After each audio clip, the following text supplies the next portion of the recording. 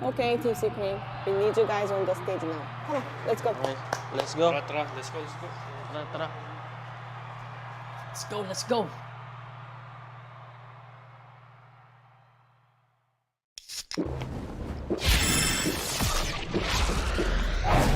Red Bull gives you wings.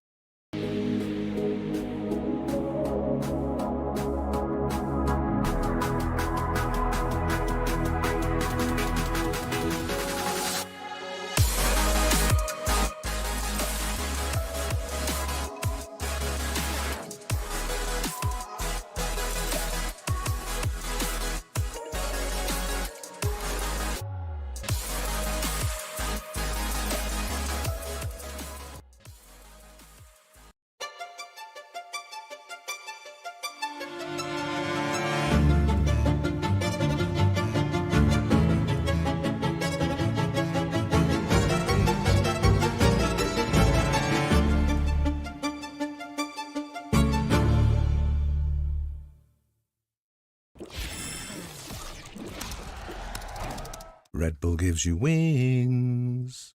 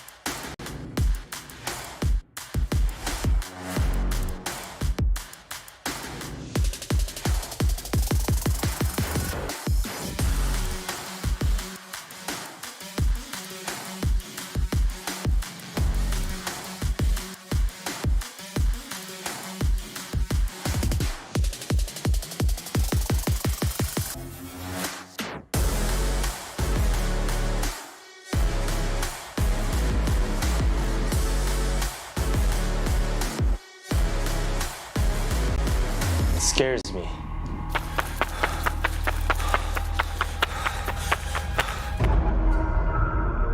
We don't talk about that thing. They are not here, right? เอาไป Oh my god! This is brutal! It makes you think, what are they on? What's their settings? What's their sense? He's just running behind them, knife out.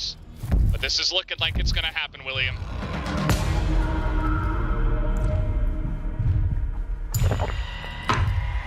เราควรจัดการมัน ไม่งั้นพวกเราได้กลายเป็นคนที่ถูกจัดการแน่ๆ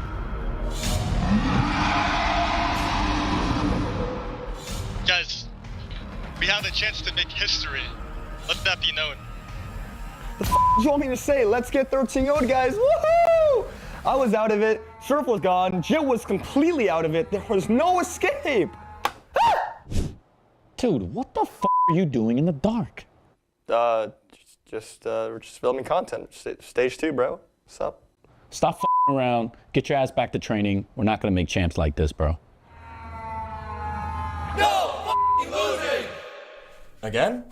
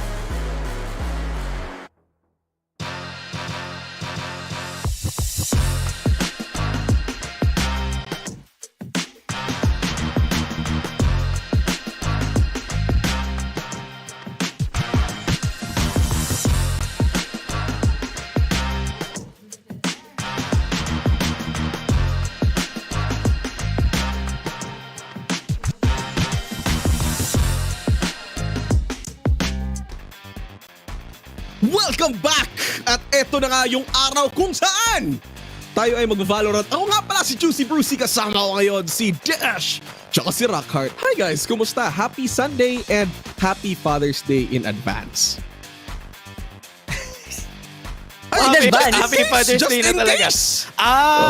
Okay. Just in case. Pero sa lahat ng mga tatay dyan, maraming salamat sa inyo at nandito kami ngayon. And alright. So, kumusta, Dash, Rockhart, sa isang magandang Sunday na hapon? Okay naman, maaga-agang nagising, getting ready for the games today. Kasi masaya tong games natin for today eh. T1, Genji, Paper Rex at Talon Esports agad yung makikita natin for today. Honestly, I'm a little disappointed na hindi tayo nakakapag-coordinate kasi we're supposed to do our Korean buddy. Look, anyway, whatever. Pwede naman kami magpalit mamaya. We'll talk about it later. Kaya ko naman sumayo, para BTS. Sorry. Gumalaw lang. Anyway, as you have said, it is a beautiful day for Valorant, and aside from it being Father's Day, it's also Susanto Day kasi makikita natin yung dalawang brothers from the different teams of Paper Rex and T1. Maglalaro sila ngayon, pero speaking of games, punta muna natin at pag-usapan yung mga nangyari kahapon. It was a very long series for yesterday, pero any standout happenings ba na naisip nyo from yesterday's matches, Dash? For me, yung yesterday's matches natin, nakita naman natin DRX still doing great. Pero syempre, pinaka-standout sa lahat, nanalo yung Team Secret kahapon. Yes naman. Actually, Team Secret, parang 2-1 sabi ni Jesse Bash, not a bad start. Wow.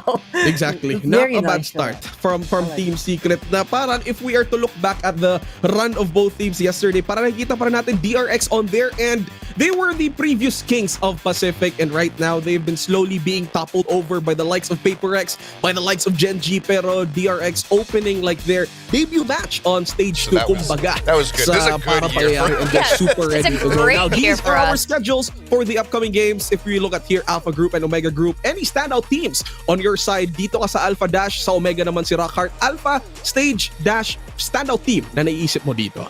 Sa Alpha naman tayo. Ang nakita naman natin dito, even from Stage 1, si Genji tsaka si T1, yung teams na nakapasok dito sa playoffs, kasama ang Team Secret. Kaya sila yung mga teams na dapat nilook forward natin dito sa side na to. Pero alam ko, big fan si Dati, alam ko, big fan si Rockhart ni Ye Pero wala na si Ye ngayon sa Bleed. Exit interview na. That's right. And para naman sa Omega Group, I feel like ito pa rin yung balagbagan group where nag-uunahan pa rin for that coveted playoff slot. Definitely Paper Rex, nakikipaghabulan pa yan. DRX, congratulations sa kanila. RRQ, also, I'm keeping my eyes open for these guys. Exactly. Now, since we're discussing like the top teams from both groups, we have Genji on the side of Alpha Group. From Omega Group naman, it's PRX. Top 2 teams actually from us. And so far, we're looking at the standings. Eto na. It's DRX leading at number 1. Sa bagay naman, it's still day number 2 ng stage 2 natin. So parang with that win from DRX yesterday, they, as it says there, it's playoff secure. That's what PO means on the side of DRX. So para DRX looking to be great at the top spot. Pero looking at these standings, speaking of Bleed and DFM, do you think these teams still have chances, Dash, when it comes to the following days here in our stage 2? Honestly, ang hinahanap talaga natin dito kung paano magkakaroon ng enough points itong other teams na nasa bottom natin, which is sila T1, Zeta. Pero if ever man na yung games natin same as before, T1 still has like 4 games to play. If ever man na ma-perfect nila yung games, maybe they would have a chance, especially doon sa round depth natin. I was actually looking at the match win-loss, pero when I watched the round differential, kaya pala. I mean, DRX, obviously medyo nag-fall short sila going into Shanghai, pero I think we kind of start to forget yung agwat nila between the other teams every time they get that W. And pag nag-lose sila, it's like you don't see that on the stats, man. Yeah, that's true. So para when it comes to these, looks like DRX, one of the best spots currently on the side here in Pacific. Pero too bad, they weren't in Shanghai. And speaking of Shanghai, we're also going to be watching the champion from that previous Masters, which is going to be Genji. And here we are. The next players to get 1,000 kills. Parang ito si something. Kind of surprised wala pa siya doon kasi again this guy is a ranked demon, pero starting out with Forsaken, Mr. Susanto himself, he's here, ready to play. Mga bobo ako sa math. 11 kills ba? Tama? Tama! Tama, Kay tama. Forsaken. Tama, no? Tama. Alam niyo guys, yung mauuna dyan kung sino yung mauunang maglaro, di ba? Yun naman talaga eh. Kasi for now, kasi makikita natin maglaro na yung Paper Rex. So mamaya, makikita na natin magwa 1,000 kills itong sila Forsaken for sure. 100%. In something, still, this guy just doesn't miss. Obviously, Jeremy, sobrang reliable pa rin for Team Secret. You can expect him to at least top 1, top 2 frags every time Team Secret goes out onto the field. And I will not be... Yeah, for sure, +3 na to. +3 na tayo ngayon sa 1,000 kill club. Okay, so ayun na nga ang ating mga statistics. Pero gusto ko lang sana if kailangan nila ng 11 si Forsaken, tapos average niya ay 15. So the next match niya later on, kung makaka 11 kill siya, meaning 1,000 na yan. Tama ba? Yun nga yung sinabi namin kanina, Bruce, kasi for sure naman si Forsaken magkakaroon. Bakit dictionary yung hawak mo? Calculation dyan, Bruce. Mali pala. What's that, man? Math pala yung calculator. Magkaiba pala yung dictionary tsaka yung calculator. Pero speaking of, we are gonna be heading over to Korea in just a bit para tingnan natin yung mga emosyon ng mga players from both Gen G and T1 para maybe some insights from these players kung ano ba yung naiisip nila going into their debut match for Stage 2, which we're super excited. Coming up next is going to be our predictions and we're gonna be talking about kung ano ba yung mga dapat gawin ng both teams. Anyway, here we are with T1 for their interview. Roll video. Hello. Hi. One DRX? No. What team? T1.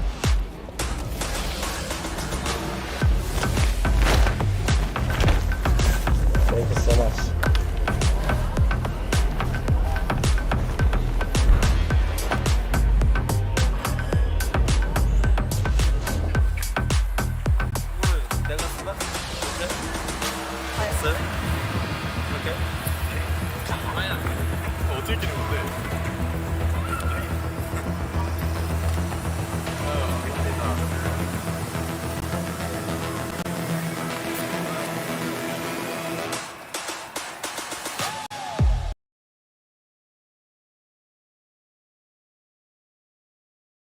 Ay, akala ko actually we're here. Oh, there it is.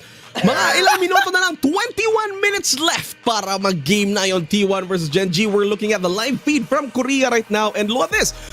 Parang gusto ko tuloy maging player ngayon para bigyan ako ng mga crown siguro na players. And as you have seen from the lineup of T1 kanina, they are swapping out Carpe and Stax is going to play against T1. And again, Stax is a former player from DRX. And ano bang masasabi natin with Stax as a player so far in his run in his career in Valorant? Sino muna sa amin? Oh, sige, ikaw. I guess. Si T1 boy, ang dami ko masasabihin kanina, di ba?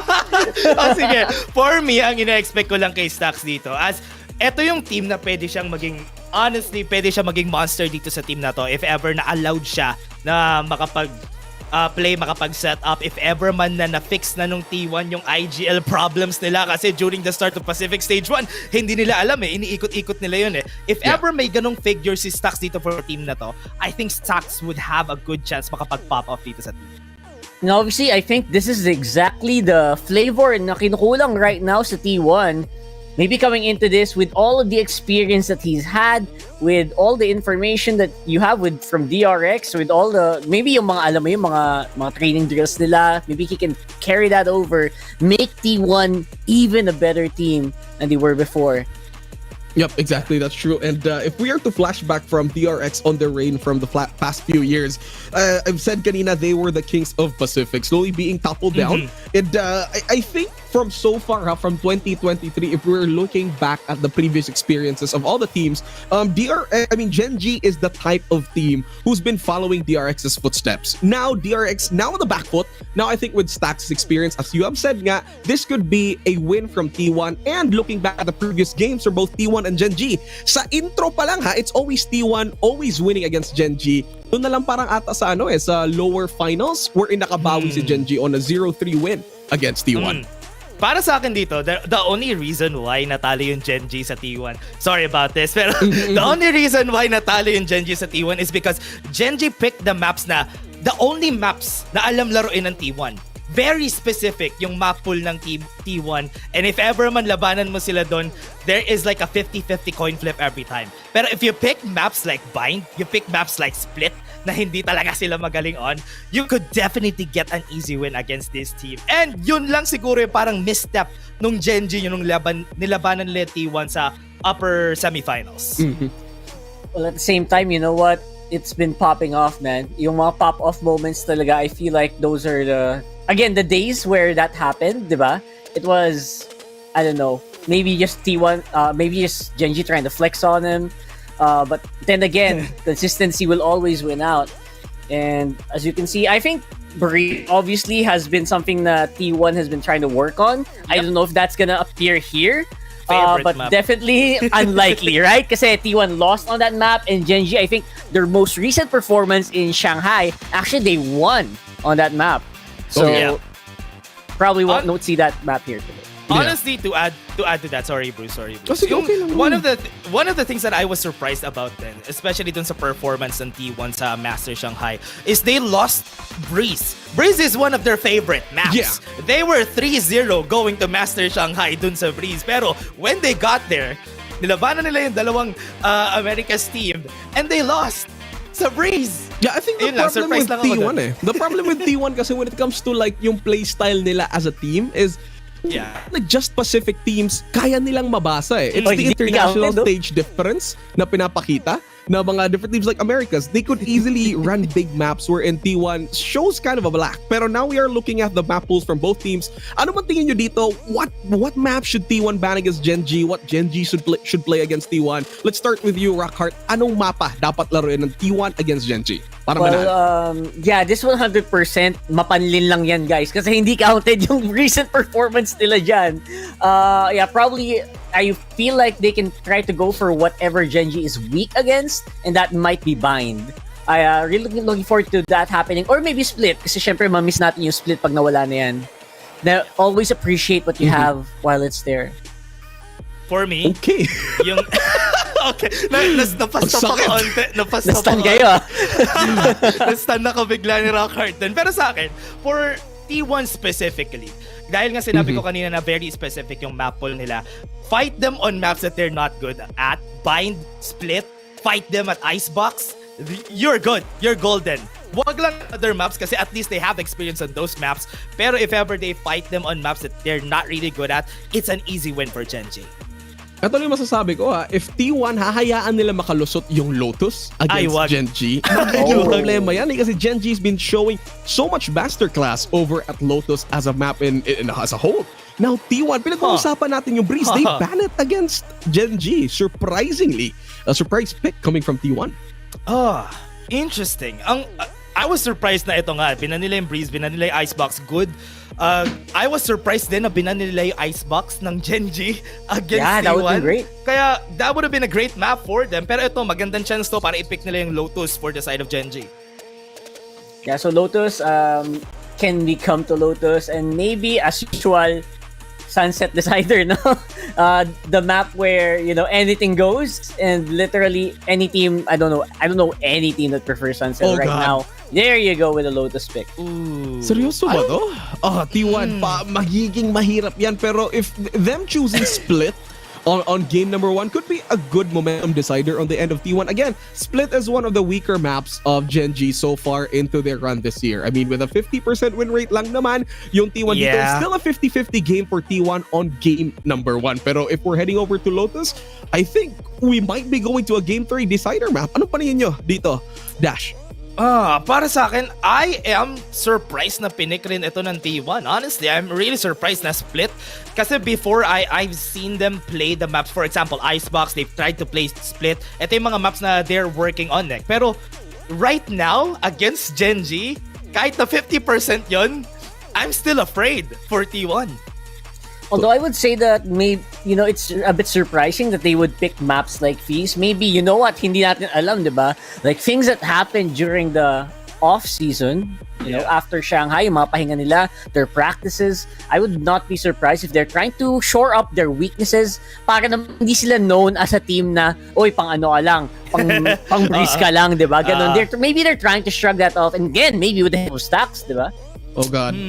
Sunset defense. One of the weaker maps. T1, they play defensive. Kasi ito naman yung stronger positioning nila for T1 if they start to play with defense. Kontian lang yung gap, pero here we are with Split.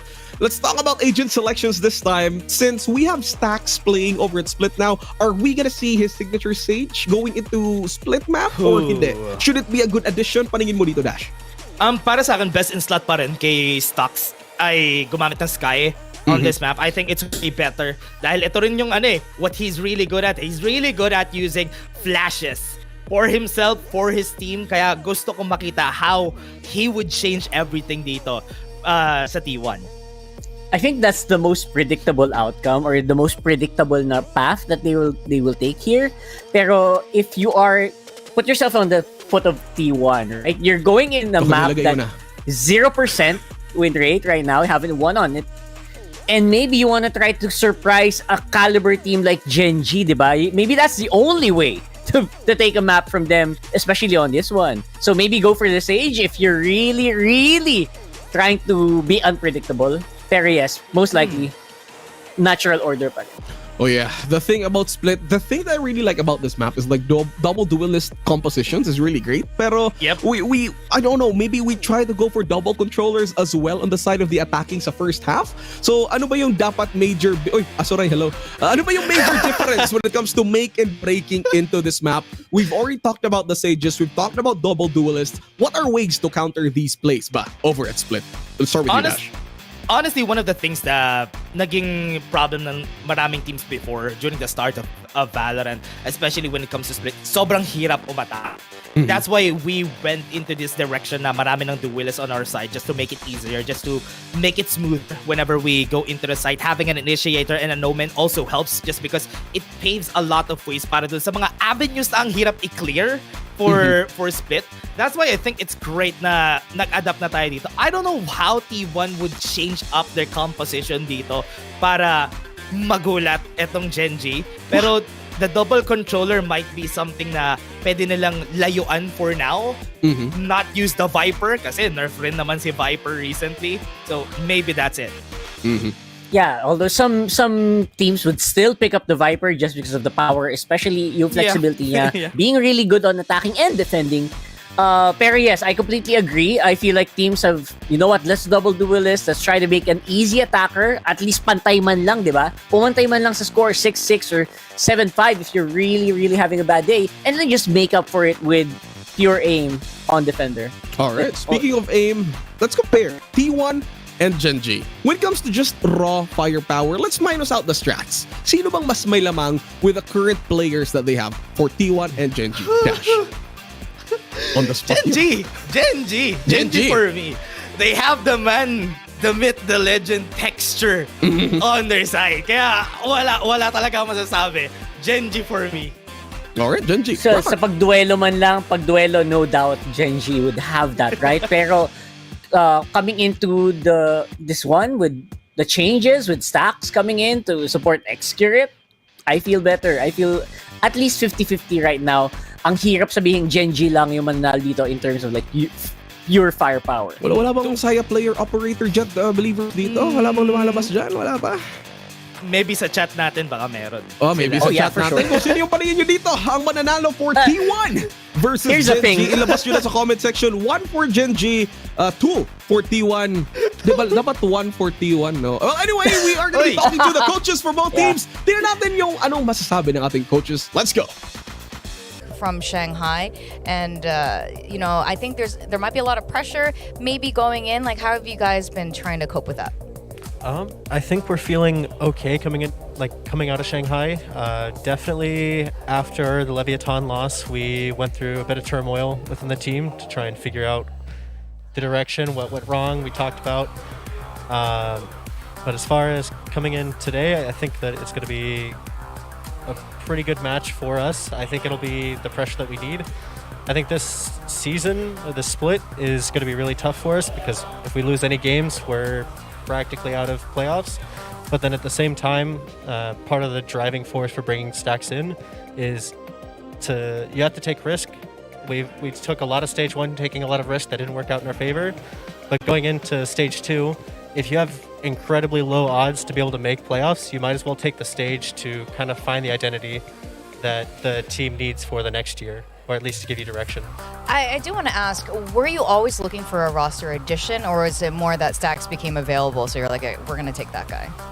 I think it's the latter of the two. I would have to talk to my GM on that one, but I'm pretty sure it was we need change. We need an outside perspective for a player role, and we have one of the best perspectives you can get in the region. How has the integration with Stacks gone so far?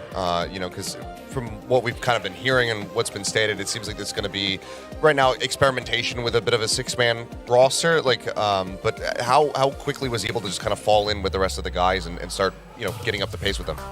I would say it was relatively seamless. First scrim session went incredibly poorly, and then the second scrim session went incredibly well. There's no communication issues. Biggest concern for me to not know his English level, but it was practically seamless. And the one benefit that we did get from him is he can kind of put Rossi in his place. Someone could actually put him under control. Control him. Perfect. So you were talking about having that kind of style, right, moving forward for stage 2, maybe even to next year.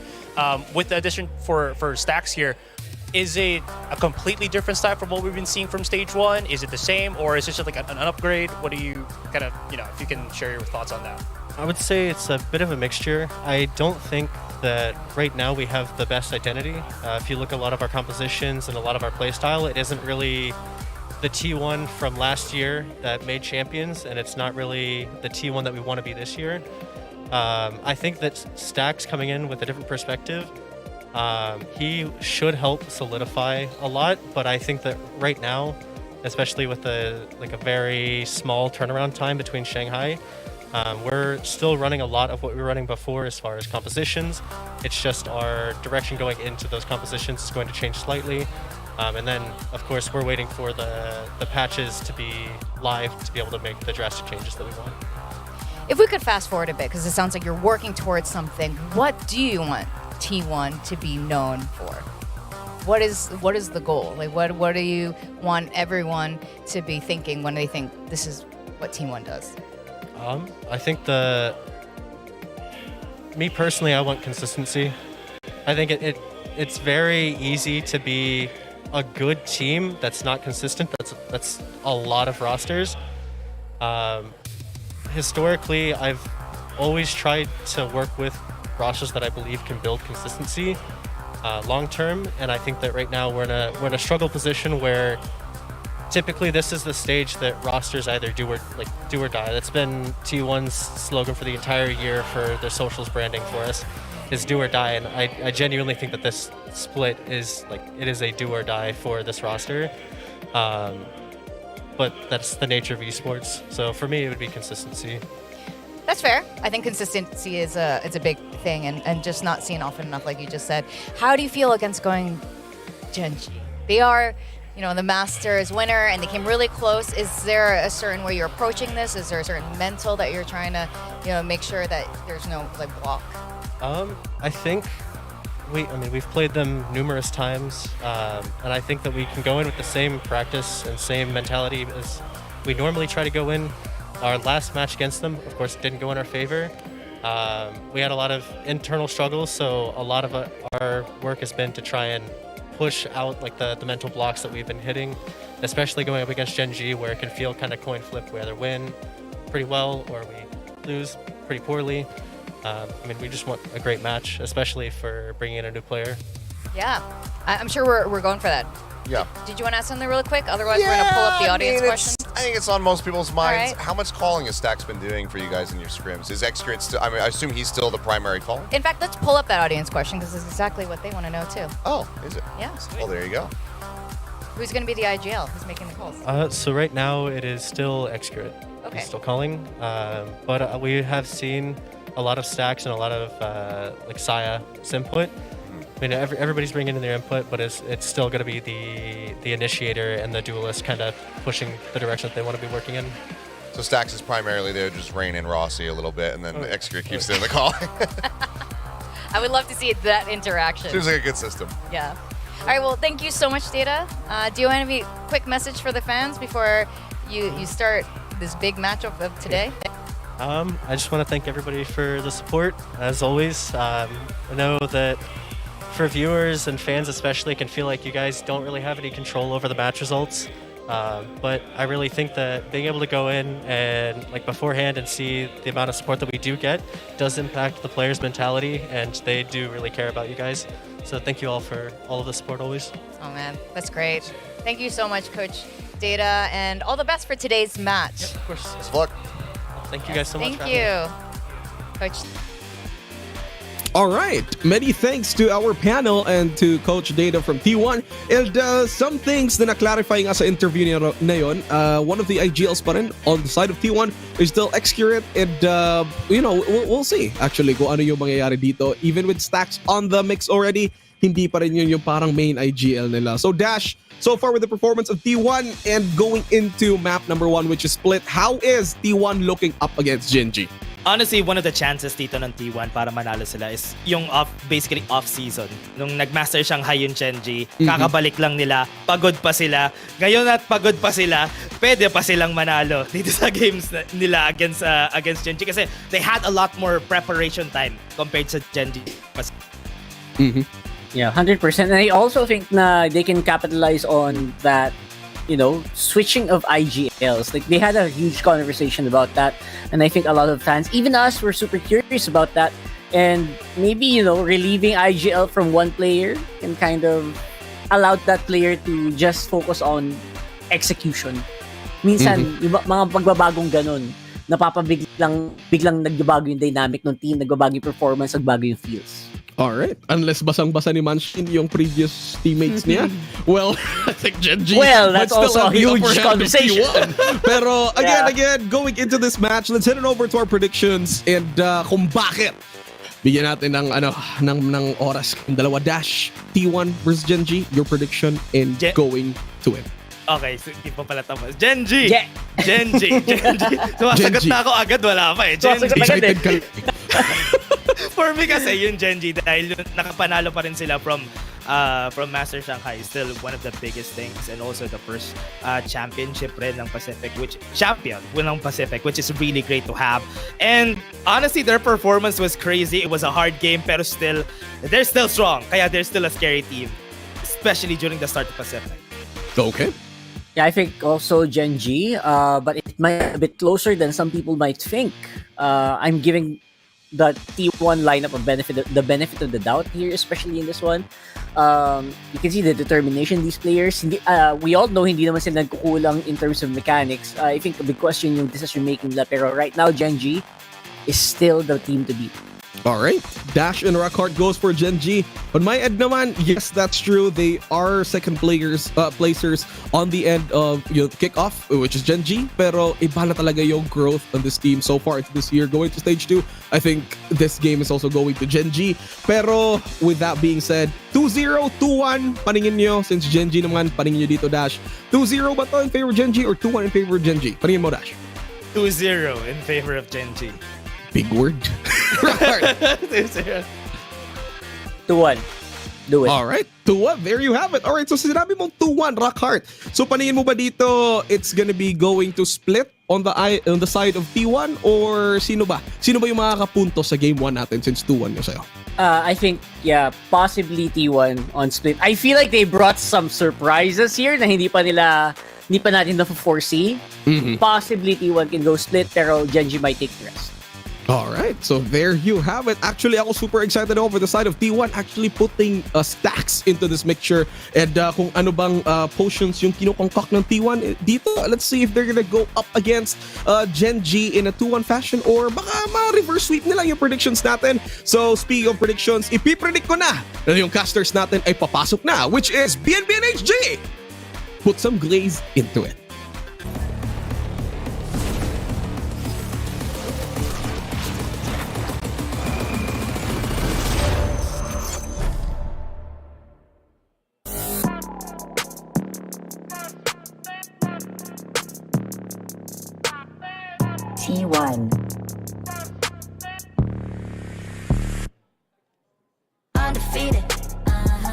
That's why they call me undisputed.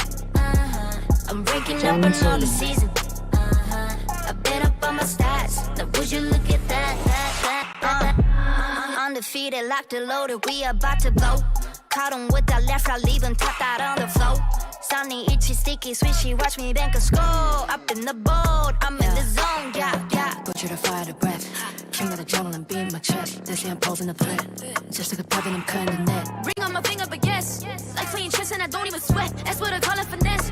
That's what I call it finesse. Ain't no rivals, ain't no rivals. They can try, but they're never ever slowing me down. Unrival, this is my show. Crossing my heart, they know we are undefeated. That's why they call me undisputed. I'm ranking up another season. I've been up on my stats. Now would you look at that? I pop on with the jumper, then the adios. Gotta go. I'm the prima donna, make him do the most. Not enough, I'm just warming up. We up in the cut. Oh, I'm ready to hunt. Time to eat it up. Oh. 1, 2 step, look who's scared. Now you on the run. You gon' hear my soundtrack go dun dun dun dun. I'll be starting riots when I pull the stun. I got him shook, I'm on a road, check my stats. Ain't no rivals, ain't no rivals. They can try, but they're never ever slowing me down. On arrival, this is my show. Crossing my heart, they know we are undefeated. That's why they call me undisputed. I'm breaking up another season. I've been up on my stats. Now would you look at that? Undefeated, locked and loaded, we about to blow. Caught him with that left, I leave him tapped out on the floor. Sunny, itchy, sticky, swishy, watch me bank a score. Up in the boat, I'm in the zone, yeah. Put you to fire the breath. King of the jungle and beat my chest. They say I'm posing the threat. Just like a pebble, I'm cutting the net. Ring on my finger, but yes, like playing chess and I don't even sweat. That's what I call it.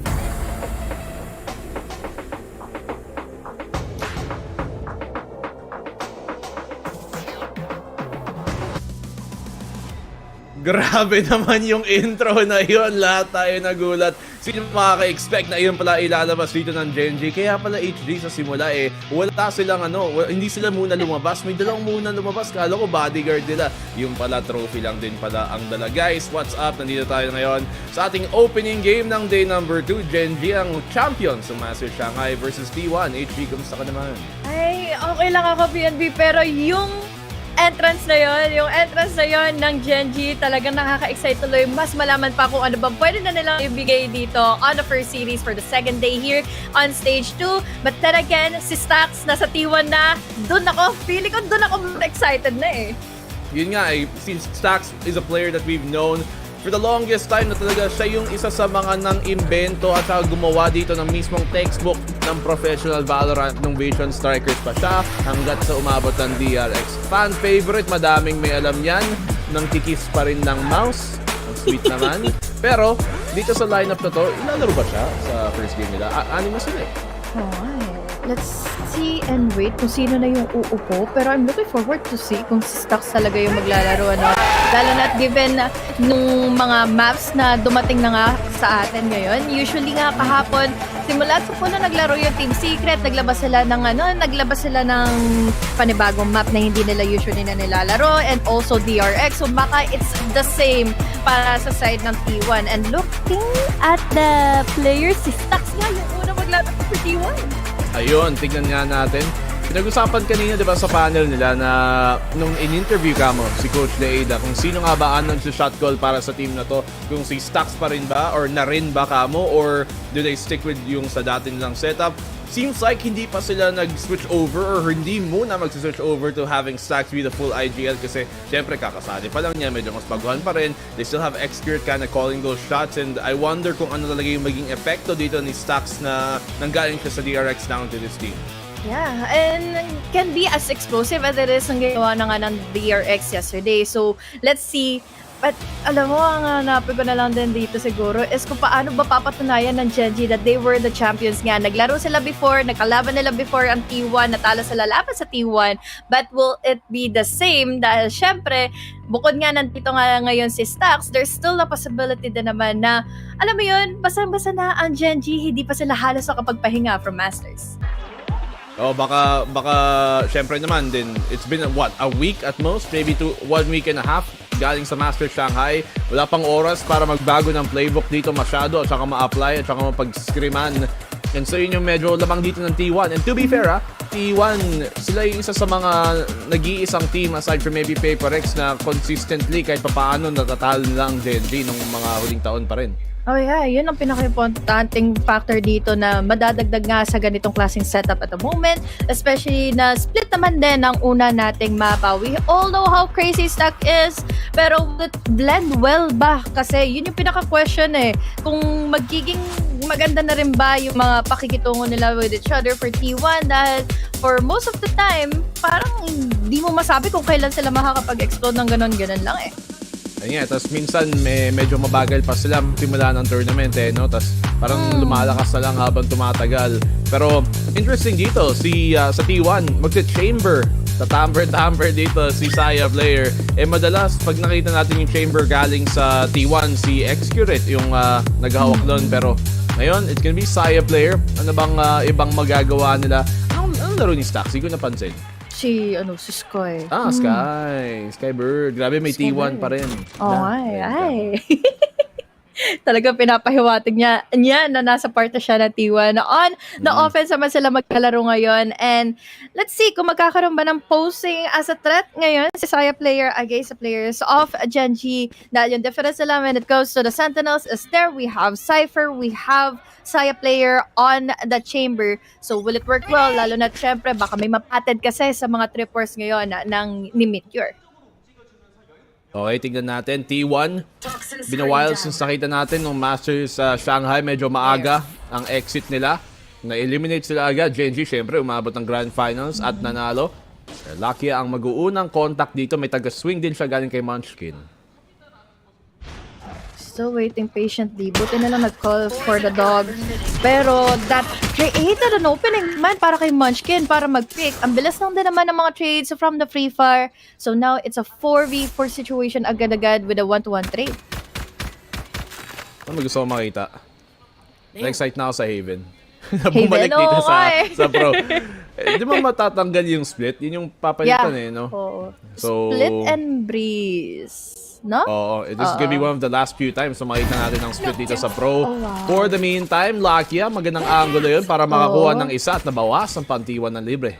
Ang bilis din ng ng pagre-reposition niya. He immediately uses the blind bird para maihanap nila o makahanap sila kaagad ng info na magagaling from garage in case na mag-split push nga ang players ng T1. But then T1 mukhang nag-escalate na sila going into A site. Maganda naman kahit papano kasi isa lang yung nagbabatay. Texture. So, backside dito.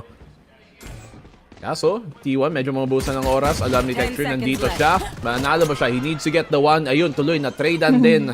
At naging 3v3 na ngayon para sa retake ng Gen G. Malayo pa sila para makapag-commit dito sa retake. Wala din sila masyadong utility para makapasok. Mahuhuli pa nga sila at pwede pang maging favor itong round nito for T1. They're playing this really close by with each other, so maganda na lang kahit papaano that they have the info as well. Habang ang Gen G nagkakaroon din naman ng pag-overthink, but because of those trades, bigla rin naman itong naging pabor pa nga for Gen G. Nice one, galing dito sa Gen G. Sa opening pistol nila. Ito nga pala ang pick ng T1. So, this is the map pick na in-expect nilang mas maayos pa. Ang sunod na Lotus is one na nakita naman natin sa mga historical games ng Gen G nung mga huli. Na isa sa pinaka mga consistent na mapa nila. So, map number 2. Medyo mahirap yung panalunin para sa T1 in fairness. At kaya kailangan talaga nila makuha itong map number 1. Mas lalo na yung split. Nakakapagtaka dito, H3, kasi yung split nila so far, in the past, 6 months, wala pa silang napapanalong split ever. Kaya nga, pinili na to. Kahit yung panelists nga kanina natin, diba, na parang nagulat sila, why did they pick on split? At yun na rin ito na rin yung isa sa mga, ito na rin yung isa sa mga ma-witness natin na to. Moment na hindi pa rin talaga ganun kapulido. Pero it's still early to say. It's just the second round of this half. Pero ang hirap kasi nito wala pang eco ngayon yung T1. Baka medyo hilaw pa rin ang T1 dito.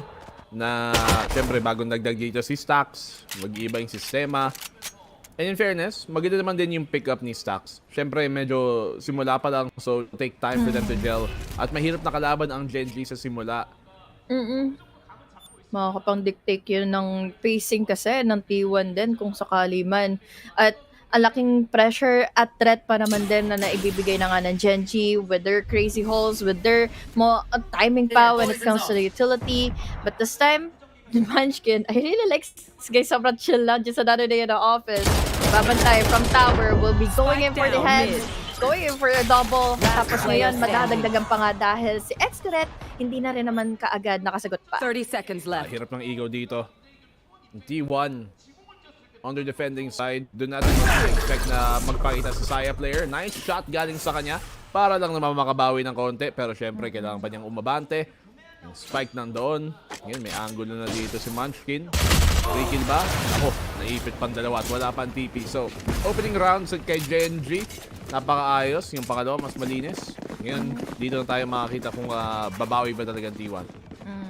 Kahit pa paano, medyo hindi pa true yung round na ito, dahil hindi pa nga full buy ang players sa Gen G. Although, makakalimutan natin na may attempt sana yung T1 na gumawa ka ng paraan kahit pa paano magkaroon din ng casualty, mabigyan ng casualty yung Gen G. But it did not work into their favor dahil yun nga, high and low, we had mid-take being secured by Gen G and Lakia.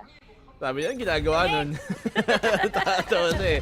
Pero ito, T1, subukan natin sabihin. Rossi, nakaisa dito sa VA main. Paggapang-gapang, hinabol ng aso, kinagat sa likod. Atras na rin siya. Kapag back away na, pero nagpupush pa rin si Lakia for space. Going to vents, at mukhang pwede siyang mahulog sa bitag ngayon ni Rossi, but hindi naman siguro niya ito tatangkain pa. Ang problema, walang ka-idea si Rossi, so this gives them a vulnerable state. Tuloy kung sakali man na mapupunta na nga kaagad si Lakia doon sa parteng yun.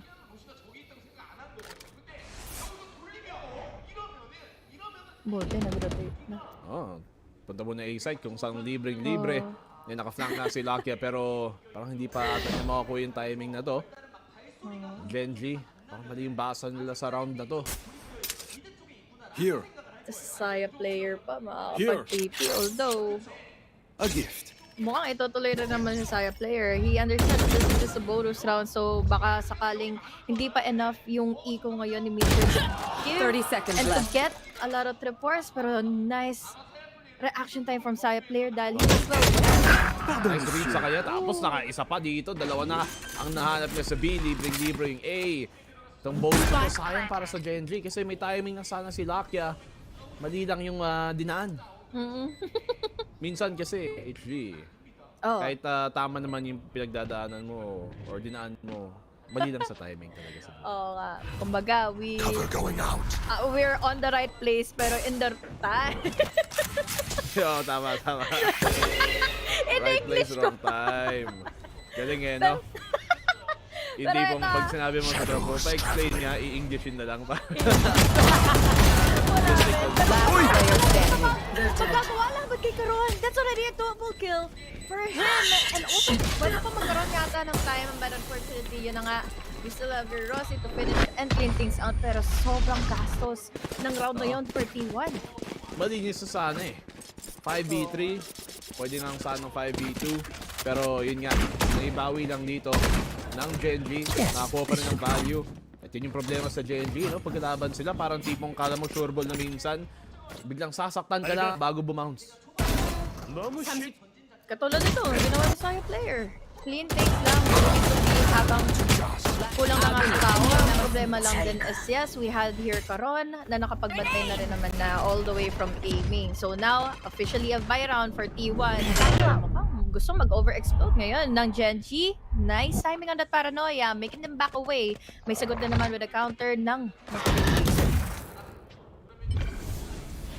T1 dito. Sila yung mas may kailangan talagang improve sa laban na to eh. Ayun, Saya player, nice opening shot. Nakakahanap siya ng mga lurk ha, paulit-ulit na yan.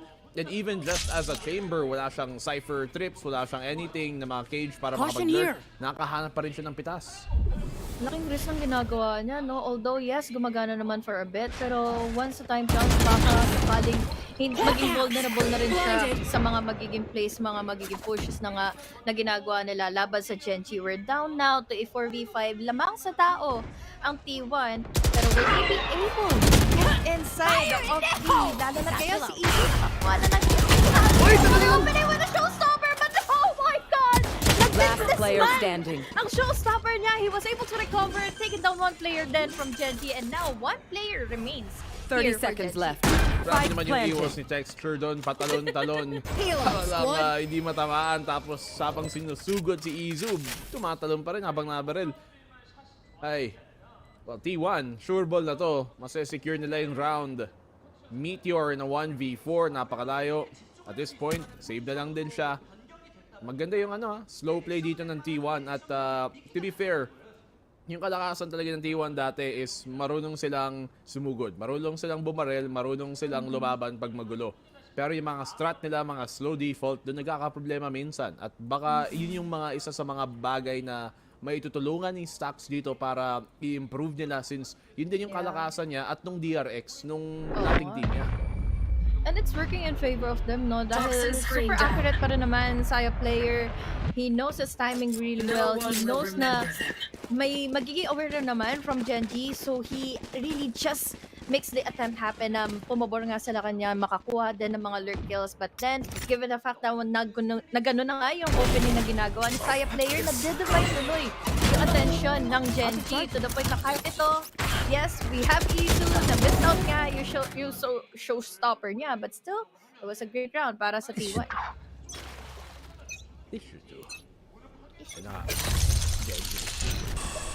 Nakaiko. Scout destroyed. Sai player nag-op. Grabe naman yun. Against an ego. Medyo alanganin. Pwede siyang mabulaga dito. Nakita pa siya pero Sai player! Natamaan pa niya yun. I think that was a no-scope. Kahit tumagos yung kanyang barrel ng op niya. Nakakuha pa rin ng isa. Ultimo, si Munchkin nagulat. Kasi may katabi na pala siya, and that was just so quick for Saya player to decide that what angle he needs to push out all the way from mid. Pero ngayon kasi it is still an eco for Genji. Understandable, baka sakali na maubos pa nga sila ngayon. Medyo nice exit nga doon galing sa Lakia. Ubusan na sila ng flash. A-site ang kanilang susugurin kung saan nag-iisa si Meteor. Pero may phantom siya.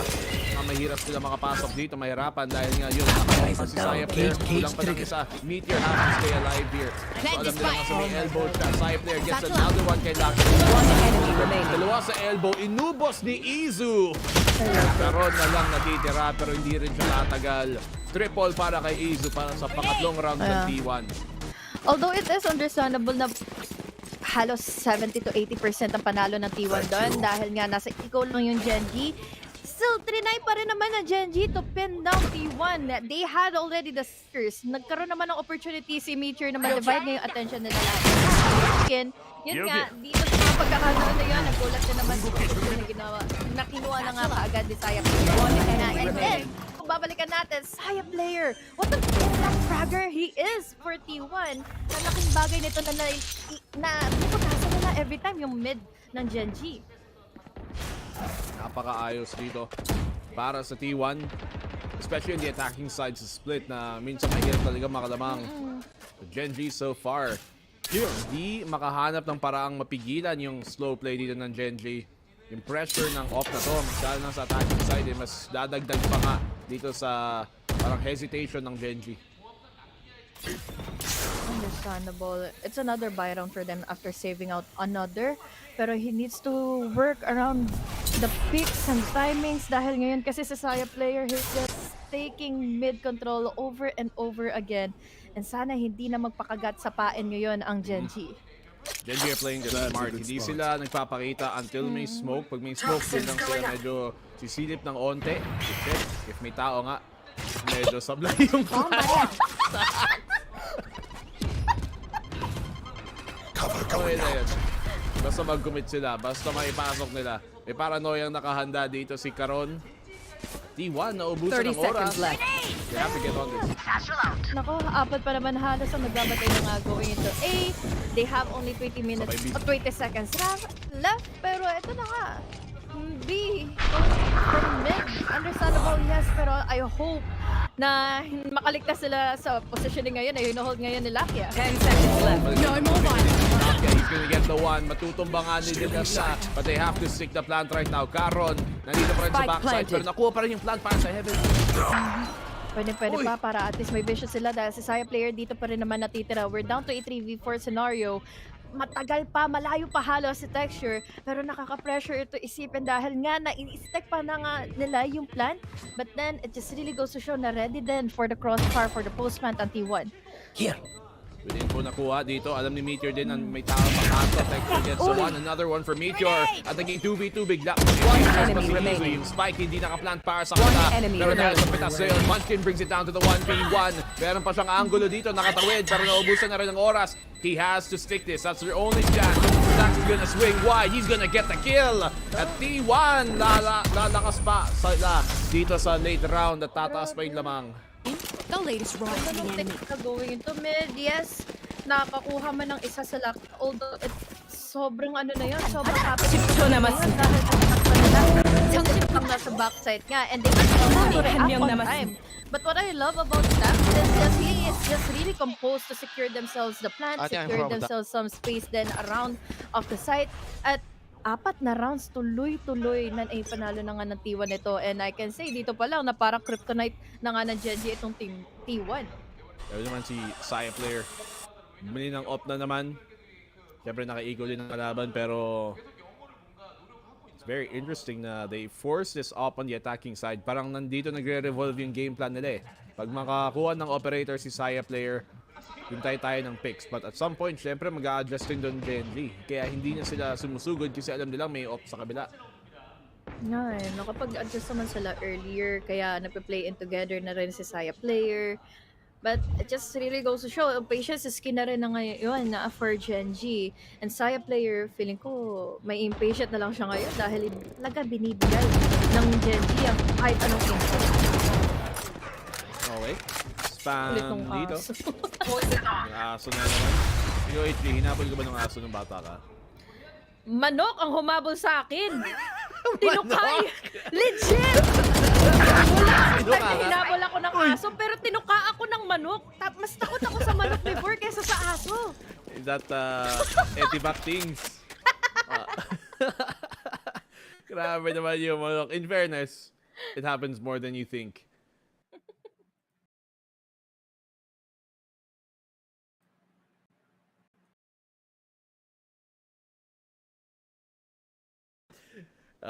Hindi nyo alam kung narinig nyo kami. Pero shoutout sa inyo. Naka-freeze lang din. Para sa amin. Oo nga. At pagbalik ng broadcast, nandito pa rin kami. Maririnig nyo na kami. Yan. Sana narinig nyo yung kwento ng manok ni HD. So, bale... kunyari na lang, naririnig tayo. Pero ito na nga guys, 4-2 ang scoreline. Pabor na lahat para sa T1. Sobrang... Ayun, balik. But now, as we see it here, dahil T1 is just on the move at the momentum, pero may sagutan pala sila pagdating sa mga showstoppers din. Nagkabakbakan pala. Ganda nun. At lumamang pala ang T1. Ito na nga. Uy, may off na rin si Texture. So siya ang kalaban dito ni Saya player. Mag-counter sniper. Rossi medyo mahirap tumawid dito. Ito pa naman yung first round na nakita nating mag-operator na sa Texture. Let's see if it has impact. Dahil at the moment, hindi na ngayon si Saya player yung atake, yung magpapapansin going into A. Mid pa rin naman, Munchkin still really being patient. Maririnig at magkakaroon pa rin ng blind kahit paano nga ngayon ang Genji laban sa kanya. Ganda ng tripwire, hindi masira ni Saya. Basta na hindi siya trigger. Ayan, may flashbang nakahanda dito. May trap setup kaya medyo mahirap para sa op dito. Pero dahil nga naka-op, ang laki ng threat. Still, nice punish kay Munchkin. I've got your trail. Tumbahin na lang op. Oo. rest ng operator, walang naging impact kahit paano. Pero it's time for Lakia to make everything shine for Genji. Holding his aim high. Naipit yung flights coming in from Izu. At least nakapagtago kahit papaano. Pero problema 30 kasi seconds left. na-trade off naman kaagad. Last Genji. player Tatlo standing. na lang natitira sa kanila. Pero look at this, Caron na lang ang buhay at hindi pa rin talaga makakakuha ng kahit isa from T1. Ang ganda ng mid-rounding right now ng T1. And one could wonder if ito talaga ang natural development nila or may talagang malaking tinulong si Stax dito. Slow play nila. Right now, even though wala sila masyadong ginagamit na utility to take space, the nearest threat na may operator nga si Saya player, malaking bagay yun para sa default dito ng T1. Dahil may op nga na natatakot silang labanan, edi ibig sabihin nun, mas matatakot pang kumuha ng info yung Genji, mas matakot silang ma-peek at mas gagana pa yung default ng T1. Na kumbaga, na-bait out lang din kahit papaano sa texture kanina eh. Narinig na nila, we had the shorty to tackle down onto that trip war all the way from mid. Yes, napatay nila si Saya player, pero it gave time or it gave the go signal tuloy for texture to imagine or to overthink na wala sigurong Saya player dito, wala sigurong kahit anong nag-alert dito for T1. Since for the past 4 rounds or so for T1, laging magkakasama sila Rosa sa rest of the gang. Si Saya player lang yung bukod tanging nakahiwalay. Grabe din naman ang opening start dito ng T1. As you said, T1, isa sila sa mga team na dito sa Pacific League, aside from maybe PRX, regularly nakakatalo kay Genji. Sa totoo, parang 3-2 nga sila sa history nila. At lamang yung T1 doon sa score na yon. So, ngayon Genji, eco na naman. Hindi na lang sila napapanish, no? Kumbaga, magre-reklamo na lang sila na kailan ba ako makakabili ng full armor, full on utility dahil laging gipit ang players ng Genji dahil lagi silang napaparusahan din ng T1. Still, mukhang ayaw na ng operator ngayon Saya player dahil meron naman siya kahit papano tour de force later on. But as we go in forward, wala talagang nagpapabigay ng info from Genji still. Saka puro half armor at no armor yung mga to kaya okay lang kahit outlaw. Mas okay siya actually kasi may dalawang bala pwedeng gamitin. Oo. Tapos body shot na rin. Tagal nito. At is understandable yung slow play nila. Yun nga, walang makuha info yung Genji. Kahit paano, discipline given info. Pero after that info is amplified naman to a kill pa. Casualty na mapupunta ngayon for T1. So may pivot dito sa may A site. Alam nilang ito na nga yung papasukan. And wala, ang ganda talaga. Ang ganda ng slow play ng T1 ngayon. Sobrang basa nila yung mapa. Tapos yung Genji syempre na nahuli lang din sa passive play nila. T1 looking very sharp dito sa ating nila. Oh my God, another one with the outlaw. Ngayon, hindi pa makakaligtas si Caron. It's all up to Lakia na parang alam pa. Nasisimot na ni Stax kung saan siya manggagaling. So now well aware, at least players from T1, Izu, load HP, bakit lang niya. But at least, Saya player in every sniper and every gun, talagang meron siya man makukuhang pick off from the lurks. Puro snipe lang gamit nga niya sa buong laban na to. Ayun na naman, ba't ayaw niyang gamitin yung op? Yung ulti niya. Siguro hinihintay niyang maubusan sila ng pera kung sakali. Pero you can use it to build up more economy by saving around, using the tour de force. Good job. Well, kung tutusin, mas mabilis kasi makapag-recover from the outlaw kesa kay tour de force. Bumili siya ng op. Ay! Oo nga no. Tibay.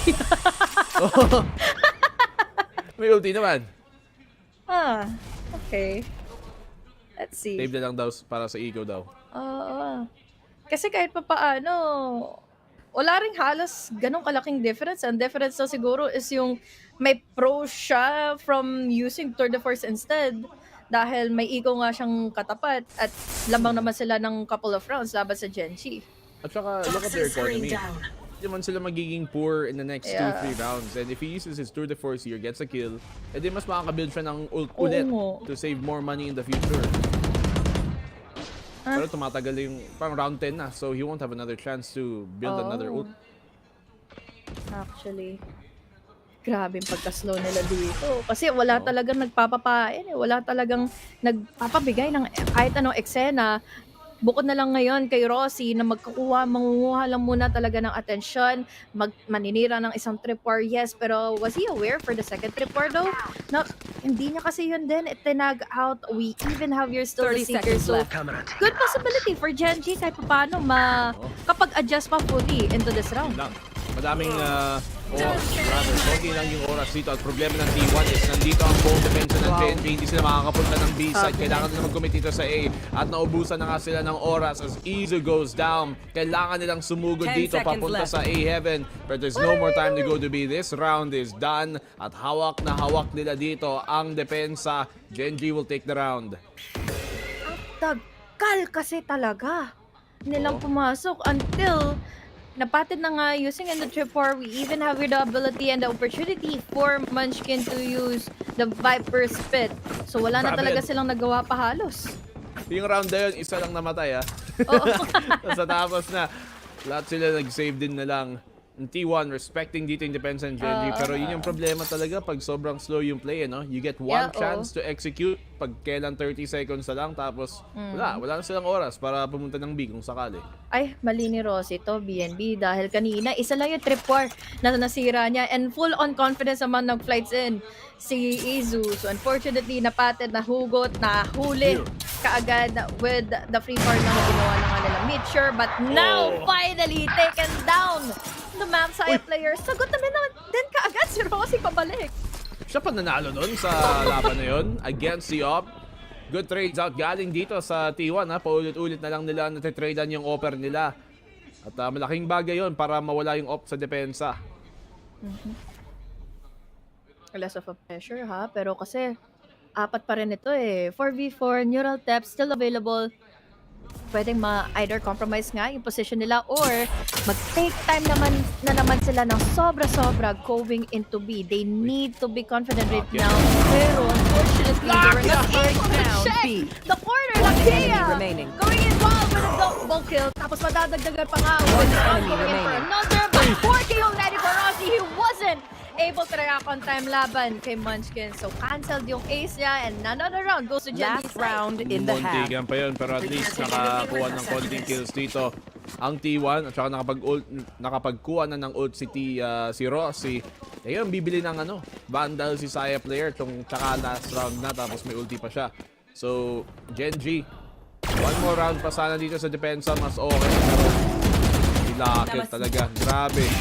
Grabe yung positioning para lang magulat dito ang T1. Di rin nila in-anticipate kasi may You want to play? Let's play. So, yun na.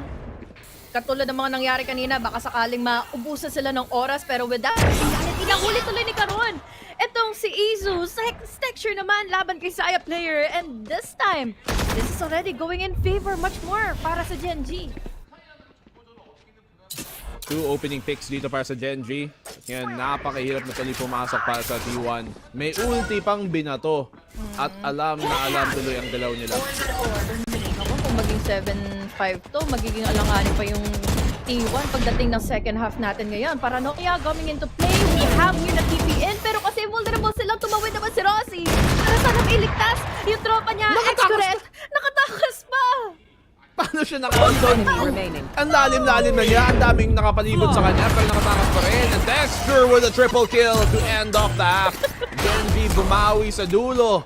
But I can't believe what Lucky has been doing ng past 2 rounds na to. Ang ganda ng position niya. He's just... Sabi mo? Uwo? Ha? Uwo? Oo, uwo. Ewan ko na lang din dahil grabe. Izu was also there, pero wala after nga talaga ng neural test na yun, na laking bagay, na naipit na compromise na sila altogether, hindi na naging divided yung attention ng paulit-ulit itong Genji, and they were able to deny Saya player pa in the early picks pa. Grabe. Genji, good read sa may dulo. But T1 have done a good job dito sa opening half nila. Maganda yung sinet nilang tempo na tipong mas maguguluhan pa yung Genji kapag habol sa kanila dun sa sobrang bagal na round Dahil nga parang pinaplay-time pa nila doon. Daming tao sa crowd Siyempre. Oo nga. Face it. Pilit kasi nila pumasok din after the poison cloud pa. So, yeah. Wala rin kasi talagang may tatakas pa si Xcaret. Speaking of Xcaret, feeling ko halos si Saya player na nakakagawa ng paraan nga to make an opening and an initial kill. And then, Xcaret cannot find any space given para sa T1. Let's see if this half is going to be his. Half arms. Armor. All the way para sa Genji. Tas classic lang. What is this? Bye kay Genji. Ito yung guys. Tara magkunat tayo. Yun yung kunat strat. Let's see. Genji ang gagawin na dito with all these classics. Pwede pa rin namang ma-one tap sa ulo ng headhunter. At least sabay-sabay sila magkakasama. Pero what? Oh. Tumawid lang sila ng ganon-ganon lang. Nung wala man lang nagawa si Saya player and now this opens. T1 vulnerable tuloy going into mid. Pero what? Sana nag-mid na lang sila. Sana nag-mid na lang. Para lang daw mahatak yung depensa sa A. Pero dito pa rin yung karamihan sa B Stacks nakahanda sa may taas. Stacks nakadalawa. Anong pinaggagawa nyo? Stacks is stack lang kayo. Parang daw baso. Meteor's able to get a triple dahil may armor siya. Izu gets another kill. It's down to a 2v2. Hindi pa nila ma-plant yung spike ng gaano dahil low na nga masyado sila Kia. They still have time to make a rotate happen going into A side pa. Pero ngayon kasi sa mga nakikita natin, there's no more space for them intended na makapag-rotate pa. 1v1, laban kay Saya player. Except, yun lang, katapat niya is Headhunter and quickly namang nakasagot din ulit si Saya player with another double kill into his name. Sana nag-gain na lang sila. Sana, hindi na lang sila Kung alam mo kung sinugod nila yun, baka naka-isa pa sila. Pero syempre, may TP din naman, to be fair, si Saya din. So, makaka-out siya. Gamit yung Rendes boost, yung rendezvous niya. Pero, medyo alanganin pa rin yung nagawa nila doon. At nag-line up pa sila para kay Stacks na naka-insta dalawa. At least hindi ganun kalaki ng casualty yung may ibibigay nga ng T1 laban sa Genji. Pero, yeah, given the chance, baka sakaling pang divide nga lang din talaga ng attention. But yun nga, it is what it is. Genji, gusto na yung hiko nila kahit pa paano. What it is. Tingnan natin dito, may angulo si Rossi. Titrade siya sa padero. Pero hindi pa magpipick yung Genji. Oh, nice on the Trailblazer. Pero give it to us by Rossi and a double kill for him pa. Well, bangable spot para ma-take down yung isa. Karoon naman for an answer. We're down to a 2v4 scenario. But what more can he do? Even though na nasa loob na nga siya ng tower. Wala eh. One shot to the head. Wala. Judge pa rin yan eh. Yeah. 9-5, T1. Still continuing their momentum. They've been starting off these halves na maayos, to be fair. Pero ito nang katapasan, ito pa nakaka-place. Come back in a way dahil nababasa nila sa first half. Pero now, malinis ang mga pistol nila, tsaka anti-pistol. I was looking earlier kung kanino bang smoke yun, and that was from Genji's side pala. Yung Poison Cloud ni Munchkin kanina na nakapwesto overhead. Laban na nga ngayon sa T1. But now T1, malalaman pa yung position ngayon ni Xcaret. Nice timing on the paranoia. Although this is again the Byron nga para sa side ng Genji, they still manages to survive from the one taps. Out mo na si Xcaret. Took a bit of damage dun sa pagsubok niya. Kaya there, may angulo. Uy, natamaan niya yun. Munchkin, low HP na ngayon. Kwenta. Okay na yun, kahit body shot lang. Kahit pa paano, laking ihiko na rin yan eh. Kung up yun, patay nga eh. Kaya, magandang shot. Ay, kaya sa may heal. Pero okay na rin. Wala na rin armor si Munchkin dahil doon. Tapos may trip pa dito sa may heaven kung pupunta sila. Tingin ko, magpupuntang A to eh. We still have the wall eh. Buti na lang, doon na rin talaga nagpatungo na attention ngayon ng T1. But then, given the chance, we have here the trap. Papasukin na kaagad. May ipit sa Saya player dahil nagkapatuhan na ng mga utilities, but it still manages to get a kill laban kay Munchkin. Now, three players all the way from tower. Uses that duel laban kay Texture. Dadagdagan mo pa na medyo ang guardian niya. Dadagdagan din natin ngayon ng Witcher. Kapatay pa ng isa. It's all up to Excellent with his judge, pero at least manages to get an upgrade pa. Naka-timing pa siya doon. Good take-off at least para kay Saya player, pero wala sila masyadong armas din para manalo sa mga laban na yun. That's a 3v1. Execute nag-iisa. Naghahanap ng mapipitas. Freeze time muna tayo ulit. Oh, round win na. Oo nga eh. Hindi, nag-stop din ata para sa kanila. Okay lang guys. Magsama-saya tayong lahat dito. Pa rin natin yung outcome, di ba? Yun din, may highlights pa tayo. Ito na lang din ang makakasama play-by-play natin dahil yes, Genji and Isu nagkakapalitan nga ng mga shots and all, pero this was really went in favor of Genji's side. Although, yun lang, nagkaroon din ng casualty. Dalawa din ang namatay kanina. Okay lang kahit mag-pause kasi hindi naman importante yung journey. Hindi, destination lang. Hindi na importante yung biyahe. Pero, sige, off na naman dito nakalabas para kay Saya player. Dito sa defending side naman, dito mas malakas pa ang off niya. At dito kailangan mag-iingat talaga ang Genji. Ang golden tuloy ng smoke dahil nga nandun yung TP play niya. Tapos ngayon, alam kasi kahit pa paano, ang kulit na Saya player kanina, under offense, mid takes lagi. Cadbury. Yan, smoke. Purple and gold. Wala lang. Bago gutom lang ako, Lods. Yes. Iniisip ko rin kung bakit naging gold yun eh. Kaninong smoke yung tumama din. Blind info. Mag-pick ba? Lakia, he will, pero wins it! What a wide swing! Pero may sagutin ka agad si Izu. Exit na nga ba ito or the double kill pa? Buti na lang umexit siya dahil now. Naku, mukhang may Izu nga dahil Meteor all the way from above takes him down. This time, opening pa para sa side ng Genji ngayon na pumasok going into A side. Low HP pa naman si Lucky dito dahil na-wall bang siya nung off doon ni Saya player. Uy, bulag din dito sa Experience. Diyan niya nga medyo naipit siya sa to. Hirap ng out niya. Nakita pa siya lumabas sa Viper's wall. Doon sa toxic screen kaya... One enemy remaining. Maliit Rossi yun, sa kanyang wall yun eh. Wala tuloy nakita kanina sa Experience kaya wala siyang napatay na naman for this round. That could have been such a good hold sana for Experience pero wala, hindi talaga na bigyan pa kahit isa. We had the paranoia, even Lakia, hindi pa nga halos nakapag-push out pa dahil nga he was already low on HP after even that line. Munchkin, sleep time!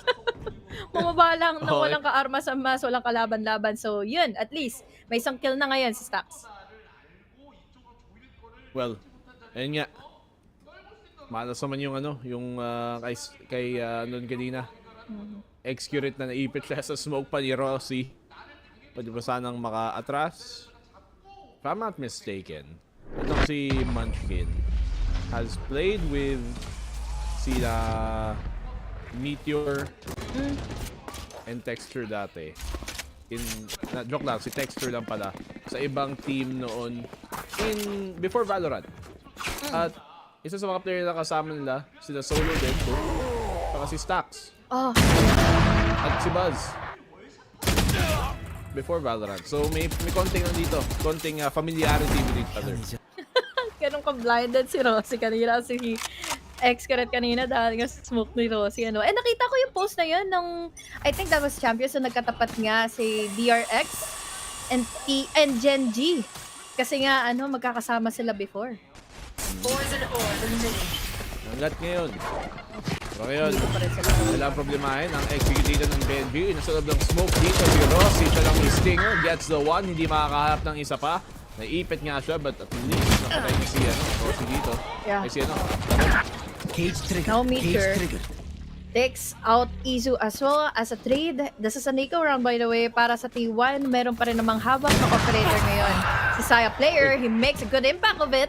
Dalawa na lang ang natitira. Still not planted in the spike dahil there's still a lot of rest. Hindi pa nila masolusyonan kung paano mapapatay ng Asaya player. And now it's all up to Munchkin.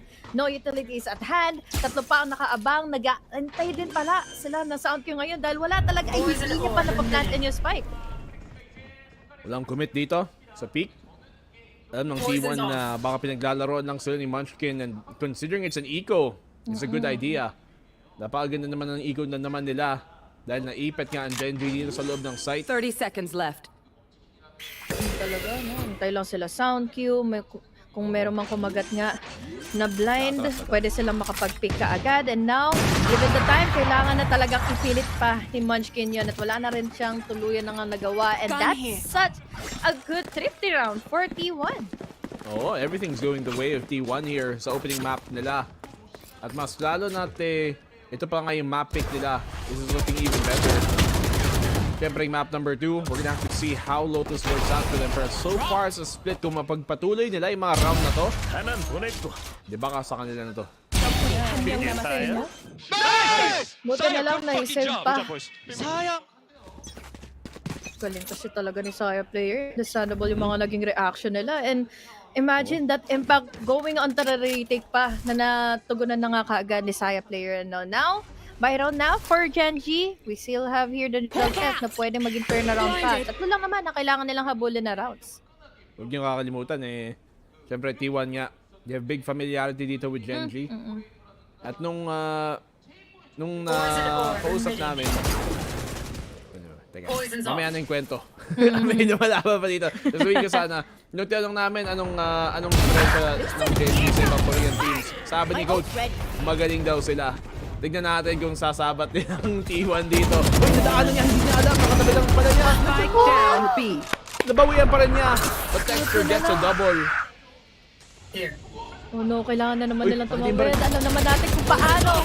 Speaking of the Rosh, but unfortunately for Genji, they were not ready for it. X-Caret for another pa, and now it's all up to Karon. Half HP na lang din naman na matitira ngayon kay Rossi, but I don't think this is such a winnable advantage para kay Karon. Let's see kung makaka-TP out pa nga siya. Makaka-TP naman, pero rinig na. Operator ang lahat ng Saya player. Double pick, pwede pa. Pero now kasi low na nga si Rossi. And now they need to plan this out wisely dahil baka sakali maklatch pa nga ito ni Karon. Oo, kayang-kaya. Mas lalo at naka-off pa dito si Sai player kaya medyo mahirap mag-trade. Kailangan may maunang sa kanila. Si Rossi pa naman yung low HP dito. Tap to spike. Walang reaction. Nawala na rin ang smoke. Ngayon may angulo na. Pero maghiwalay sila. Kailangan nila magsama. Naku, ba't sila naghiwalay? Rossi nakatingin sa kabilang side. Kayo dapat ang love team na to. But hindi pa rin nila makukuha ang round because Karon, what a clutch from him, nakatalikod pa. 2v1 goes Genji's way pa rin. Sobrang nakakainis talaga yung pillar na yan na nakakapag-hinder tuloy ng postman 3-take scenarios na nakakapang-ikot patuloy. Etong nakapag-clutch na nga from Genji's side. Kung babalikan natin yung highlights, it was because of the opening na binigay din in Texture na kahit pa paano, even though nakadalawang kill na rin naman na si Stax, one enemy remaining. It still was a great advantage na napatay pa rin nila si Isu. Let's go! Galing ni Karon. Okay na nga, timeout. As I was saying kanina, yung nung tinanong namin nga sa Genji kung sino, or rather kung ano ang diferensya sa kanila kumpara sa ibang mga Korean teams, ito being T1, TRX, gano'n, is the fact na even though sige Korean teams magaling sa mga default, magaling sa slow play, sabi na sila daw talaga yung magaling sa fast play at sa slow play pareho. Pero ngayon ang T1, considering they're showing yung style nila, kaya din nila mag-slow play, mag-default dito. E baka nga dahil yun nga sa dagdag dito ni Stack na binibigyan niya sila ng bagong factor na pwede nilang magamit dito sa mga laban. Kaya player talaga. Hindi mo siya mamimiss out sa mga times na magkakaroon pa ng opening din But then, Genji, 2 more rounds to go, equalizing in this round and this half. Pero ang dami nilang kailangan katapatin ng mga ultimates available right now for T1. And this makes it at least kahit paano favoring the side of T1. Ang third force dito, nilabas yung Saya player. Finally. Oo, finally. Tagal. At least, sige, nandito na. Viper's Pit. Nalabas nga sa may B main. Ngayon, T1. Mas inunti pa ang option dito ng Genji kung saan sila pwede magpunta. B site, may Viper's Pit, mid, Saya Tour de player. Force. Oo. Tas smokes pa ang nag-aabang na nga in A. So, with that being said, pwede rin kahit paano maging vulnerable yung B site nila dahil iisa lang naman yung nagbabantay. But now, it's all up to Saya player. Tour de Force, pwede mag-collateral damage. Timing is not there. Hindi tama yung angulo na sinecure niya. Pero look at the TP out all the way from tower. Dahil kahit paano, there's the idea na baka sakali ito rin pa rin ang ituloy na nga ng Gen Z. Sayang yung timing doon nila. Pero tamo yung Genji, pupunta naman dito ng A-side. Kaso si Meteor mahap ni Izu gamit yung showstopper nga na yun. Kahit may neural theft, kahit alam nila kung nasaan nga sila, nakakapasok pa din. At Saya player is able to get the one. 30 seconds left. An amazing showing coming in from Saya player pero sinagutan din kaagad siya ni Munchkin. It's now to a 3v3. We still have really helpful players from Genji na makakatali pa nga ng isang opening dito kaya si Izu, and that is such a good timing for him indeed. That caught off guard ang Genji to try and plant in the spike pero ngayon na si Munchkin na lang matitira. Makaklatch nga ba na ito? Mukhang hindi na dahil ang bilis sa sagot din ni Rosie sa kanya. Parang hindi pa niya alam. Hindi ako sure kung alam niya nandun sa backside si Izu, hindi. Pero you can see that Izu's patience dito. Ina-expect niya siguro baka fake nga yung tap doon ni Caron sa spike. Kinumit yung plant at nakuha pa na tuloy yung round. Isa na lang match points. Ang ganda ng hanap ni Izu dito kahit na may neural theft na nalabas. Spike planted. One enemy Tapos remaining. sinunahan niya talaga yung nag-pick from heaven nang hindi din ina-anticipate kung saan siya magtatago. Dahil usually, after the showstopper, immediately sila magre-reset as a team for the retake. But yeah, nahuli sila. Genji, nako. Lumaki pa tuloy. Nagkaroon pa ng gap. Itong kailangan nilang habulin. And now, they are down to just an ego. Scout destroyed. Dexter lang ang may dalang Vandal dito. Kahit anong mas maayos na armas. Puro Sheriff na lang kapit dito ng Genji. And once again, T1. Dahil nga ngayon na nasa defense na si Saya player, ang dami niyang pwedeng gawing mga risky plays na hindi maka-pressure talaga sa Genji. Kung laging pabor sa kanya yung attacking side kanina, ngayon parang hindi. But this time, Rosie, nakadali ng isa, hindi na nakapangalawa pa. Stocks naman ngayon, medyo nagdedelegado na nga sa position niya sa mga naririnig-rinig na TP plays coming in from Caron. Half HP naman, again, this is just an eco, pero kasi let's still respect the capabilities of Genji to clutch out this round dahil ito na nga, ginagawang showing ni Meteor. May angulo dito para kay Izu, naka-double pa. Huling-huli si Caron, but Munchkin! Okay, ang talas naman ng mata nun. Nakita niya pareho at napatay pa niya. 30 seconds left. Saya player brings it down to the 1v1. Low HP na rin dito si Meteor. Meron siyang at least Vandal, pero syempre yung oras wala para sa kanya. Yung spike wala para sa kanya. Yung HP wala pa rin para sa kanya. Ganda pa ng pwedeng ikutan ni Saya player, ano? Dahil wala rin talagang idea ngayon si Meteor kung saan nga ba dapat siyang pumunta, ano ang dapat niyang i-pick, saan niya ilagay itong trip war niya. At yun na nga, given the chance, we have here an opening for Saya player to go upstairs all the way from above, all the way from tower. Pero buti na lang may kampa nga ngayon na meron pa for Meteor. At least may camera ka. Hindi nga niya kailangan na bawian to. Ayun na nga. Nakita at least yung informasyon. Kaya mag-re-adjust siya. Maganda yung angle niya dito.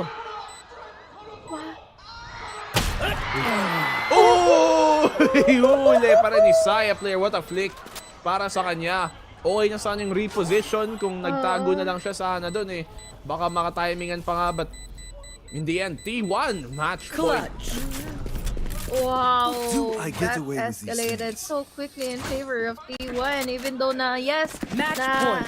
buti na lang You're na-respect here. nila yung capabilities ng Genji on an eco on just the Sheriff. And there was just an also good initial kill na ginawa din naman ni Rosie. And now, from this part onwards ng round na ito, sobrang naging viable tuloy yung naging picks na dalawa from Izu, and that gave them the opportunity, the start for the match point na para sa game na to. Match point for T1. Genji, madami pang kailangan gawin para makabawi dito. 4 rounds just to get match point as well for their favor.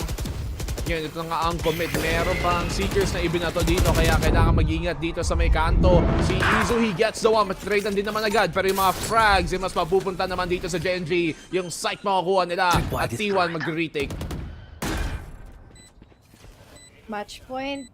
Humihinga ng malalim ngayon ng Genji dahil nga ito lang ang kaya nilang i-execute quickly. The rushes still went in favor of them. They have here the postman already, pero kasi this is still stacks. This is still the utility play na pwede niya ngang magkaroon ng opening din. But given the time, mukhang mahirap na rin ito dahil dadalawa lang sila nearby going in A site eh. Save na lang mo. Oh, save na lang din. Siyempre, T1 knows they can't afford na maubusan pa sila ng armas, get into an eco, tas baka maging 10-12 pa. Yep. Save na lang din, at least para may dadala for the next rounds. Stacks can drop dito para kay X-Curate. Baka pwede lang i-force pa si Izu to buy up. From that point on, T1, sige, kapit muna. These guns we use are okay, but I will also bring my own. Looking to continue. Malaki pa tuloy ang possibility ngayon for Genji na ma-turn around pa itong game na ito. Looking back, there's still the momentum coming in from Lakia. Naka-caught off guard nila parati kung saan ba nagbabantay si Rossi. So now, that's 3 more rounds to go and we are welcoming you to an overtime. Pero let's hope for the best for T1 dahil nga meron tayong dadalawang judge na hawak-hawak ngayon ng T1.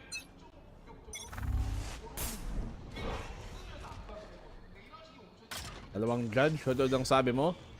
Just to play yung mga close angle nga na yun. May showstopper pa nga si Izu dito eh.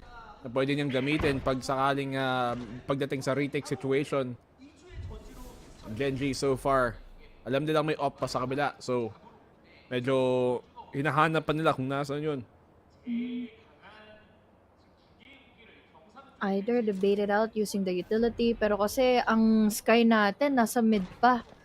So at least, yun din naman yung gusto nila maging idea. But then again, mali siguro yung read nila na akala nila magme-mid na naman si Saya player.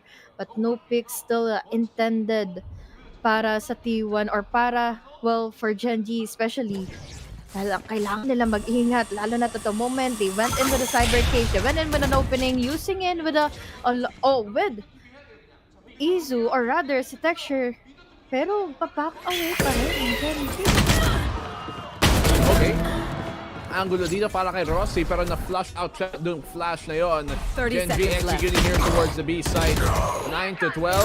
Good picks here being found by Caron.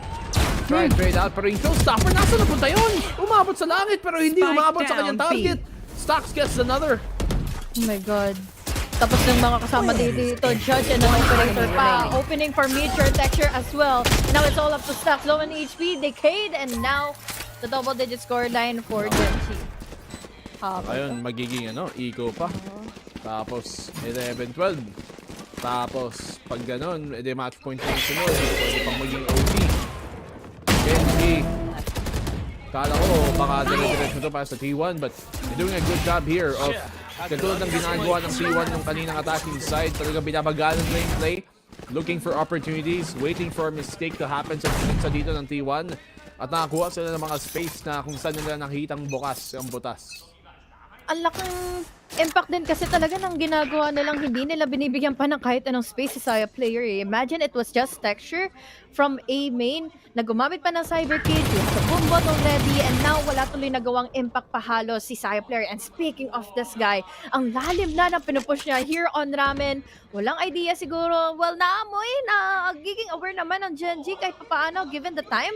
But still, he needs to be worried about the first gagawin din ni Meteor. But now, oh my god, the paranoia, the blind, and lahat ng isa pa, lahat na ay sumasabog na para sa kanila, pero at least nakakasagot din pabalik ang T1.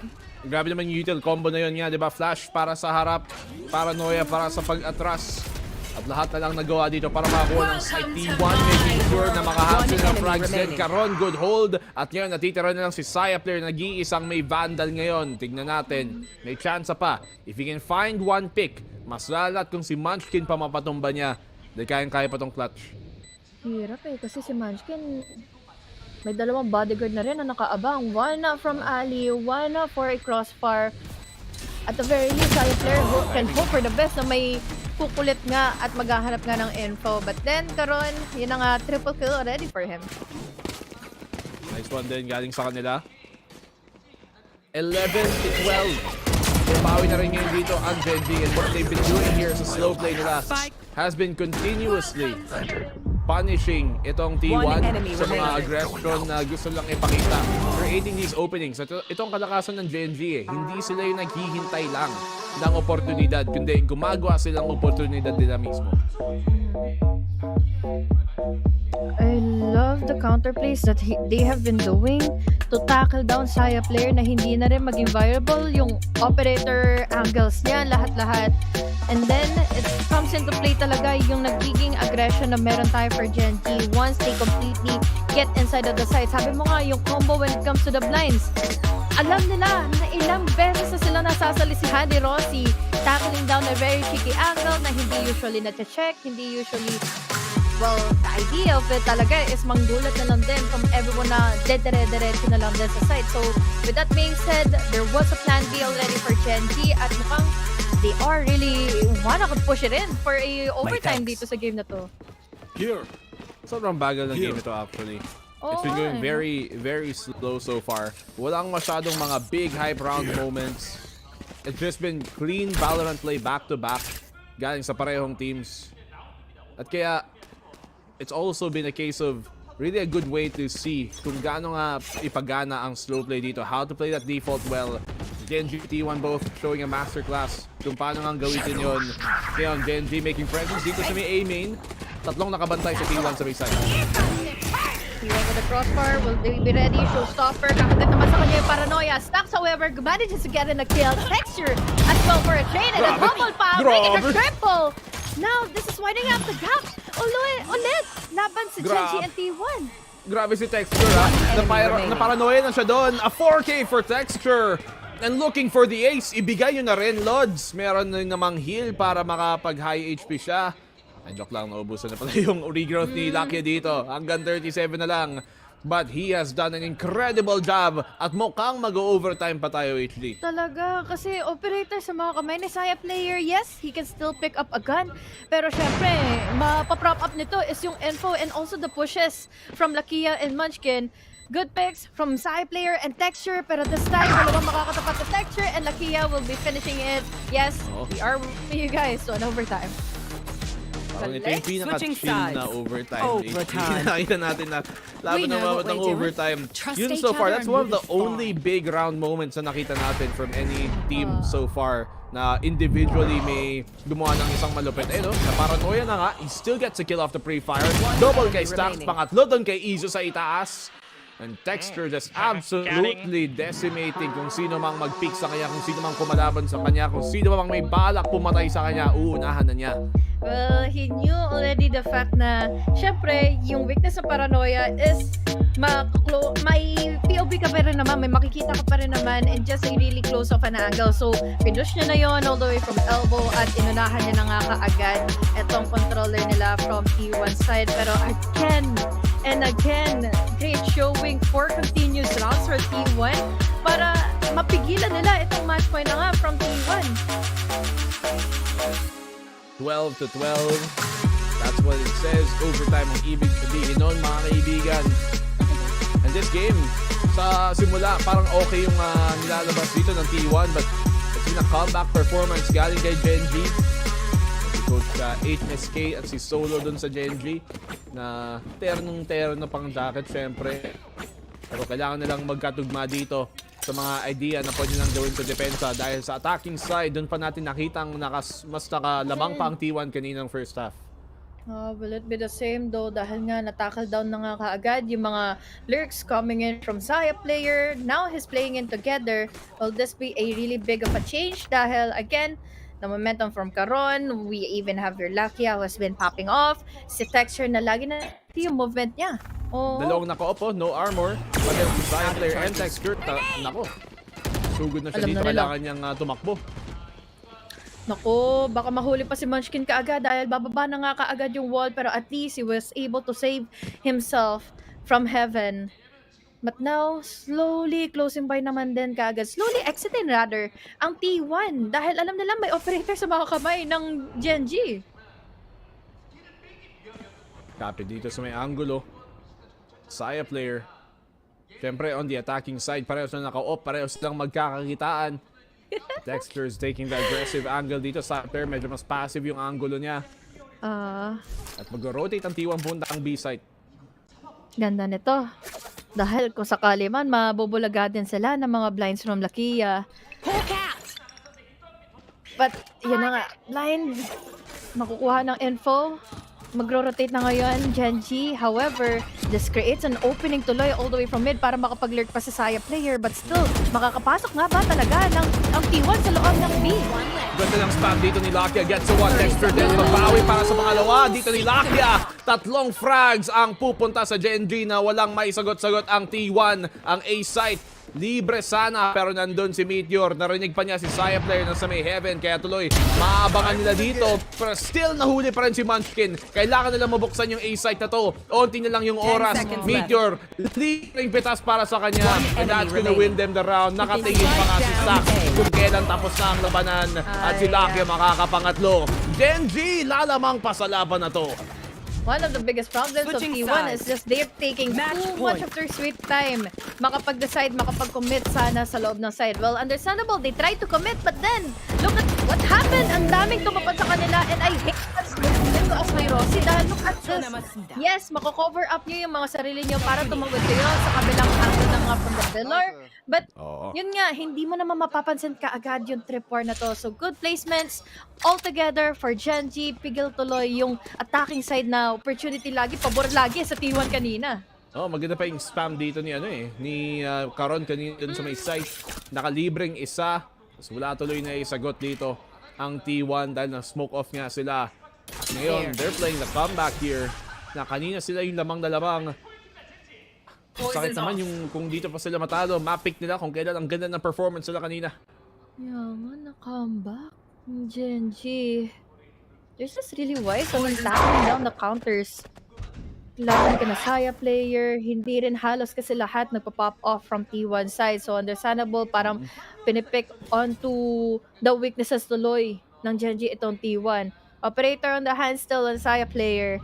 In-anticipate niya na kung sakali man na may lumabas na nga na blind. Pero I love the split push coming in from Genji side dahil kahit papaano, divided again yung attention ngayon ng T1. Split push yan galing sa Genji. Nasa loob ng site dito si Edgecuret. Ang heaven kailangan nilang ingatan. Meron din namang doon. Meron din namang trip ng chamber. And mahanap, maririnig na nila na dito papunta. At yung A-site ang kanilang susugurin. 30 seconds left. B ulit. B ulit, tapos sa A ulit. A ulit. Hindi makapag-decide. Pili ka na lang, you change your mind. Pero nakapasok na rin dito sila.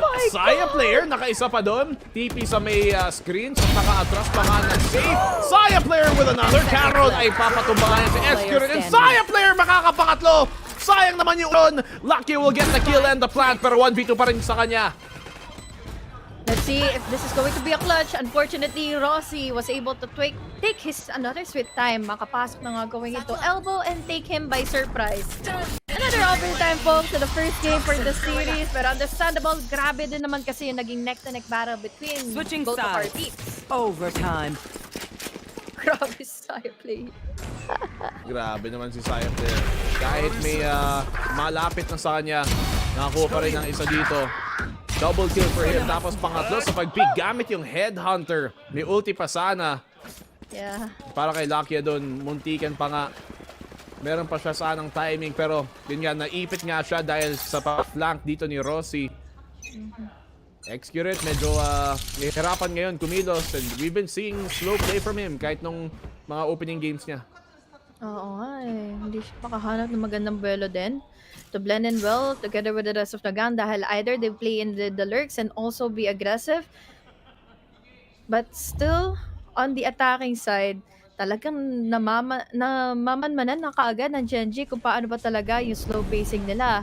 Now, Munchkin with the paranoia, I love this dahil kuha na kaagad si Iso but they are baited out. But then, they are also baited out back. We have Dexter and Meteor all together but to take them down one by one and now make it just 2 players left para sa T1. Stacks and Saya player. Ito na naman. Ang hirap manalo sa mga attacking side dito sa split so far sa ating OT. Genji looking spectacular. Pareho silang nagpo-force ng op tuwing mga OT nila. Ayaw nilang pagbigyan na may armor. He has a camera angle here. Kita niya. Uy, likod mo pare. Carol, ayaw mo tumaligod. Hindi. Good rin. Alam niya may nakabantay sa likod. And Meteor and Carol will close out the round. Ang ganda ng depensa ng Genji. Simulat sa pool na na-counter na deny na ng Genji yung ganitong slow pacing ng T1. Naging rattle na din altogether ang T1. Although understandable, they wanted to rescue Izu dito sa point of contact na ibibigay sana ni Munchkin. Yes, mapapatay nila na nga nila si Munchkin, but then they were quickly also baited out dahil nga sa ginawa ni Texture and then a Meteor na magkasama from A-main. So I love that round. I really respect given para sa Genji. And another one na naman tayo. Match point, Genji, let's see. Genji. Anong magagawa nila dito para pigilan na ang T1? Para good defense din. Smoke sa may mail, drone dito sa may papuntang bot mid. Top mid rather.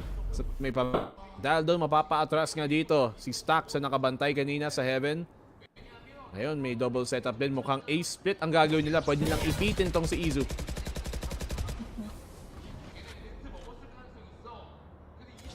Hirap na naman ito for T1 dahil baka sakali ma-overwhelm sila dahil wala na nga nagbabantay all the way from A tower.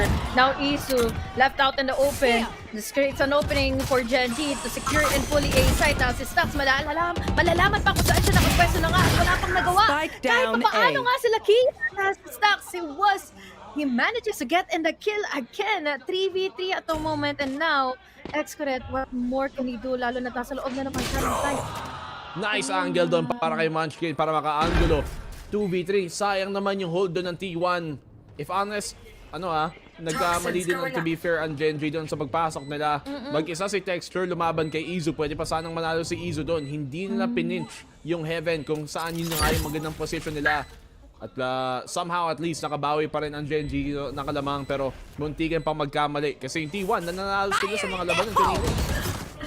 Wow, stopper na nga pala. Texture, makakahuli pa nga ng isa na lang din kaagad ang natitira. Operator pa sa mga kamay niya, walang armor na kahit ano pa. Tapos ngayon si Caron, all the way from above and now they're just taking their sweet time.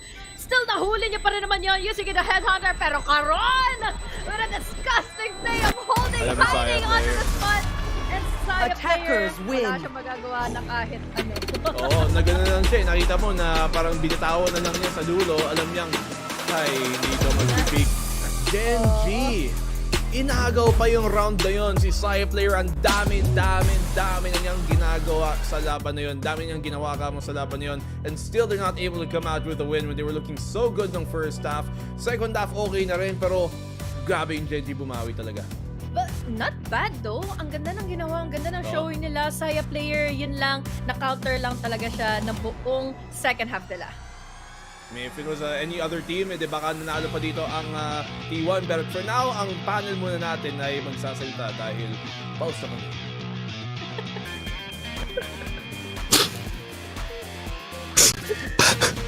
Ay, nako. Ba't ka naiyak, Bruce? Ang lungkot ng intro na yun. Well, okay na sana ang simula ng T1 pero ano ba yung kasunod ng number 1, number 2? Sa second round, bumawi ang Genji at dinala sa overtime. Mabilib kayo doon, no? Pero, i-breakdown natin yung pangyayari. Utility plays, saan ba nagkamali yung T1? All in all, Dash, simulan muna. Honestly, one thing lang na other than T1 yung nagkamali dun sa game na yun, para sa akin, ang maganda dun yung adaptation ng Genji. Kasi during the times na natatalo sila on the attack, ay yung problema kasi china-challenge nila yung op. Nung hindi na nila challenge si Saya player, inaalam na muna nila kung nasan siya, dun sila nagsimulang manalo kasi nagsa-slow play sila, yung sila Saya player na force mag-rotate, nawawala yung value ng operator holding one site, one place. And hindi na nangyari yon during yung mga huling game natin. I actually completely have to agree. I think yung last picture na nakita natin where Saya player was basically left helpless, that's exactly the adjustment na ginawa nila, Dash. Although, I still really have to commend T1, man. sobrang baba na expectations nila coming into a map that was not favored for them, they still gave the champions a run for their money. Dagdag ko lang. Yeah, exactly. Sige, Dash. Go mo yan. Hirap na hirap sa execute at this game. Yun lang. Oh yeah, that's true. I mean, it's weird nga eh. Kasi like if we're saying like a chamber, we mostly see executed on it. It was Saya player going into that play. Pero kakaiba nga yung operator plays niya. Pero yeah, like you said, the moment hindi na challenge ng Gen G, it was a different story. Pero if we're talking about challenging, iba rin yung pinakita ni Texture with his Raze operator. True. Like, you know, denying all the entries on the side of T1. Medyo nahirapan nga sila. Although to be given, 7-5 naman yung halfway point natin. They didn't really capitalize on T1 when it comes to leads. Pero eto lang yung tanong ko. Round 13, natatandaan nyo ba yung ginawa ng Gen G na pumunta sila ng B, nag-mid sila, tapos dumaan sila sa screen, pumunta sila ng A, tapos bumalik sila. Anong strategy? Bumalik sila. Field trip! Pero doon natin makikita, no? Yung parang klaseng team ni si Gen G na parang handa sila to experiment or maybe try out some plays na kung binulaga sila ng split play ng T1, meron din naman silang mga kakaibang libro sa lingwahe nila. Wow, kakaiba yun. Ang maganda kasi dun sa ginawa nila, parang yung mid-rounding nila, hindi sila makapag-decide ng round kasi na yun. Parang, meron tayo nakita dito, may nakita tayo dito, lipat nga tayo. Tapos, parang at that point, hindi siya more on the chaotic side of things, pero maganda kasi yung mga performance na nakita rin natin from T1 today. I like na itong split. They have some set plays na hindi natin nakikita from them before, and minsan lang rin naman natin sila makita sa split, so understandable. Pero maganda na meron na silang ganitong mga plays, mga executes when it comes to split, and that's a good evolution for T1. And hear me out, I think they have a license to do these crazy things just because at the end of the day, Texture can really bring it back home. I mean, basically, right? So it was fun. Obviously, it was a really fun field trip. And again, how was this OT possible in the first place? Almost an ace by Texture kanina. And just to add lang din on the side of T1, eto pinopoint out to ni Honeyglaze all throughout the matches na parang yung mga toxic screens, yung mga smoke clouds ni Viper from Rossi minsan, it becomes a double-edged sword on the end of T1 kasi minsan sila mismo yung di nakakakita eh. And I think it boils down to communication on the side of T1 going into Game 2. How do they fix this, Dash? Yeah, and also one of the things na good rin, okay, yeah, it's a double-edged sword, pero ang ganda kasi dun, men, marami ako nakita na si Rossi, ginagamit niya yung smoke for himself para humanap ng kill, which happened on one round, kaya nanalo rin sila, which is a great thing. Pero as you said, kailangan nila baguhin yung fact na nagiging double-edged sword siya. Siguro one of the things rin na nagpapanalo sa kanila or nagpahirap nito for Gen G is because Saya player was doing wonders for the squad together with Stax. Stax is so good rin during this game. Ang dami niyang flashes na hindi ina-expect rin nung Gen G. That's why nagkakaroon ng openings. Pero ito, tingnan mo yung mga shot ni Saya player this game. I mean, that's exactly what enabled them to basically give the champions a hard time here. Sobrang impressive ng ginagawa nila. They're able to really like put pressure, pero at the end of the day, you know what? The championship mentality, the heart of the champion, nandiyan pa rin for Gen G. They definitely carried over some of that what do you call this? They carried over some of that mojo coming in from champions for sure. All right, so that's true. And on the end of T1 naman for the side of Saya player, parang looking back at the match, parang hindi siya humawak ng Phantom or Vandal eh. Parang namumulot lang siya. He's been mostly playing the operators, does the headhunters, and the Rondays bows din. Rondays bow. Yun ang ginagamit niya, no? And the Tour de Force, parang mostly hindi siya nag-rifle on the side of Saya player. Those operators, though, very confident for him playing that on split against Gen G. Kakaiba naman, pero since we're heading over to game number 2, over at Lotus na, we would say one of the strongest maps. Ay, game na! I guess may plano pala. Nag-iisip pa ako eh. Gano'n pala mag-isip. So kung mag-propose yung girlfriend mo sa'yo, Dash, siya yung mag-propose sa'yo. Kung mag-yes or no, gaganon ka muna. Oo. Parang, Pogi mo naman, tropa. Pero, speaking of pogi, eto ang magiging magandang game 2 for us kasi it's going to be the map pick of Gen G. It's Lotus. And this is one of their best maps na ginagamit nila all throughout their run. So, how is it looking for T1? I mean, so far, meron naman silang game. If I'm not mistaken, that was playoffs up around 1 on Pacific League. 2023 pa to, sobrang layo on the side of T1. Nanalo sila with Gen G against Lotus. Pero going into now, how is T1 looking at Genji on Lotus? Sino muna? Ikaw, Dash. Ikaw eh. Akala ko may ordering tayo. Sorry, my bad. Sige, Okay. Dash, ano na una? D or R? D. Tama. Alphabetical. Okay, so, ngayon, balik tayo dun sa point natin. Ever since nung last na naglaban sila from 2023 pa yung sinabi ni Bruce kanina, I think Genji right now has a great grasp sa Lotus. Honestly, yung Lotus game nila is actually crazy na, especially learning from the other teams, from EMEA teams, kumukuha sila ng mga setups, even from Team Heretics. And ngayon, nadadalin nila to dito sa game na to. I'm kind of scared for T1 kasi hindi rin nila tumatek. That's right. I actually have a lot of memories where Genji maglalaro yan ng medyo aggressive right defender yan. Literally, fight on the rubble as much as they can. You'll see Karon, lagi mo abad sa akin yun, yung Karon Omen TP straight into 4K. I feel like it is such a comfortable map for Genji na that's why before the game even started, sabi ko, game 2, definitely it's a Genji map.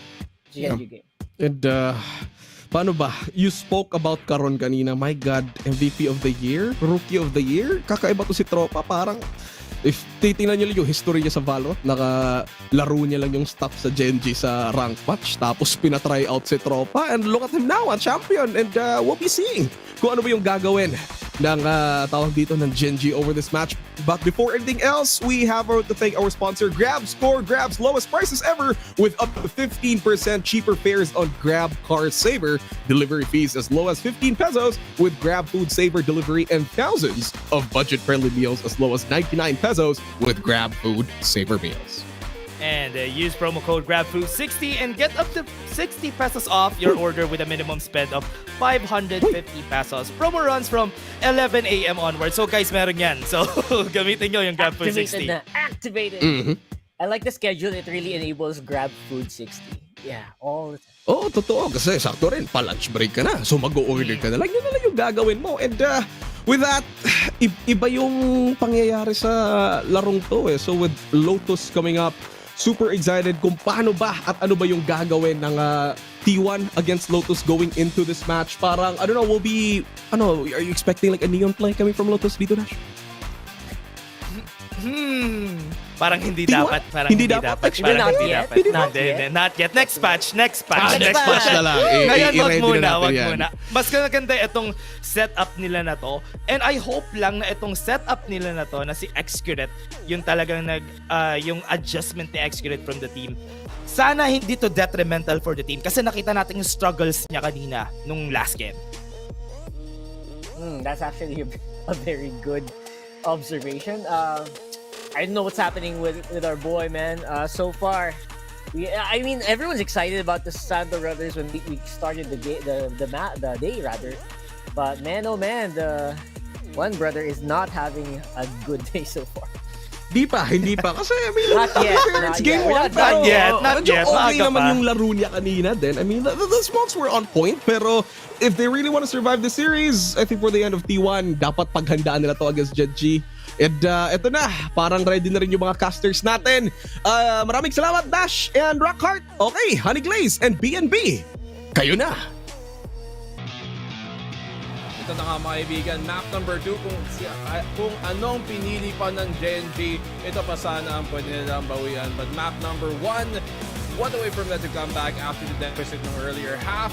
Genji dito, they are the ones who are looking to continue and close this map on out. But we see here, Saya player move na naman sa chamber niya, HG. What do you think ang pwede natin ma-expect dito sa dalawang teams? Nako, feeling ko in the first few maps or in the first few rounds ng mapa na ito, usually, yes, magkakaroon ng magandang scale-up potential sa Saya player, especially that they are playing on the defense. But then, katulad ng mga sinabi ng ating mga panelists, kapag hindi na nila challenge si Saya player, as mas na-challenge pa si Saya player to find his pickups, doon nagkaroon ng paghihirap ang T1. Baka yun din ang mangyari ngayon ng Lotus. Parehong team dito nag-divert na rin papunta sa Fade ang kanilang mga initiator picks. We've been seeing this have a bit more commonality. Bibitawan ng mga ibang teams dito ang ibang ini, ang Sky Masal not for the Fade, especially in a map like Lotus. From surprise, they're not playing the Gecko. Para naman sa Genji, katulad yun ang sabi mo, if they don't give you mga opportunities para kay Saya player, di mas mahirapan si Saya for mga po ng value dito, but stacks, insta-dink para kay Texture. God. Tama-tama naman yung sunod nila with the paranoia. Ang kaso nga lang. Ang dami pinagtatatalon. Kanina naman, Shkin Lakia. T1 still manages to have the numbers advantage even though ang dami nang lumagasa going into 3. And now Meteor, nakakaramdam naman sila na nandun pa rin naman na sa loob na nga ng 3. But then, with just 2 more players of alive for Genji, they can at least do some damage laban sa T1. They did a good job doon para makapag-pressure konti dun sa may door. Pero syempre Genji, naubusan lang din ng mga miyembro at tayo naubusan na rin ng data kasi wala tayong nakikita. But I mean, T1 in this case, I think what they have to make sure is that early on, hindi sila mabasa katulad nung nangyayari sa split. Kasi yung mga initial picks nila, mga slow play, gumagana sa simula. Pero nung bandang katapusan na ng half nababasa na ng Genji kung ano ginagawa nila. Yun nga no? Ano na, the latter stage pa ng mga rounds ng mga games talaga, sila mismo nagkakaroon ng either ng comeback potential nila or kaya naman no ways to gather themselves their thoughts and make a reset happen para matackle down din nila yung mga napupunta. Ayun.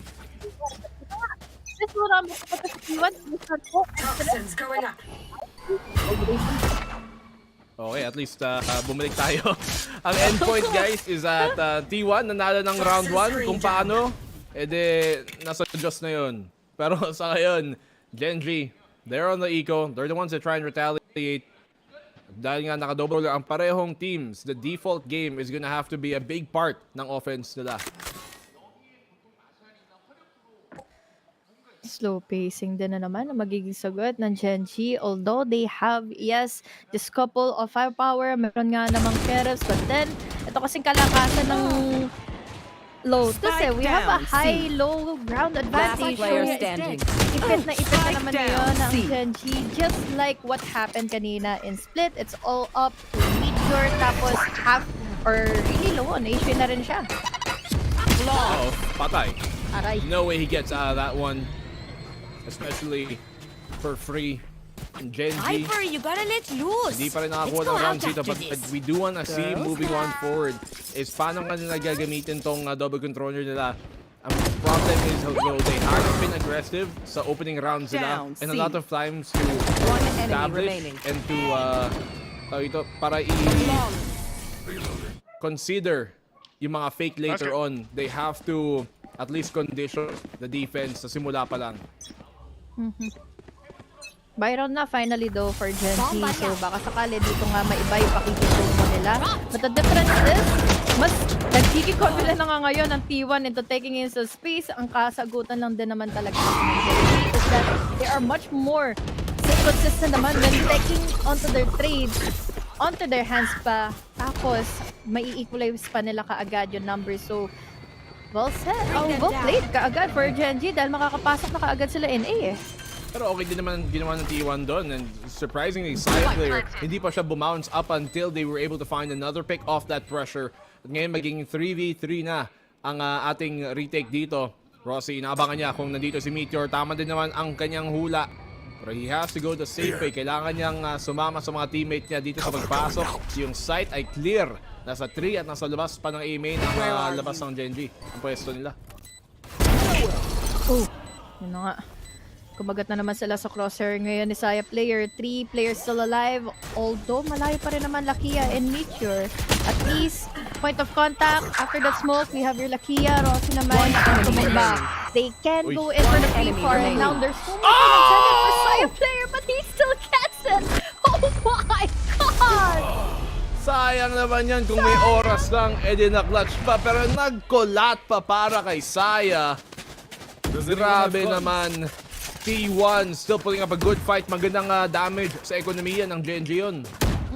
So, ang nakakainis mang isipin doon is, yun na nga hindi nila nilalaban sa loob mismo ng side. Pero yung side kasi, ang dami mong kailangan pang i-check ng mga corners, especially in T, or kaya all the way from the back. But then, yun na nga, good start for T1. At least, look at the damage that they have done. Grabe yung naging collateral damage doon. But yun nga, time did not go into his favor.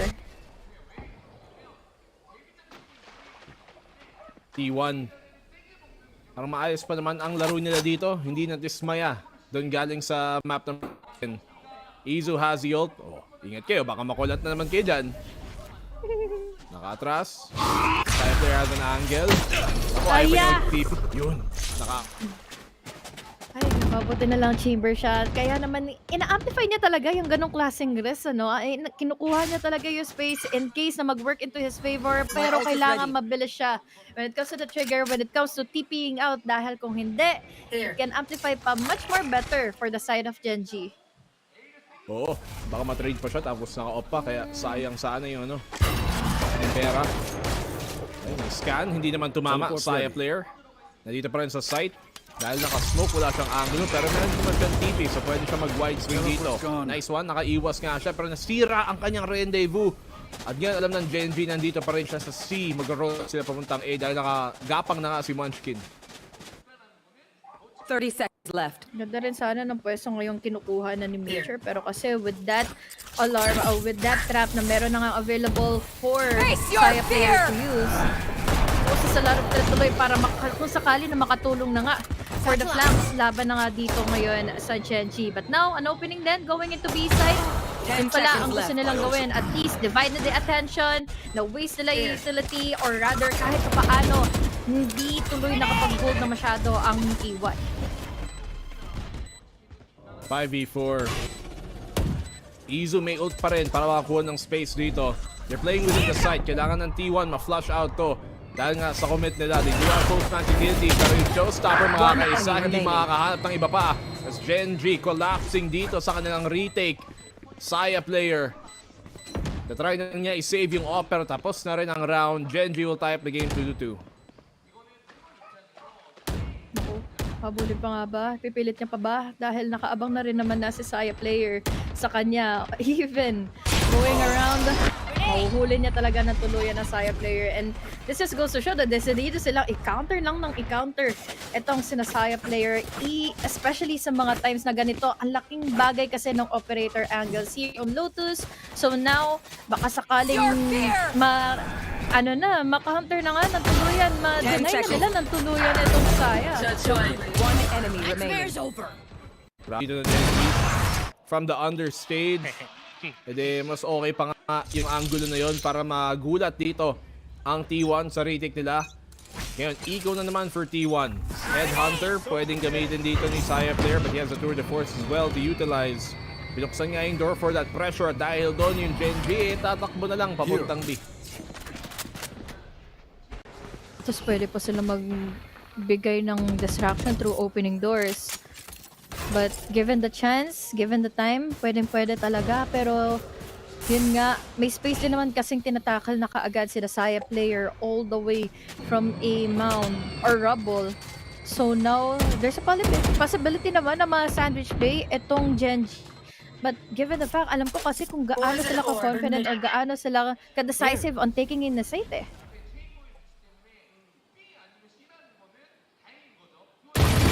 Texture. Uy, sayang yun. Sana. Pick sana kay Stacks. Pero Stacks, nga, nakaligtas pa. Bounce muna. C-site ang kanilang susugurin kung saan ang dalawang control dito ng T1. Wala nang paranoia si X-Curate parang gamitin. Wala na rin snakebite dito si Rosie at ginamit na niya. We'll delay them momentarily pero paano kaya yung push?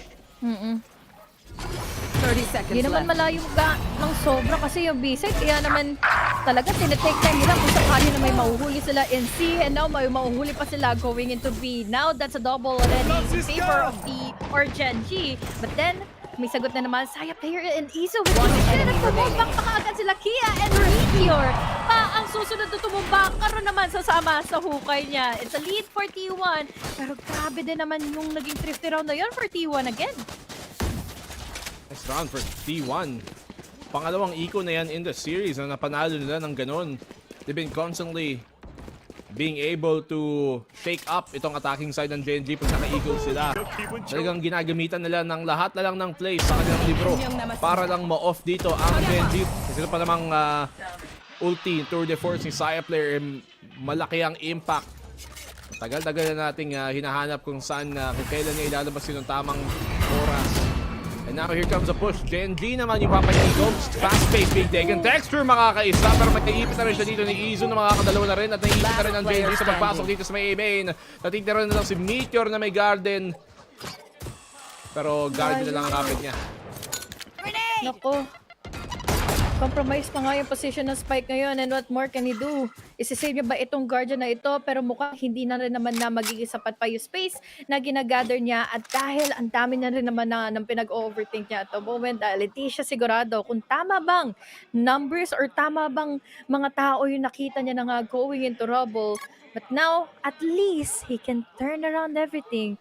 Halos aware lang naman din kahit papaano si Rossi na pwede siyang manggaling all the way from secret door. But yun nga, given the time, that's still 1 minute left. Pwede pa siyang umikot going into stairs eh. Isa dito si Meteor. May nakaabang pa yung Saya player. Ang hirap makaligtas nito.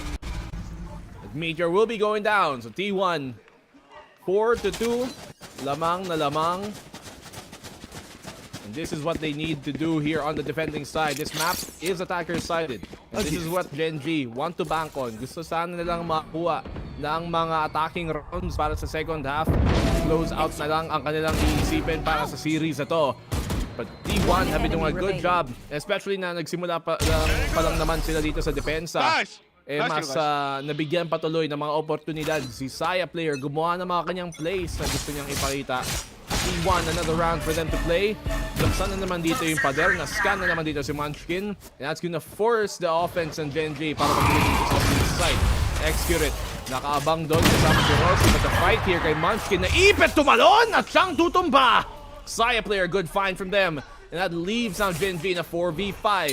C-site ang kanilang i-commit. May snake bite dito pwede pang gamitin. But they're looking to pivot. Maybe go towards B. Depende nga sa fake. Binuksan nila yung door. Para lang din naman ma-fake ang depensa ng T1. But where will Gen G commit? Paranoia at the ready. Yung swing dito ng Tini Rossi ay nakahanda na rin. Yung Paranoia hindi kumonekta. Lakia will get the kill on the site. Equalizing for the 4. Rossi sa may backside na rin dito. Ay siya'y aatras para na magsama-sama sa Saritik. But the nade ng parehong side, parehong teams, makakaisa't isa gamit yung mga paint trails ngayon. 3v3. Showstopper available for both sides. Kaso mahirap mag-retake pag naka-operator. Ito problema ni Saya player ngayon. Out muna si Caron. Dito sa labas. I think nakita niya yung ulo. Texture gets one straight out immediately. Si Saya player mahap. Si Caron na nakatalikod. Meteor has his own as well to play here. But can he clutch this one out? 1v2. Meron siyang alarm bat lang. Pero mahanap na naman siya ni Saya player who has been going crucial dito para sa T1. And T1 take a 5th round on the board where Gen G have been struggling para manalo dito sa mga post-plant nila. And be surprised the fact that T1 are retaking so well on this defending side with an operator has been very, very impressive. They've been constantly finding the opening picks dahil nga sa off dito ni Saya player na nakaka-atras nang walang kumakontra sa kanya. And once more, Gen G, they are looking problematic dito sa simula. Hindi pa nila mabasa-basa ang depensa ng T1. Yeah, kumbaga kasi kapag nakahawak na talaga ng comfortability ulit together in sa space sa player, ang laking bagay ng paulit-ulit na nakukuha niya yung momentum to tackle down Gen G. Bumagal na naman tuloy ang pakikitungo ng Gen G, although he was countered out back in game number 1. This time, there's a lot of sides to think about that kasi para sa Gen G kung sakali man. But now, tama ba na pupunta na nga kaagad sila going into C dahil kahit papaano sinesecure nila yung idea na baka sakaling may kumulit na naman, for example ng ginawa din ni Saya player back and rubble. 5-2. Now Gen G still looking for that space to be taken. May magagawa pa ba sila dito to try and get this and stop this rather from being equalized? Like mga 6 runs on T1 at worst, pwede sila makuha ang advantageous after Meteor. Na-shutdown agad dito si Izu sa pag-ulti niya. Kala niya may timing na rin, pero kahit nalipad siya na-headshot pa rin. The lockdown creates such a good amount of space ulit. Ngayon, finally for Gen G, i-secure na nila fully the way to the site. May nahuli pa nga sila kaagad. And now, Meteor, what was he doing? And from Saya player, karoon naman for an answer. Texture, well, all up the stacks. Pero meron naman din kaagad na naka-double pick sa kanya. 2 more rounds to go for Gen G. And it's such a great start para matackle down nila yung lead ng T1. 5-3. T1 here, constantly looking for these opportunities, pero grabe yung pagka-shutdown dito ng Genji, especially doon kay Meteor na nakahabsin ng angulo. Ang ganda ng scan pa naman doon na nagamit nila. Kung saan man binato ni Stacks yun, pati yung T1 hindi nila masira. Di ko rin nakakita din kung saan nila binato yung hunt kanina, pero well-timed, well-positioned now. Saya player again with aggressive angle. May one-way smoke para makapag-hesitate nga kahit papaano ang Genji. But still, pwede pa nilang kulitin ito dahil nakaisa na sila laban kay Xcoret at may sagot na naman kaagad with a quick trigger naman ngayon si Saya player. Gandang shot doon para kay Saya player.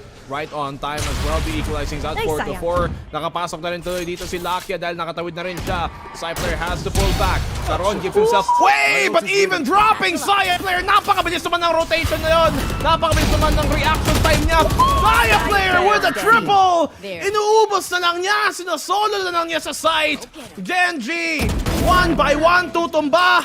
Meteor na lang natitira. 1v2.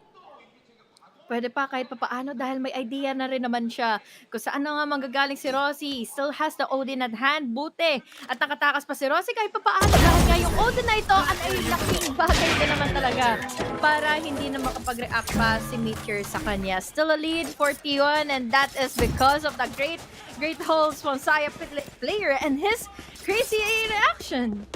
Oo. T1 take the equal half at least with that. Getting 6 rounds dito sa first half. Saya player, grabe talaga siya mag-opt today. He's been finding so many impressive kills sa malapitan. Almost gets a fourth there with the headhunter kay Meteor. Genji at one point, will they call a timeout? Ayaw eh. Ayaw talaga. Viper spit on C. That gives off a lot of attention sana going into A. Pero huling-huli sa banga ngayon, Saya player immediately taken down. May sagot naman then kaagad si Stacks with a well-bangable spot on that Odin. But now na alam nilang mas madami na yung attention going into A, this is a good chance for them to tackle down onto C, pero hindi nila makita kung saan na nga ba dito ngayon nakabantay. Si Rossi, nasa lisyan pa nga sila kaagad. Make it almost a 2-kill defense na ginawa na nga kaagad ni Rossi. Munti ka pa nga makadalawa doon si Rossi eh. Okay na sana pero they've done a good job of getting damage done here sa kanilang depensa. Genji here on the hold. Post plant. Ang retake ng T1 dito. May Nightfall pa. Mas mahirap pa ito para sa T1. Scan. Nahuli pa si Lakia doon. Dahil doon si Texture still goes down. Kala ko may advantage pa rin siya doon. But Izu coming in big. Lakia is able to fall back here to the backside. Ngayon yung magiging 2v2 na ngayon kung Selan. May Odin pa si Stacks na pwedeng gamitin. Caron in the 1v2. Naipit siya dito na pa rin pa sa likod as Stacks finds a third. And T1 take the advantageous half. 7 rounds na sa kanila. Oh my god. It almost is the same scenario as what happened earlier back in number 1. Pero kung babalikan nga natin, itong mga naging comparison na nga, yung mga naging head-on collision sila laban sa T1, lagi nilang either nakakatapat with the initial duels Saya player. And then nung nagkaroon na nga sila ng different angle, different side to take, this was such a good opportunity for Rossi to delay much more time yung mga pagpasok mga ng naman inside of C. Pero once more, sobrang de-deny din naman na ang Genji dito dahil bukod sa Odin plays nga coming in from Stacks is the quick retakes that they did for the crossfires as well. At lalo na nung simulan pa ni Izu yung pag-react niya kaagad kay Meteor back and mount. Ayos pa naman dito ng ginagawa ng T1. They've been giving so many problems para sa Genji. At ngayon nag-timeout na rin sa wakas para nang pigilan ng momentum. Adjust konti kung anong pwede pang ayusin dito sa last few rounds, last 2 rounds ng kanilang first half. And they're on the attacking side pa naman kung anong side pa naman na mas okay pa sana ang scoreline dito ng Genji. Dun pa sila nagka-problema. Okay na nga dun yung naging kahit pa paano, they were able to fight it out, equalizing in the rounds for the first few ones laban sa T1. But then, yun nga, nagka-momentum Saya player, he knows his angles, nakaka-TP out kaagad, and then reposition quickly to answer once more back against kay Genji. So now Genji, they are left alone with just They're half armors pa. At mukhang madedelikado na naman sila dahil kahit paano, one-way smoke kasi na naman ang nilagay nila sa mound. I mean, from the start of the year, medyo may difference talaga sa attacking side dito sa Lotus kumpara sa defending side ng Genji. 62% on the win rate sa attack kumpara dun sa defend, mas 10% mas lower. And you can expect that to potentially become a problem or at least a factor later pagdating sa defending side ng Genji. As T1, kung ganitong kalakas sila sa depensa dito sa Lotus, malay pa natin kung paano yung attack. Usually, medyo mas mataas pa, or rather, halos pareho lang yung attack and defending win rate nila dito sa Lotus. Rinig na. Yeah, dalawang isip pa ba sila pero parang nagkaroon ng misstep kanina si Texture at tuluyan niya nang tinapatan sa player nang hindi man lang niya natapatan pa ng mga bala kabalik sa kanya. This time, mumbot and then an opening with a facial pero kasi meron na naman tayo dito, kailangan nilang languyan. Viper spin na nalambot. We even have here Hunt para makalokate nga ng positioning coming in from the side of Genji, but now Rossi still has the Odin at hand. Konti na lang din talaga at pwede pa itong makapunta or pwede pa makapag-connect laban kay Karot kanina. Ang lakas ng Odin para i-deny yung walking space nito sa may kanan. Tapos na-deny pa nila yung flat. Grabe naman sumawsaw dito yung depensa! Inubos silang lahat. Si Meteor na lang natitira. He's not gonna hold on for too long as T1 take an 8th round. Genji! Hindi pa makakuha ng momentum kahit pagkatapos ng timeout. Oh my God! Kahit na may Viper split na sila lahat-lahat, that should have been a most favorable moment for Genji. But then, talagang nires out na talaga ng T1 na pumasok, tumalon na inside of the Viper split. After din ng kill na ito, kulang na rin kasi kaagad sila ng manpower. Grabe din talaga kasi yung ginawa ni Stack or rather ni Iso kanina, nang tinanay niya yung plant mula sa side ng Genji dahil kahit paano kasi yung double-edge sword din yung Viper split. Showstopper dito para kay Izu. Try and take space. Ang dami lang nakuha ang space. Alam nilang A-commit at this point. Ben Rossi still gets a kill. Yung Showstopper mimintis masyadong nasa kanto doon si Munchkin. At yung 3 hindi nila mapasukan dahil nga may Odin pa dito si Rossi. Ini-sprayan ng din nila. At Genji ipit na ipit dito sa labas. Siguro na naman sumasalo ng mga bala ng Odin. So wala na naman siya magagawa ngayon. At least, tag din agad yung aim niya. Look at this. Rosie once again going on crazy. Pero Odin, masisira pa yung lockdown. Laking bagay nito dahil dalawa na lang kaagad ang nakikita for Genji. Opening sana ito for Meteor para maka-crawl up going into stairs but not enough. 9-3 for the scoreline. T1. 9-3. Everything that could go well there for T1 did sa round na yun. Rossi on the 3 position na hindi niya talaga pinayagan na mabigay ng libre-libre. Tapos nag-stay pa siya doon gamit yung Odin niya. Naka-line up pa silang dalawa na kulat. Tapos nasira pa yung lockdown in time. Flawless round for them to end the half. At kung kailan na mapick pa to ng Genji, dito pa sila lumakas. Sakto nga eh. So, kumbaga, pagdating sa map ito natin, they are already anticipating that Genji will be picking on the Lotus, no? And I love always the first ups ng T1. Lagi silang neck to neck. Hindi na nga halos naging neck to neck eh. Mas naging cover pa mostly of the rounds sa T1 dahil nga hindi nila na-deny either etong si Saya player. Kung hindi naman magiging threat si Saya player, there's still Izu, there's still Rossi with an Odin, and now fully nilang na-secure itong 9-3 scoreline into their favor. Grabe yun. Everything. So fortunate T1, especially kay Rossi. 4 kills in the round. Kala daw ni Bruce sa eyeliner.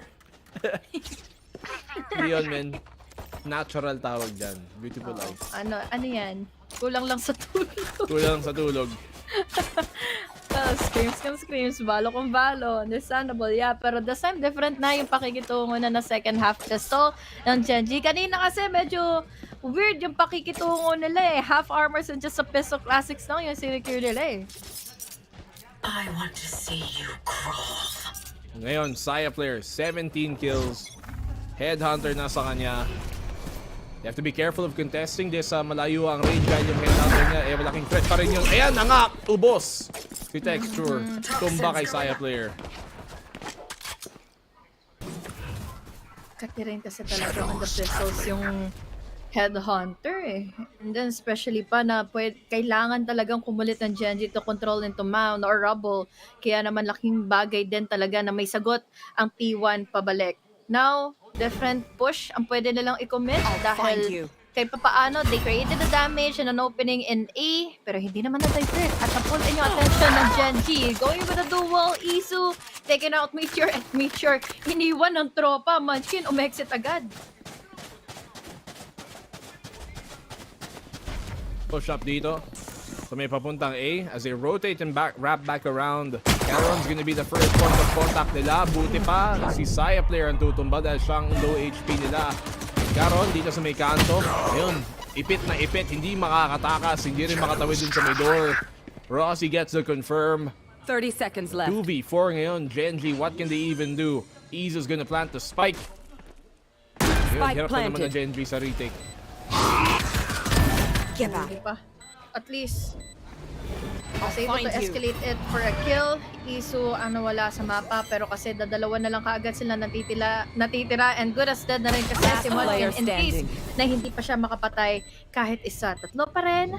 41. Makakaisa si Munchkin. Compromise kaagad yung position niya. Double pick and immediately happen in favor of T1. Mahuli pa kaagad ang hunt, so wala na rin siya talagang kahit anong makakawala pa. Ang ganda ng hunt timing din doon. Putting him into a position na pwede ba niya i-stick o hindi. And now T1, 10-3. Bugbog ang Genji. No, bugbog talaga. Sa map pick pa nila. All the map picks especially. One enemy This remaining. is the one pa naman na nahihirapan ang T1 noong mga huling laban nila even before this. Itong Lotus na sobrang 50-50 for the past half a year. Hindi ka masal ang angulo doon, hindi lang nila makuha. Look at this, good find galing kay Meteor para bumawi. Can he find another? Hindi, ma-overrun lang din siya dito ng T1. Pero in fairness, T1 pick split ang mapa na wala pa silang panalo. They almost won it kanina kalaban ng Genji. It's either the difference when it comes to the plays and with the comp na meron ngayon ng T1 with stacks and Saya player with his comfortability to stick onto the chamber. Tapos ngayon, Ganalicious pa rin eh. Nakakailan na rin naman siya dito ngayong impact laban sa Genji and Genji hindi nila masolusyonan. Kung sakali man na rumagasan, ma-overwhelm na naman sila ng tuluyan dahil T1, this is a 3-man push, making na the score dahil on the way na rin naman na kahit paano si Rossi and Stacks denying and Texer in a duel. 4v3. Cyber, siya yung pinaka-advance dito mag-isip at advance din umaanggulo. Kailangan niya mag-ingat na hindi mahuli dito sa timing. Sana may hug pero tatamaan pa rin niya si Lakia. Lakia tutumba. 4v2. And Genji, very little hope of winning this round. This should be an 11 para naman sa T1. Yeah. Bagal na rin ang bakikitungo nilang karon. One enemy remaining. Nakakuha pa ng off AS kill. Karon with a right click and execute naman to finish things off. 11-3 scoreline ni isa. Walang nakuha ang Genji laban sa T1. 11-3. Isa na lang sa match point. Genji, hindi pa rin makakuha dito ng talagang stability sa laban na to. Map number 2, kung kailan pick pa nila, basang-basa. Perhaps this is the problem of them coming from Grand Finals, having to play Lotus over and over. Walang oras para magbago. It allowed T1 to have so much more to learn pagdating dito sa laban.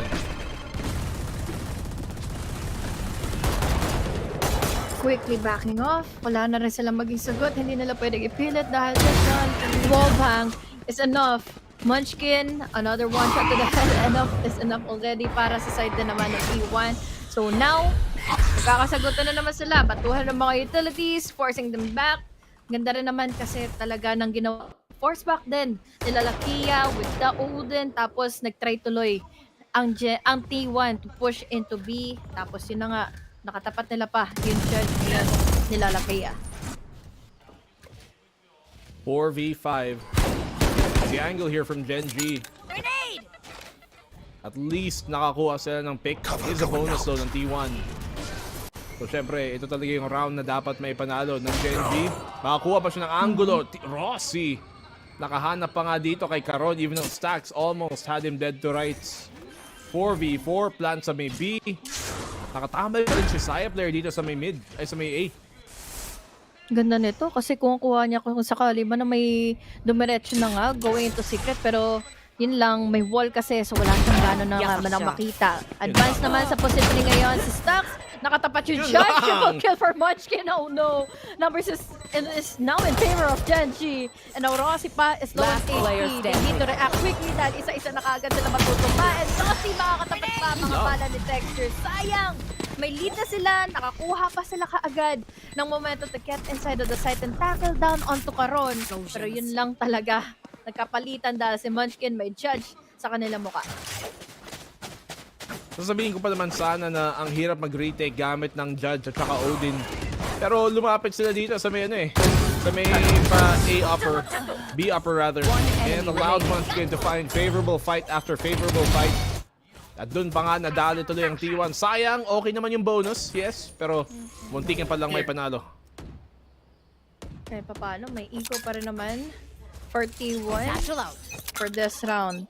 Pero ang problema kasi baka magulat sila sa kung ano mang pwedeng i-execute ng T1 sa kanya. Pero nun pa rin naman ang magiging eksena. Sayang player taking down Texture sa pag-place niya, pag-satchel niya, going into rubble, huling-huli. Now, we have Lakia makipagsagtod na lang ng Odin and a wall-bangable spot with Rossi.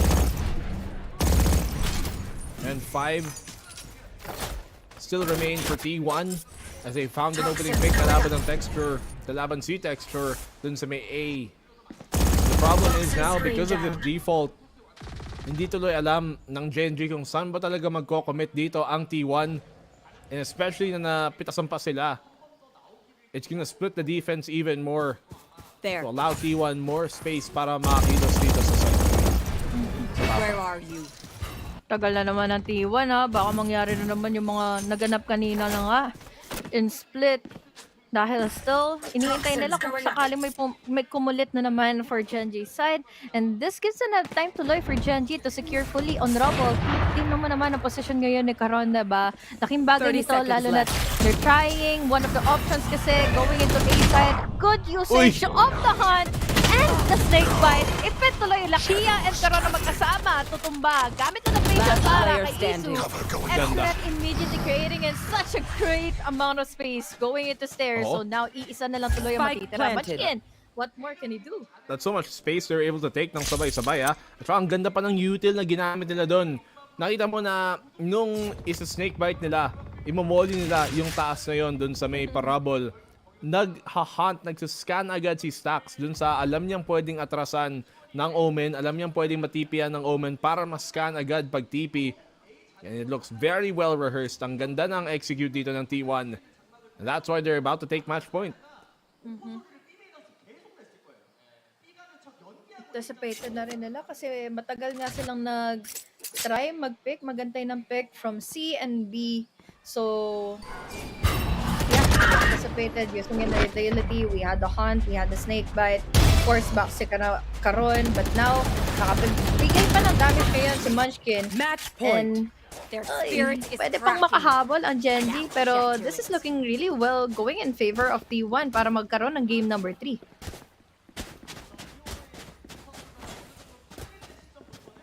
I don't know if Genji are going to be able to come back from this one. Medyo malaki ang lamang. But they can try. They came back from a, 4 or 5 round deficit kanina sa split. But this one, medyo alanganin na. And the scan there, you see it coming to effect. Yung combo dito ng T1, well rehearsed. And they're looking very, very confident dito sa kanilang play. Muntikan pa nga doon si Meteor, but he's able to fall back. At least he gets information. May OTC Texture na pwede niyang gamitin dito sa retake. But they're gonna need one. May shotgun na dito si Munchkin sa loob. May humabol pa kasi yung Prowler. He's gonna have to fall back. He's trying to take the site. Meteor nakasawsaw na isa dito sa loob ng site. Munchkin another. And Meteor gets the double. Somehow Genji are winning these fights. And Lakia with a Prowler sa mukha niya. Nakakuha pa nga ng isa. And Stacks, siya na lang natitira. late yung Viper split eh. So head-on collision yung tinapat nila kanina laban ng Lakia. But then nahulog na naman sila sa patibong ng Judge from Munchkin at naka-ilan din siya doon. Enough crossfires was able to amplify for Genji to make another, well, over firepower play mula na nga sa side ng T1. So now it's all up to Stack. Pero kasi nandito na kaagad yung tatlo eh. Connected ba sa kanya yung paranoia? Okay, Stacks. Let's see what he can do. Okay, nakaisa. Lakia tutumba. Looking for more here, Stacks. Alam nilang naipit siya sa may loob ng site. Isolate some of these fights. Stacks! That's a double. Caron! Caron goes down! But muntikan pa nga! Sayang naman yon para kay Stacks. Genji extend this to another round. But it could have been it. We all know the power of the wisdom and syempre yung composure ni Stack to make this a really winnable advantage para sa kanya in a clutch in a 1v4 scenario. Pero kung babalikan natin itong highlights na ito, ang dami talaga magiging casualty. Mag-ikot pa si Meteor earlier na mapatay immediately ni Xcuret. Ang nangyari lang siguro is masyadong nahuli si Xcuret earlier. At yun na nga, grabe yung pakikitungo talaga ng T1 dito ngayon. Timeout para kay T1 of all teams. They want to stop here the momentum na pwedeng maigawa ng Genji. That's a respect timeout dito para kay T1. Even though lamang sila 12-5. Tatawagin pa rin nila syempre. Secure na muna. Genji, they're the team here with their back against the wall. Sila yung wala ng space na may bibigay. Wala silang cushion na pwedeng higaan. Map number 3 looking imminent here. Pero T1 pa rin ang may kailangan mag-close out nito. Yeah.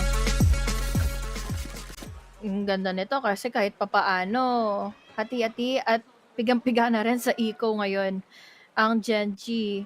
There's still one na pwede makapag-drop nga ng rifle dito pero they need to save what they can. Ang layo-layo pa ng round na kailangan nilang kuhanin para magkaroon pa ng overtime. At least, they have a good start for this one. We have the Nightfall available. We have something that can pin down and turn around the tides in favor of Genji's side. Pero kasi Saya player ngayon, he's on the third force. So baka sakaling easy kill na naman to laban kina Lakia. Saya player here. Oo nga. Nakaabang with his tour de force. Counter up dito kay Texture. Pwede siya mag-angle dito. Kay Lakia, kailangan niya mag-ingat. Wag! Huli pa naman dito. Kita niya yung ulo. Lumabas kay Lakia. Gives him the heads up. Now Texture looking to try and counter snipe yung position dito na smokean pa nga siya ng angulo. Now T1 can progress. Nakabukas naman yung door. So ibig sabihin, Munchkins can still create an opening kill, pero sobrang sayang sila Kia. Although, understandable, wala silang idea eh. We had the wall already up from Munchkin. May smoke pang kasama para hindi nila malaman kung saan magagaling si Saya player. But now Saya player, not looking onto the side or not looking into the angle laban kay Munchkin. And now Munchkin, makakahuli pa rin ng isa. At least, 30 seconds mabilis left. sa trade-off ang ginawa ni Saya player. Texture, though, mahuhuli man ng hunt. He has a go signal already with the use of the showstopper. May ipin na kaagad ni Xcuret dahil sa TPN niya. Now, isa na lang kaagad na natitira. What more can Caron do? Mapaglalaroan niya ba? Ngayon, yung dalawang nasa loob ng habang they want to plan in a spike and plan this. No, Saya player with a triple kill makes this a 3-game series kaagad for the first series pa. Oh, what a comeback performance from T1 here in the map number 2.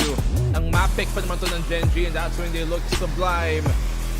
Really looking a lot more confident kumpara dun sa nakita natin sa second half ng split. Yung split, pwede na sa kanila yun eh. They could have closed this series out 2-0. But because hindi nga nila na-close out, now they are put into a position na they have to win map number 3 to bring this one back, bring this series back. At imagine mo kung gano'ng kaklaseng laking performance at win to if natalo pa ng Genji sa opening game nila. Maklase ang pinakita ng T1. Talagang pinanindigan nila yung lead. Pero syempre, to tackle things more about what happened earlier into that game, tawagin natin ulit ang ating panel.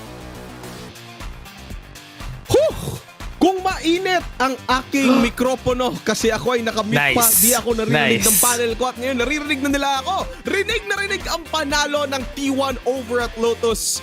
Baka isa lang explanation dito eh. Basang-basa ang gawa at laro ng Genji. Dash! Ano bang nangyari doon kay Genji sa Lotus? Honestly, surprised ako, no? Especially sa defense, yung mga setups dito ng T1, they were able to pull through a lot. Lahat ng ginagawa ng Genji, hindi sila makapasok, wala sila makuha. And in the end, sobrang dami na ng wins nila nung nagpalit na sila on the defense. Genji wasn't able to pull through. Ang explanation ko lang dito siguro, it's opposite day to day. I don't know what's happening, bro. Kanina pa, from the first map pa lang, I feel like the expectations that everyone has just keeps getting flipped. Flip. Who wins, and who goes to the side. Sino yung lumang sa map na to. Man, everything is just going all... I'd say na both of these maps, both in Game 1 and Game 2, one has been really playing a lot better than anyone expected. Right? Yeah, I think it's also with the addition of stacks talaga into the roster. Kanina sinabi nga ni BNB na if you think about it, kung nanalo lang sila sa split, and again, they were so convincing on the first round in game number 1. Okay yung agwat pero they were unable to close it. 2-0 na sana to eh. I'd probably bet T1 is kicking their feet ngayon sa kanilang coaching room, pero they have game 3 to look forward to, and again, it's just Saya player not picking up a rifle, naka-operator, hindi ako gun person eh, rifle ba yung sniper, ano ba yan? Magkaiba ba yan? BNB to lang. Magkaiba yan. Okay, sige, thank you. So para ngayon, just operator plays all throughout, denying all the entries for Genji and Saya player. And kanina nga Rakard, sinabi mo, Mr. Excurate hindi pagising. Well, he's done it again. Dito sa Lotus, really convincing performance from T1. Pero going into game 3, what does Genji have to do to bring this into their win, into their favor? Dash, simulan natin sa'yo. Sa nakita natin for Genji, it was a lot of mistakes. Hindi naman sa a lot of mistakes. They were not able to win their gunplays eh. Yun yung naging problem natin during this whole game. Genji wasn't able to entry. Texture was not able to give space to everybody. Hindi sila makapasok sa site. And that is one of the problems rin dito na kailangan nila i-solve. Maybe it is Lotus. T1, natalo sila dati against Genji. Siguro, ginawa nila yung assignment nila the whole off-season for them. And they were able to find the answer. Now, it's Sunset. Probably the same thing here. T1 is well prepared and Genji should be ready and they should be sure about their shots for sure. Well, yeah, 100%, right? Kasi speaking of being sure sa shots, wow. Sharts. Pwede mo sabihin sharts. Sure sa shots. Sure, bro. We have been seeing Genji time and time again happen ganito exact scenario. Texture, pag medyo maluwag ang kamay, the rest of the team follows, right? 9 to 15 texture, not what we used. Grabe. I mean, if titingnan niyo yung score na yung 13-5 coming from Genji, who were champions ng Shanghai. And again, we can say and attribute this to parang all the way from Master Shanghai. They've been playing Lotus sobrang sobra. Sobrang daming manuals, VODs na nakikita siguro ng T1. They came in prepared. Now that we're preparing for Game 3 naman, let's discuss the performance of T1 and both Genji on Sunset. So far, silang dalawa, all throughout this year, okay lang yung duration ng plays nila, the quantity. 7 times on the side of T1 and 7 times as well, 6 times as well on the side of Genji. However, mas lamang ang win rate ng Genji over at Sunset. And Sunset, smaller map, bigger chances for firepower. Kind of agents ba ang dapat gamitin ng both teams dito to Dash to complement their playstyles? Honestly, one of the things na I'm really surprised about, especially for Genji, is that hindi pa sila nag-a-adapt dun sa Gecko pick na usually ginagamit ng a lot of our teams. Even our PH teams have been using the Gecko a lot just to get that easier plan and also that easier information from the Dizzy every time na nasa defense ka and you want to try and peek out or maybe get the information. And with them using the KO, it's great. Pero I don't know if it's gonna be working out here. I mean, it worked out in Master Shanghai, so yeah, maybe. The only thing I'm thinking about here right now is kamusta kaya yung mag third chamber game ba to? Or Saya player? Let's, and if you're talking about maps where that agent might have a problem, I think this could be one of them unless they go mid-heavy, which teams rarely go mid-heavy here. And if they do, but they don't smoke off yung position in chamber here, so that might have to change coming into this one. Alright. So, we did say T1 unable to adapt to the Gecko style yet. So, tama ba? T1 ba yung sinabi mo ni Dash? Genji. Yeah, so, if ever they're gonna be doing that, it will be a surprise to us. On the side naman ng T1, they do play a lot of Geckos over at Sunrise. Pero when it comes to Genji, they prefer the Jet Cypher combination. And so far, Sunrise, Cypher always works out great. So, ano ba? Paningin nyo yung Cypher gonna come out for Genji? Dash? Yeah, I think Genji would be using the Cypher here. Pero hindi ko alam kung magkaka-sunrise ngayon ang Genji dito sa Sunset. Kasi Sunset pala. Sunrise ba sinabi ko? Kailangan ko sinang extra rice grab food, thank you. Pero yung isang point ko rin kasi, T1 has been using a lot of chambers. Hindi ko alam if this is one of the maps that they can get away with a chamber again if ever. Kasi if ever na hindi sila mag-chamber, Saya player would be back to his old roles, and if ever magsa-cypher na sila for the side of T1, which is not what they're doing right now. I'm kind of liking the changes that they've done na meron silang chamber on their side. So I don't know if they're gonna adapt to the chamber this time around. Yeah, for sure. Kasi Xcrit has also been more comfortable on that Cypher, I think. So probably that's the way that they're gonna go. But right now, still the KO, still really strong on this one. No surprise there. And the Omen for both of these teams. Okay, so there you have it. Kung titingnan natin ang win rate sa Genji, medyo lamang sila against T1. Again, T1 starting out as defenders. They chose to be defenders going into game number 3. As defenders for T1, is it gonna give them an advantage on the first half? Paningin mo, Dash? Dahil may momentum na sila from game 1 at game 2, I think T1 could definitely take the first half parang same momentum like game 1 and game 2. Yeah, actually, I think I can add more to that. I feel like T1, even on the sides na you expect, they're probably gonna lose out some rounds here. They are beating all expectations. So if T1 just keeps doing that, they can become the team that really does defy the odds. And I like that look. I like this look for T1. Yeah, and to add to that, honestly, during the start of stage 1, we all thought na powerhouse etong T1 just with their players, just with their roster talaga. I thought it was a big powerhouse team. Hindi natin nakita yun during stage 1, and right now nakikita natin siya ngayon in stage 2, and I like what I'm seeing from T1. Kanina doubter ako. Unti-unti ako nagiging believer ng T1 during the series. Nanalo lang sila sa Lotus, nagbago ka na yung overtime na munti ka na sila manalo ng first game.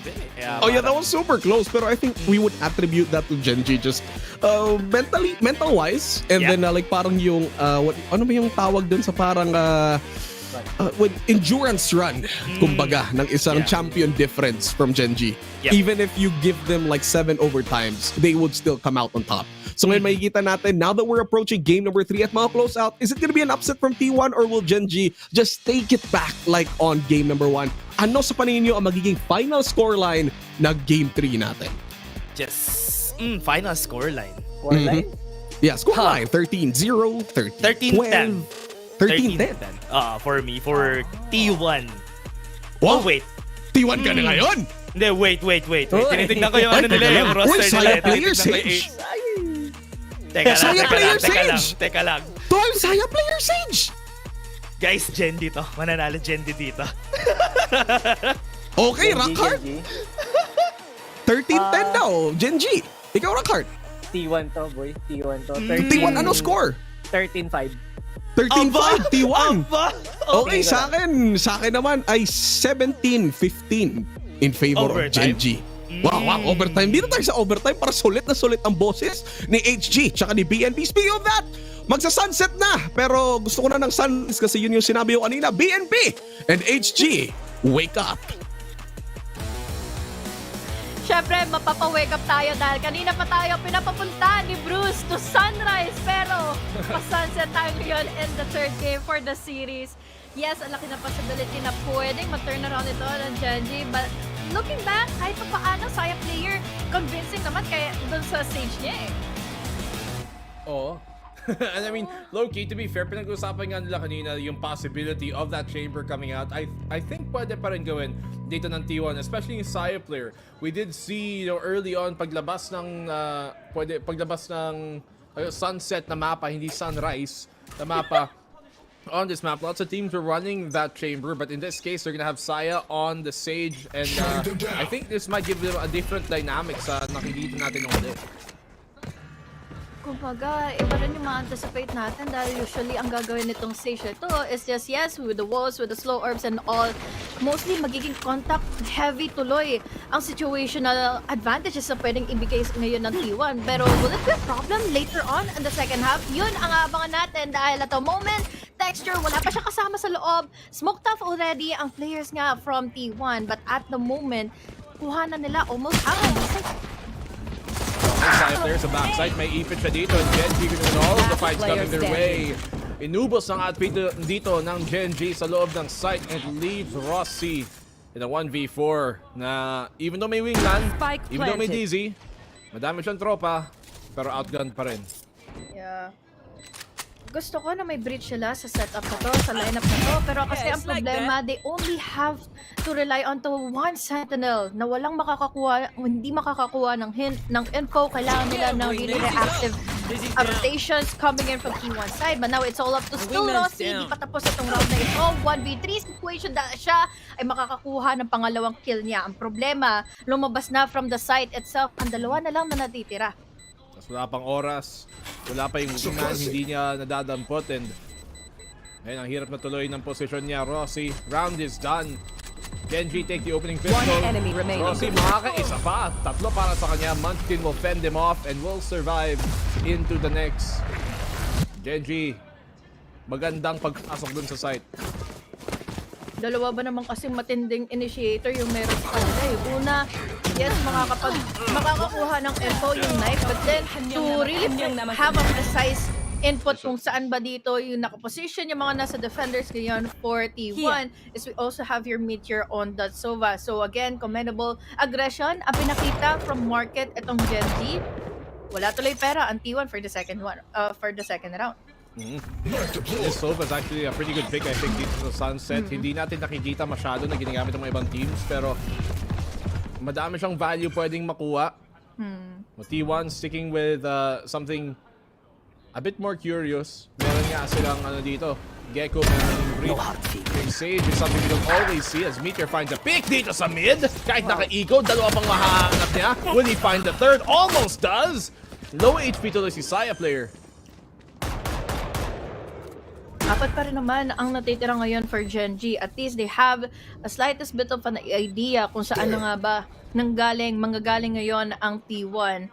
But ang higit sa lahat dito kasi is at least nakapagbigay sila ng kahit isang casualty from Genji's side. But then looking on forward, feeling ko ang gagawin na lang ng Genji for the rest of this half is to be reactive sa mga nagiging rushes or kaya naman possibilities ng Genji to win out a lot of aggressiveness eh. Okay, nasana yung yung lurk kanina ni Meteor doon sa may top mid against si Eco. But now, T1 not able to really find much room in their way. Siyempre, tambay na lang sa mid. Mamatay na lang sila sa spike dito para lang makabawi. Rather, para lang ma-deny yung pera sa mga kuha ng Genji sa nila. That's T1 here on the defense where this map is usually defender-sided. So, babawi na pa talaga ang T1 dito.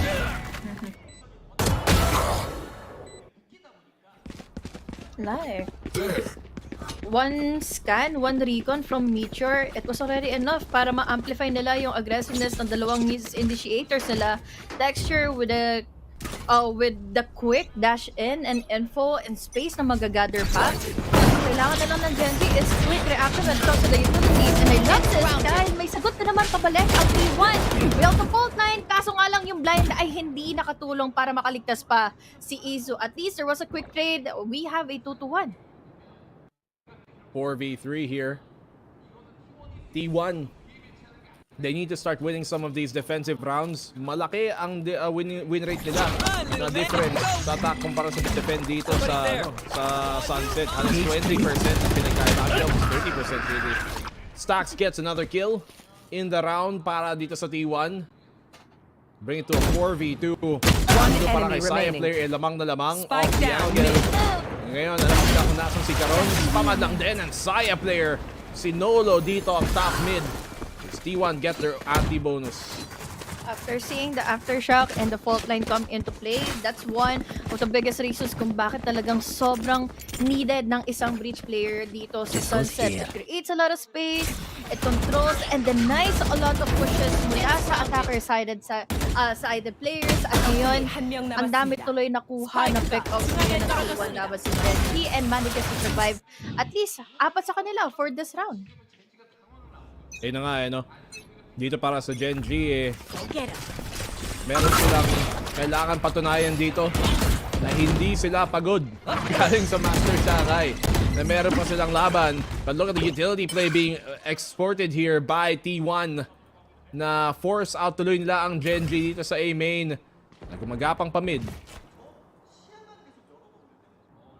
Ibigay nila yung space pero kasi parang sa pag-push ngayon nila Izu magiging awkward fight position nila at mahuhuli na nga kaagad nila Meteor, Izu as well after getting in the trade. Pero ngayon mag-push all the way from the back, dalawa mula sa side ng T1 pero huli na kaagad sila. We have the neural theft already and that gave a go signal para kina Genji na ituloy na nga a side take nila. Saya player, muntikan pa doon yung Meteor. Comes down to a 4v2, Excurate shut down. Saya player na lang natitira dito.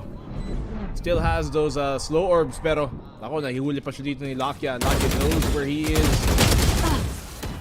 Not able to even find the pick dito. Genji, patuloy-tuloy pa rin ang kanilang momentum as soon as nakakuha sila ng armas.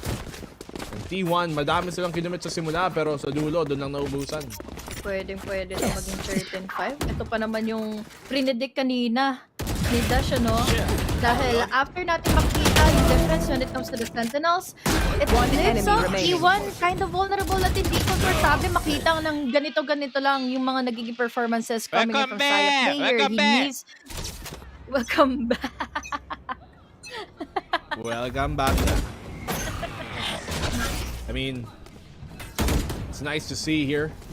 Genji, masaya pa din. Hindi pa rin sila masyadong na-burnout. Pero tingnan natin, sugo dito, si Texture, nakapasok sa site, but Excure's gonna get the punish on him. Just flushes out yung mga defenders sa site, mag-retake na lang din sila. Even after the pick doon, Excure, sayang naman yun, isa pa sana para sa kanya, but Izu's able to get a trade. ADS kasi siya planted na already yung spike. We have an opening para sa Showstopper. Izu will be able to go in for another dahil si Saya player na daw mismo ang kukuha ng pangalawang kill. Munchkin na lang natitira, wala na rin talagang magagawa pa. And even though medyo hati-hati ang eco ng T1, finally they were able to punish down Genji from their pushes. Wala nang no choice siya dito Happy Father's Day nga pala. Come on! Sa mga ama dyan.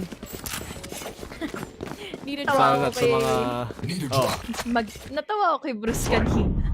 Bakit? Kasi binati niya ng Father's Day yung dalawa. Sabi niya, Advanced Father's Day sa inyong dalawa. Anong advance? Bruce, happy current Father's Day sa iyo. Kung alam mo man o hindi. Daming panganay yan. Joke lang. Genji! Walang bawi! Madaming pangalan na kailangan maalala natin dito. One of that being Texture here. So has been one of the most impressive players dito para sa Genji simula ng run nila this year. Ayoko nung ganito na nagiging passive si Saya player dahil nag-wall lang siya. He's sticking inside of B-side. Compared sa mga nangyari kanina in the first 2 maps, he was quick onto rotating, flanking players from Genji. Tapos ngayon ang gumagawa ng trabaho na ito ay si Izu and also Excurate. But will it be the same? Ngayon, nagkaroon ng magandang trades. At least, we're down to a 3v4 situation.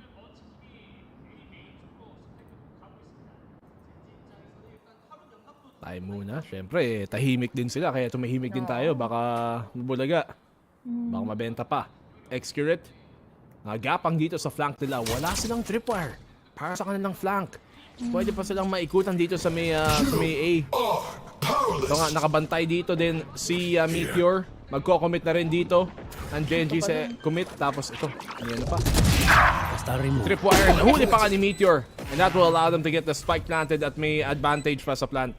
Yeah, he was just really well aware. Paranoia at hand, ready in case na may marinig na siyang sound cue after the point of contact coming in from Dexter. Yun na nga. Ang paranoia, walang manggagaling from stairs. Saya player was able to take down onto Munchkin, but it's already too late. 3 players left alive. At least he was able to punish Dexter sa pagkukulit nga sa kanya. But yun lang, wala na rin halos time, and he's hoping at least for the exit frags. Genji. One after the other. Yung rounds nila dito napakalinis din. Even though it comes down to a 2v1 sa dulo, makita mo na handang-handa yung mga trades nila lagi. And even there, Meteor, sinurbol niya na siguraduhin yung flank. Naglagay muna siya ng cage, tas tsaka niya Tripwire to buy him some space. Tas inabangan niya syempre yung timing dito na possible ilabas ng flank. Ayun, nahuli pa niya si X-Curet. X-Curet has been having a quiet series, ha? Yung buong series na to. Bakit tanong sila? Well, kung tutusin, understandable kung bakit ganito na lang din kaagad silang kakomportable dahil it's working in favor of them at alam nila kung paano nila babasagin momentum from T1 at mababasag na nga ba nila ito muli. Madedetect pa nga, makokonect pa ng paranoia, iisipin niya pa yung recon agad-agad na nakapasok na kaagad ng A-site ang Genji. Dexter. Big opening pick para sa kanya with those blades. Stacks as well. Blocking sight. Ang magiging unang contact dito ng T1 sa pagpasok. Caron naka-boost up. Meron silang flash na pwedeng gamitin dito. Just the pressure. Munchkin medyo alanganin. Don't have to take a risk. Lamang na sila sa player. But Caron's able to get the trade. Paranoia connecting in, pero kasi may trip warp kaya naman hindi na nakasagot pa. Saya player is already down. 2 players left alive, X-Curet and Rossi. Mukhang sa ginagawa nila ngayon, exit na lang din muna sila to save up their guns dahil hindi na rin kaya ng ikaw nila na sumabay pa. Parondo, kumukulit pa at mahuhuli na nga sa mga kamay ni X-Curet. Uy, sayang. Sayang yun. Mga blades pa sana si Dexter ng isa. It does come down to a 2-2. And Genji, dito pa naman sa half na to ito pa naman yung para sa T1 as I mentioned a while ago. Their defensive win rate dito sa may Sunset kumpara sa kanilang attack is usually higher. For Sunset, 57 win rate percentage sa kanilang defense and 38 lang sa attack. And yet, dito pa sila nahihirapan ngayon sa depensa nila. Lalo na kung ganito lang din yung nagiging synchronization of their utilities pa. Babato ng recon, sasabayan ng knife, magkakaroon ng info, denying in the utility, and then the paranoia pa. Ito yung isa sa mga commendable effects na ginagawa ng all throughout for Genji's side. Overall completely players from T1. At kita mo naman, kahit nandun na nga sa easy defending in A-site, wala siyang ibang makita, wala siyang iba pang magawa. He was just sitting there like a duck. So now, paulit-ulit na pwedeng itong gawin ng Genji. At tutuusin, kahit ako manghihinayang siguro na nawawala yung momentum, yung ganitong klaseng spark na ginawa ng T1 from the past 2 games. These 2 games so far, that's what you mentioned no? Wala yung parang fire starter. Wala yung kick-off dito ng spark para sa T1. Si Saya player, even though okay naman performance niya, it's not the same as na Chamber na pwede talaga may pop-off potential. Pero ngayon may res na sila. Let's see how aggressive they do get. Meron pa naman silang magagamit dito to get aggressive the next round.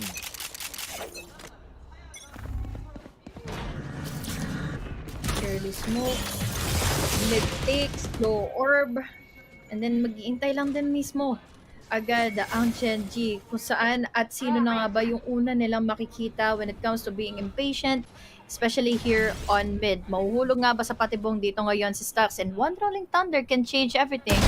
Now with that push stinger onto the head of Dexter, sagot naman kaagad sila Kia, and then everybody is just going down one by one sa mga bala kanina ni Rossi, and then there's an answer mula na nga kaagad sa Genji. 2 matitira sa T1. 2v3.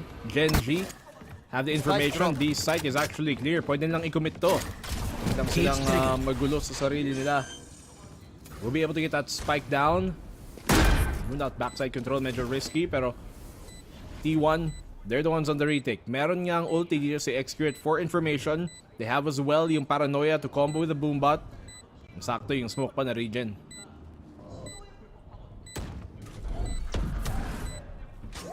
Nowhere to run! Yun nga, positioning pa naman na kinuha nila Kia, ready for the postman. Paranoia! This is good. Dahil there's still enough time. Bang sila kaagad. Pero mukhang hindi na dahil dalawa din naman ang nakaabang sa kanila. Ready for the trade. The body-body system. Another lead for Gen G. 4 more rounds to go sa T1. 6-2. And Gen G, let's see if makakahanap na rin dito si T1 ng paraang mapapunta sila, because so far T1, as you said, fire starter is not there. I want to see T1 on this defensive side get aggressive sa simula. Force map control away from Gen G. Because right now, Gen G, kung anong gustong gawin ng Gen G, nagagawa nila. Walang pasabi-sabi si walang input si T1 sa laban. Wala rin kasing makuhang kahit anong info after the DC. What comes after next, diba? Masusundan ba nila kaagad ng fault line? May nakuha bang info? Ngayon, si Isu, they're pushing all the way from Alpo. Nice timing onto that rolling thunder. Isu and Saps all together, and now that immediately deletes the round for Gen G. What a punish dito for T1. That's exactly what we need to see. Guys, sa T1, get aggressive, go on the swing. Pag pwede lang i-punish dito, or at least get a pinch going. And everything lining up doon para sa T1. Gen G, hindi nila na-expect na biglang mag-aggro yung T1 na gano'n. Dahil nga yung buong half na to, medyo passive ang T1 eh. Tapos tsaka sila, good. May ulti din naman kasi para iba to. And they went for the punish at ubos ang Gen G. Di sila nakasagot. Ipit lang sila in just one angle. Dahil nga, yun nga, in one coordinated play, Isu going in for info. Akala ko wala siya nakuha doon. At yun pala, mabilis lang talaga siya nag-reposition going back into another side. Different story this time for this round. Pero almost the same outcome. Dahil, look at this. Dalawa na lang kaagad na natitira for Gen G. Low on HP pa ang mapupunta kina Lakia and Munchkin. 2v2. Lakia and Munchkin, as you mentioned, low HP na ngayon. Side player may res pa naman din na pwedeng gamitin dito sa elbow kung sakaling nabigyan sila ng space. They're gonna want to secure that, kaya nila isa-smoke to ngayon para magkakuha ng res. Tapos may wall pang nilapag. Yung molly, hindi tatama sa tamang posisyon. That gives T1 the advantage here. Lakia nakapag-flank nga. Last player standing. Gandang huli doon kay Saya player. Na Munchkin, yung balak pa niya sanang pumuntang B eh. Sinalo na ni Execute. Biglang liko si Munchkin. 30 seconds left. Papasok na kayo na in garage. Pero yeah, after hearing that ultimate coming in from Excret, it only ends up with him. Siguro pwede makapag-save pa siya kahit papaano. But given the positioning, talagang inaantay na lang ng T1. Ngayon, ang pagpasok, ultimo ni Munchkin and the sound cue para doon na sila sabay-sabay na mapipick.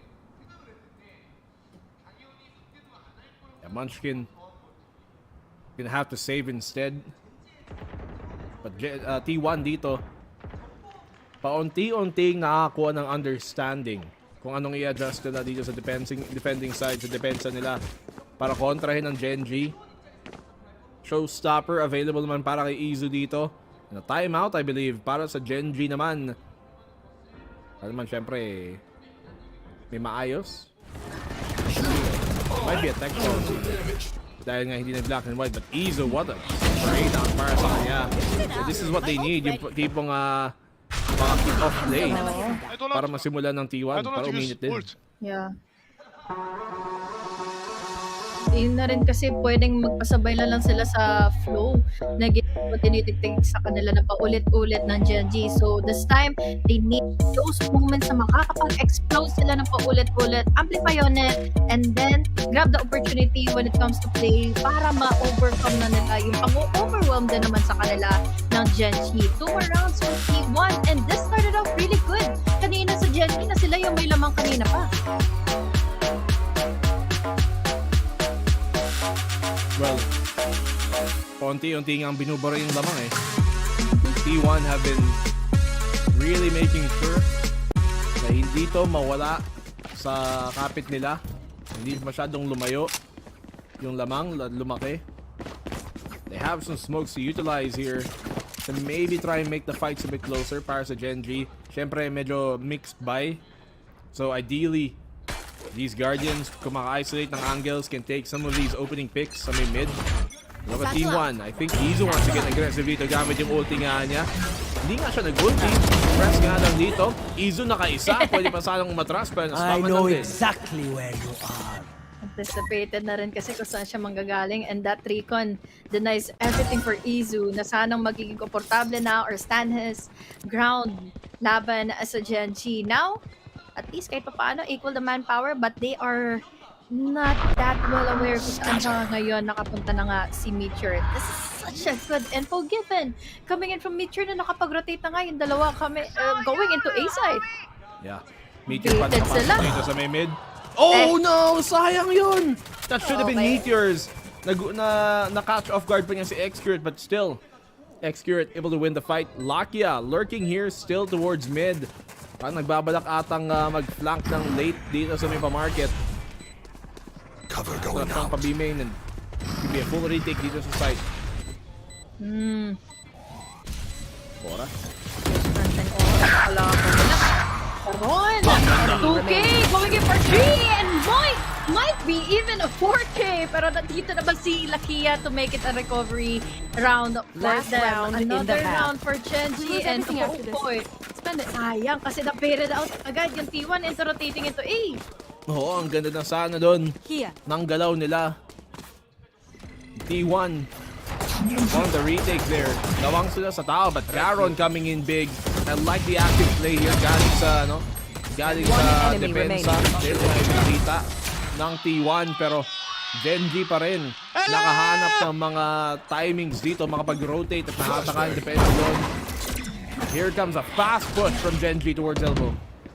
Wala silang makukuha kahit papaano na info mula na nga sa T1 agad-agad dahil wala pang napipick from mid or rather from elbow. Isa lang naman na na-detect nila from that knife. Saya player playing very sneakily, pero feeling ko well aware naman ng Genji doon na may operator na sa kamay ngayon ni Saya player. Sneaky Biki, very much. Saya player, kahit anong agent, tago-op pa rin siya. Stax has gathered information, texture na rin na nandun. Pero may expect ba niya nandito sa may kanto si Izu? He has a ult to utilize. He's gonna need a pick.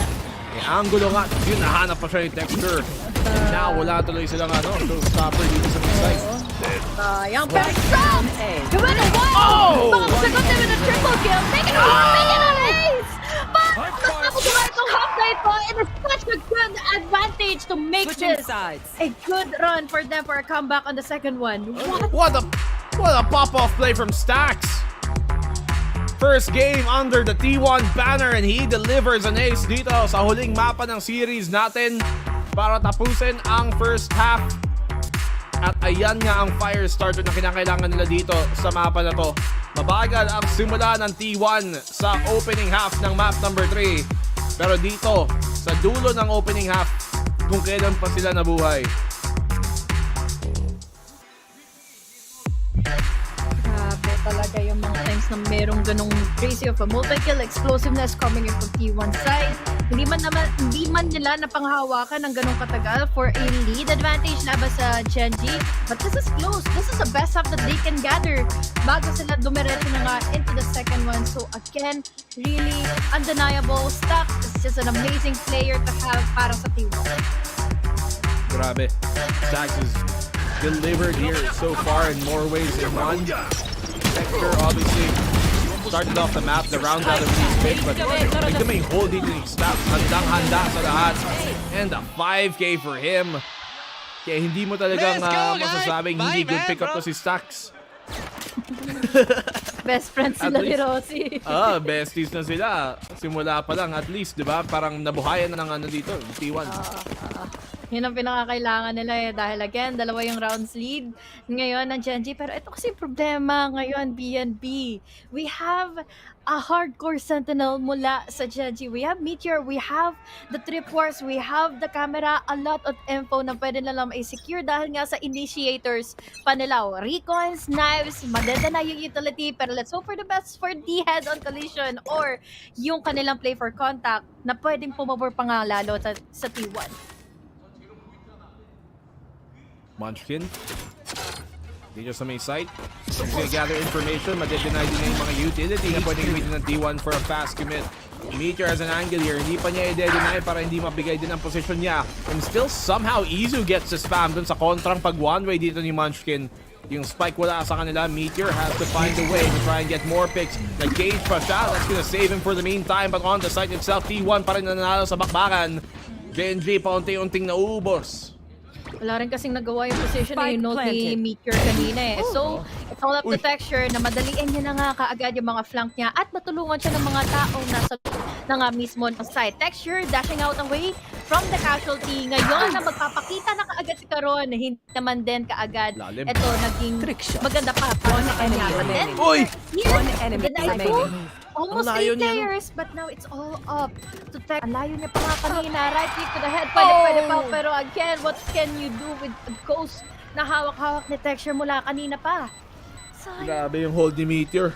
Siya na nga yung isa sa mga first contact pa doon. Siya pa yung huling namatay sa lahat sa JNG. And he was being a big problem dito. Pressure para sa T1. And yung T1 kasi hinabol din niya si Texture eh. Nang palalim dun sa may pa-spawn pa nga eh. Palabas ang B-main. Kaya medyo nahiwala yung iba. But on the retreat, si Texture nga yung nahuli eh. But still, Meteor able to get these 2 kills. Facing towards B-main. Para naman maging 1v1 dito para kay Texture na 3 bala lang pala naman ng ghost niya. And he's able to make work with it. Well, understandable yung naging hype nga ni Texture dahil nga again, he was late to the action. Lahat pa nag-gather yung attention nga from T1 na siya muna yung intindihin habang isa na lang tuloy ang natitira sa loob mismo ng site, which was Excurate. Wala halos din gawa nga dahil that gave an opening pa for Meteor to hold onto the left side corner. So now, pistol round na inaasam-asam ng T1 ay denied. Yung panunood din natin, denied. Ayan, bumalik na. Smoke dito one way sa main. Huling in Texture. Si Saya player na naman yung kanyang napitas. And Saya player goes down. Nice one dito sa kanya. T1. Mas mahirapan dito. Mas lalo na't 4v5. Taken by the DC. Nandito naman ngayon yung fault na makakaligtas pa rin. Texture. Low na HP. Still manages to recover at hindi na siya nasaman pa ng T1. 1 HP nga siya doon. Tapos nakatakas pa doon sa mga spam nila. Somehow, nakalibre pa si Texture doon. Binigyan ng pangalawang pagkakataong bumawi. Second chance at life. DC sa itaas. Wala matatamaan. Rocket gonna lock it down. With Caron. Some kills going either way. Si Rossi dives to the paint shells dito ng kanyang teammate kay Izu. Stax is left alone dito na walang magagawa din syempre. 9-5 and Genji continuing it on. Pero ngayon, bonus na nila. And T1 have a gun round. Headshot. Ganda rin kasi ng panimula ni Texture. Tuluyang napatay pa ng T1. At it ended up looking like a desperate attempt for T1 na mahabol ng si Texture kanina. Hindi rin sila naging ready halos when it comes to the blinds itself and the crossfires pa na Genji earlier on. So now, Byron na para sa T1. Let's see. Nakomit ng T1 dito. Elbow take, kinuha nila agad. May camera din syempre parang pang slow down lang din sa push. Trip wire dito, mahuhuli ba dito nila yung trip? Zira yung dalawa. Actually, that paint shot is gonna deal with a second. May ipit dito sa may cancer. Izu gets the one. Meron pa rin sa backline. The Meteor is not gonna be able to find much. Genji lumalaban pa rin dito sa bakbakan pero mahuhuli si Texture ni Excurate. Nakala niyang safe na doon pag atras. And now it's a 2v3. understandable din na kailangan nila mag-play in close para mas maging effective yung usage nila when it comes to the Spectres. But now, kukuhaan ng info with that Aldron. We have the TV in. Sound already. Tayo player huli-huli sa pwesto na ito. Lakia and Caron manages to take a double kill into their hands. Tapos si Rossi na lang ang tanging natitira. Not much of a space to work with dahil nga sa wall na meron sila kanina. But let's see if this is still doable dahil nga enemy remaining. for him to the own angle happen. Buti na lang na-clutch at nahuli niya pa itong mga tao itong natira from Genji. Magandang off-angle yun. Di nila tuloy na-expect eh. Na sino ba naman maglalaro nga sa ganun ka-open na posisyon na walang ka-cover-cover. Pero he finds a way. 6 to 9. Nice. Nice. Para sa Genji, at least bonus lang naman nila yun. And they did a good job of cutting down yung mga numbers dito. Yung Rossi nga lang natira eh. So, munti kang pala may panalo yung bonus na yun. Now Genji have a gun round to play. Pick up pa kay Texture. Nako. Bilis na lang na-deny kasi kakaiba nga din naman yung pakikitungo nila sa round na ito. Paranoia, hindi na nakapag-TP out. We have your Rossi. May sagot naman sila dito ngayon na trash. Hahabulin ang Sova pero will it be effective? Dahil ngayon sila still have utilities to work around with, and then this can immediately force back or push back pa ang T1 into entering A site. Genji dito. Equalize things up after they find Caron. To bring it nga to 4v4. May thrash na pwedeng gamitin ni Rossi dito para sa elbow na angulo na to. Looking like they want to commit to it. Texture. Dito sakto pa naman. Tumingin si Saya player na huli din dito naman din si Lakia. Free kill para sa kanila. And the plant will go down. Huli pa rin, Excuret mo na nakapag-pick siya, pero yung double pick ay hindi na nga nagpabor ngayon sa Genji. Isa-isa silang nahuli sa crosshair ngayon ni Excuret. So now, that's 2 more rounds na kailangan nilang habulin ng T1. That's more of what we need to see from T1 dito. Excuret especially, who has been pretty quiet ng buong series na to. Minsan lang siya makakuha ng rounds sa ganon. Saya player as well. Dito sa Sage, medyo hindi na utilize tuloy yung raw aim ni Saya player. Pwede niya i-deliver. Let's go! Come on, Bangsat! They needed him to take that space at nagawa nga niya. Eco para sa Genji. Ang open din kasi ng hinold kanina nila Saya player or rather nila Texture inside of A side. So ibig sabihin lang nun is magiging vulnerable sila sa utility, also with that pick na in-amplify naman nila altogether with their pushes. Now, it's a different story. They're tackling down into mid. Wala silang kahit na makita after those blinds and even the paranoia that went into play. But slow and steady naman ngayon ang ginagawa pa rin ng T1. May res na naman si Saya player dito that he can use. Para kung sakaling kailangan nilang bumawi, meron pa silang pwedeng ibuhay. Genji.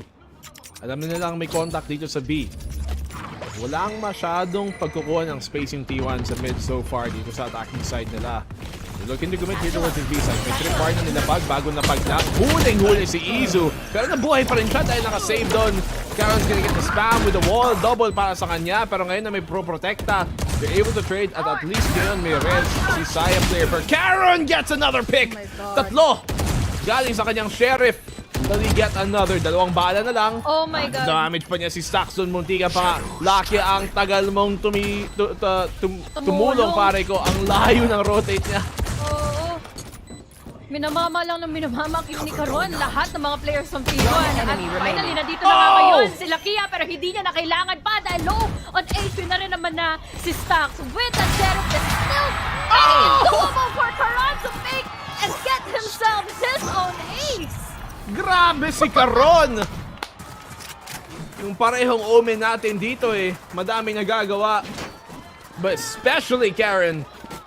22 kills para sa kanya. An ace eco sheriff? When do you ever see that? Especially sa ganitong klaseng level ng play. And Karen, an absolute monster na nanggaling lang sa solo queue. Oh my God. And wala nga siyang hype lang kahit paano. It's just another day at the office. At his PC, muhuli pa na ngayon na in a different round at this time. At Texture only with an outlaw. Pero at least may info na kahit paano ang T1 and how will they be able to deny that momentum na nakuha na ng Gen G mula doon sa mga ginawa ni Caron. Okay, Texture na isa na naman dito. Start off the round. Munchkin on the punish. Dalawa sa kanya. Rossi's gonna get a braid off, but Karen's there ready for the fight. Stacks. Siya na lang may sheriff dito. Malay natin mga clutch din, pero hindi niya magagawa. Dahil dyan, Genji, 11 para sa kanila. Ay, buhay na lang mapapasabi ngayon ng T1 dahil di na rin nila kinaya. Yes, nagkaroon nga ng explosiveness coming in from T1 side, pero yung sa napapansin natin multi-kills ng paulit-ulit mapupunta from T1, hindi naman din ganun kalaki yung rounds na mahahabol pa nga nila. Yes, nakakakuha sila isa, dalawa, but then Genji is just ready for those counters. Enough na yung dalawang games or dalawang naunang maps para magkaroon sila ng panibagong counter. And then, with the agent composition din kasi talaga the difference, the weaknesses na meron ngayon for T1, mas dinidiin pa ng Genji. Kaya naman, sobrang effect ngayon ng T1 to making this comeback happen. Hirap ng position dito ng Genji. There are a few moments there. Like nung katulad sa pinakahuli ng first half na medyo nagkaroon sila ng buhay, but Genji have been continuously stopping yung momentum dito ng T1. And T1 have their final timeout ang laban na to. Bibigyan pa naman sila ng isang timeout pa kung umabot tayo sa overtime, but at least for regulation, this is their last and final timeout. Malapit na silang magka-rolling thunder, and if they do, they're gonna have every single ultimate online para sa round na to. Kahit papaano, masasabi nating doable yung round na to kung sakaling mahuli nga nila si Texture.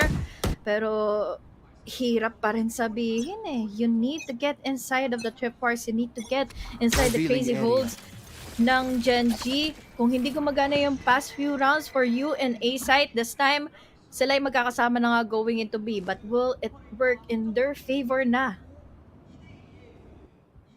So far, it's been a very difficult game for T1 dito, and this is what I was worried about. Yung defending side nila, mas malaki yung win rate nila dun sa defense kesa sa attack dito. Mas at sa Sunset na malaki yung disparity, over 20%.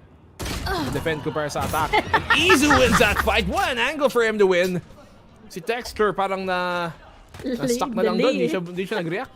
Oo, na-delay yung reaction niya. Feeling ko nakatingin siya sa minimap kahit papaano dahil no info still. The smokes are already placed in. Pero yun nga, -1 already for Genji. Sayang yun sa Genji. Could have been a free pick, but that's even better from Izu now. They have an opportunity dito para mag-commit. Crash na yung malalabas to try and get yung space niya dito sa main side. Ang dami ng kinumit. Showstopper na rin to try and take the space. Masana at i-clear yung site dito. Maybe look for a pick. Walang nakaabang dito sa loob ng site. Izu gets another one. Meteor's gonna fall. May pop lab dito sa labas. Si Munchkin. But Izu, kahit bulag, hindi siya mabibinyag ni Munchkin. 2v5. And this should be a round for T1. Definitely. Dalawa na lang. Meron pang extra. Ngayon, with the trash, makukuha yung info. Masastan pa nga sila all the way from the back. And then it's all up to Caron. Hindi siya matutuluyan nila Kia. And now they have to back away. Kahit pa paano, enough to eco. But at the very least, look at the damage. It has already been given. So now, sa apat na natitirang ito for T1, I love that he committed this very fully. But now, in a 1v1 laban kay Kia manages to get in a kill. Quick trade mula kay Rossi, pero grabe. Definitely ang round na yun dahil nga, again, we had the showstopper, we had even the rolling thunder, dadagdagan mo pa itong crash ni Rossi ang nakapag-create pa much more bigger pa space dahil nga si Isu nakakuha din ng spray onto the Kia and Munchkin. And now they have the rolling thunder dito na pwedeng gamitin. Munchkin having a very quiet game. Bot frag ngayon sa server na to. But obviously his utility has been a big part of their defense. Yung scans niya, yung mga flash niya. Malasang din na nahuli pa rin siya ni Izu kahit bulag doon. Na-timingan lang din ni Izu. But now, an operator once again for Texture to utilize. Kanina, huli siya ni Izu. Tingnan ba natin kung mapa-part 2 na naman. Wow! That was quick! Well, at least alam na nila kaagad kung saan na nga ba nakapwesto ngayon yung operator from T1 or rather for Gen G. And now T1, they just have to at least be aware of that. And kung magde-decide man sila ngayon, this is a great time, pero mukhang ika-challenge siya pa rin itong operator angle. Pero ang problema, apat kasi ang nakaabang na for Gen G from defending in B side. Isipin mo kung drenay pick niya to, tapos nanalo naman siya sa laban ng op. Hindi baka ayaw na mag-op ni Texture noon, but here comes the Rolling Thunder to try and buy them the space on the site. Si Meteor nandito pa rin daw, ginamit na nila yung ulti, pero wala pa rin nagko-commit. And Meteor comes in big, a double for him! Yung Neural Theft is gonna confirm kung nasaan ang mga posisyon dito ng T1. At paunti-unti na silang naubusan ng oras dito. Your duty is na nila kanaya, buti na lang may rest pa silang kasama. Again, it really just goes to show na how unfortunate they are when it comes to the picks, when it comes to the timings, and but still T1. Makaka-exit pa rin naman sila, makakapag-TP, pero problema kasi ngayon, dalawa na kaagad ang pwede nang umarangkada sa loob ng site at i-retake na kaagad itong spike. 10 seconds left. Pick off D2. Last player standing. Texture na naman tutumba. T1? Spike planted. Bumawi pa rin. They're turning this right around.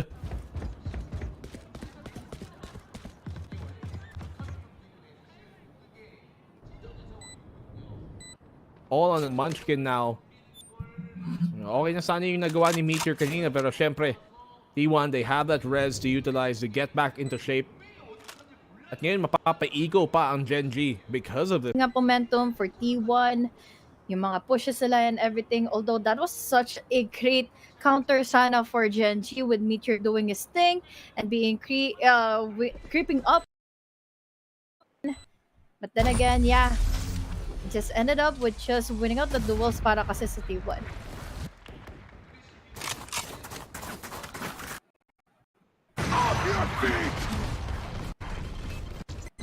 What's this? Okay na sana yung space dito eh.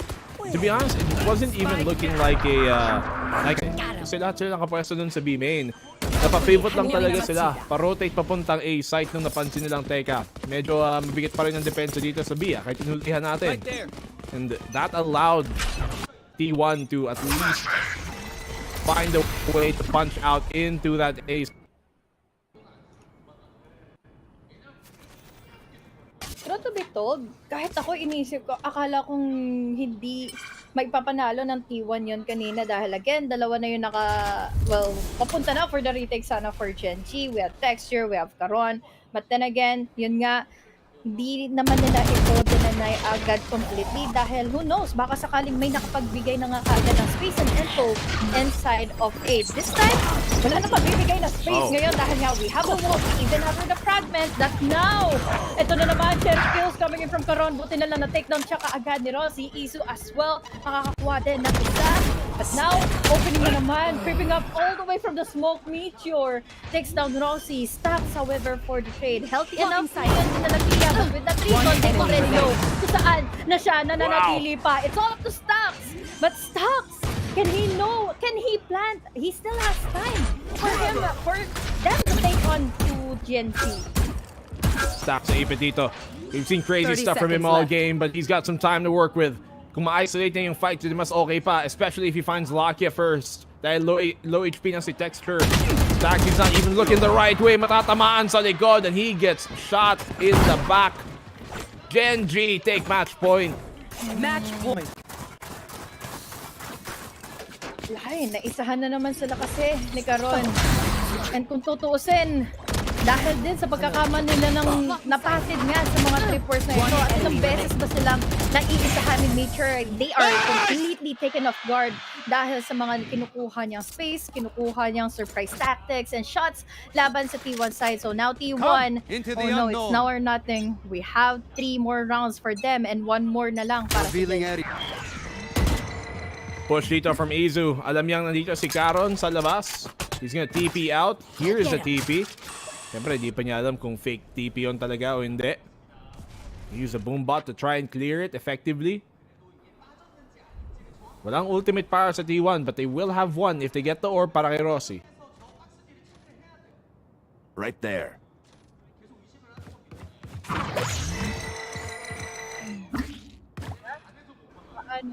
So, yes, at least wala silang rinig na kahit anong operator na naman. This time, sila pa ngayon ang mag-force back pa nga. Genji, 3 ang nakaabang ngayon sa loob ng B. I got you. They really slow, pero ang dami lang noise ginagawa dito sa B. Might just telegraph a push. You can see the suppress. Nakahanda si confirm kung may tao pa doon. And Saya player finds a huge pick dito sa counter lurk ni Meteor. Ngayon, mas vulnerable to yung B site, and that's why you can see now T1 positioning back towards B para pasukan yung site. 30 seconds left. May wall pa. Yung minaboost. Uy, Alam niyo may tao. Oo. Nanakbo tuloy siya, pero may sagot na naman kaagad si Karon. He immediately goes in for a different angle. Napasok niya. Sa TV niya, pinakasok siya ng pa siya na 3. Makakasugot naman pabalik sa Saya player, but it's 10 already too seconds late. left. It's all up to Texture, but Spike now planted. are well aware. Teka. Baka makaka-recover dun sa ginawa ni Karon. Texture. He finds the one. If Texture is able to win, this is going to be incredible. And Texture! What a clutch! Texture off of Karon's triple kill wins Genji the game. And it's done 2-1. MG. Well, sumagot siya ng paranoia. Was really well aware those micromanages is just enough para maisahan na nga kaagad ang Team 1 for making the comeback and another overtime happen in a different map for this series. Amazing showing talaga ang nangyari na nga kay Karon, especially yung mga watas na ginawa niya with the Sheriffs, but that last and final round, nilabas niya paranoia, nakapag-TP siya all the way from that corner and nobody even checked him. Mula pa market nang galing yung T1, so what happened? Grabe si Karon. What a player, especially those type of plays. And when we ask, yung coach, isang coach dito ng Genji sa HSK na kung paano nila nahanap si Texture, rather si Karon, or ba't nila pinili considering wala siyang professional experience, sabi nila, well, tigyan na lang yung gameplay niya at kayo mag-judge kung tama ba o hindi.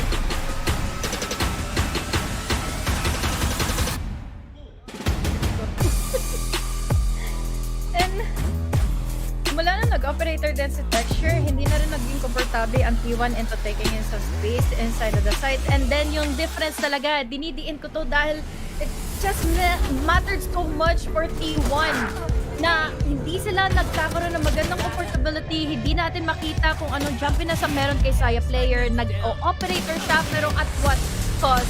He needs to still stay put inside of the site. Tapos makikita na lang natin dito naging comfortability.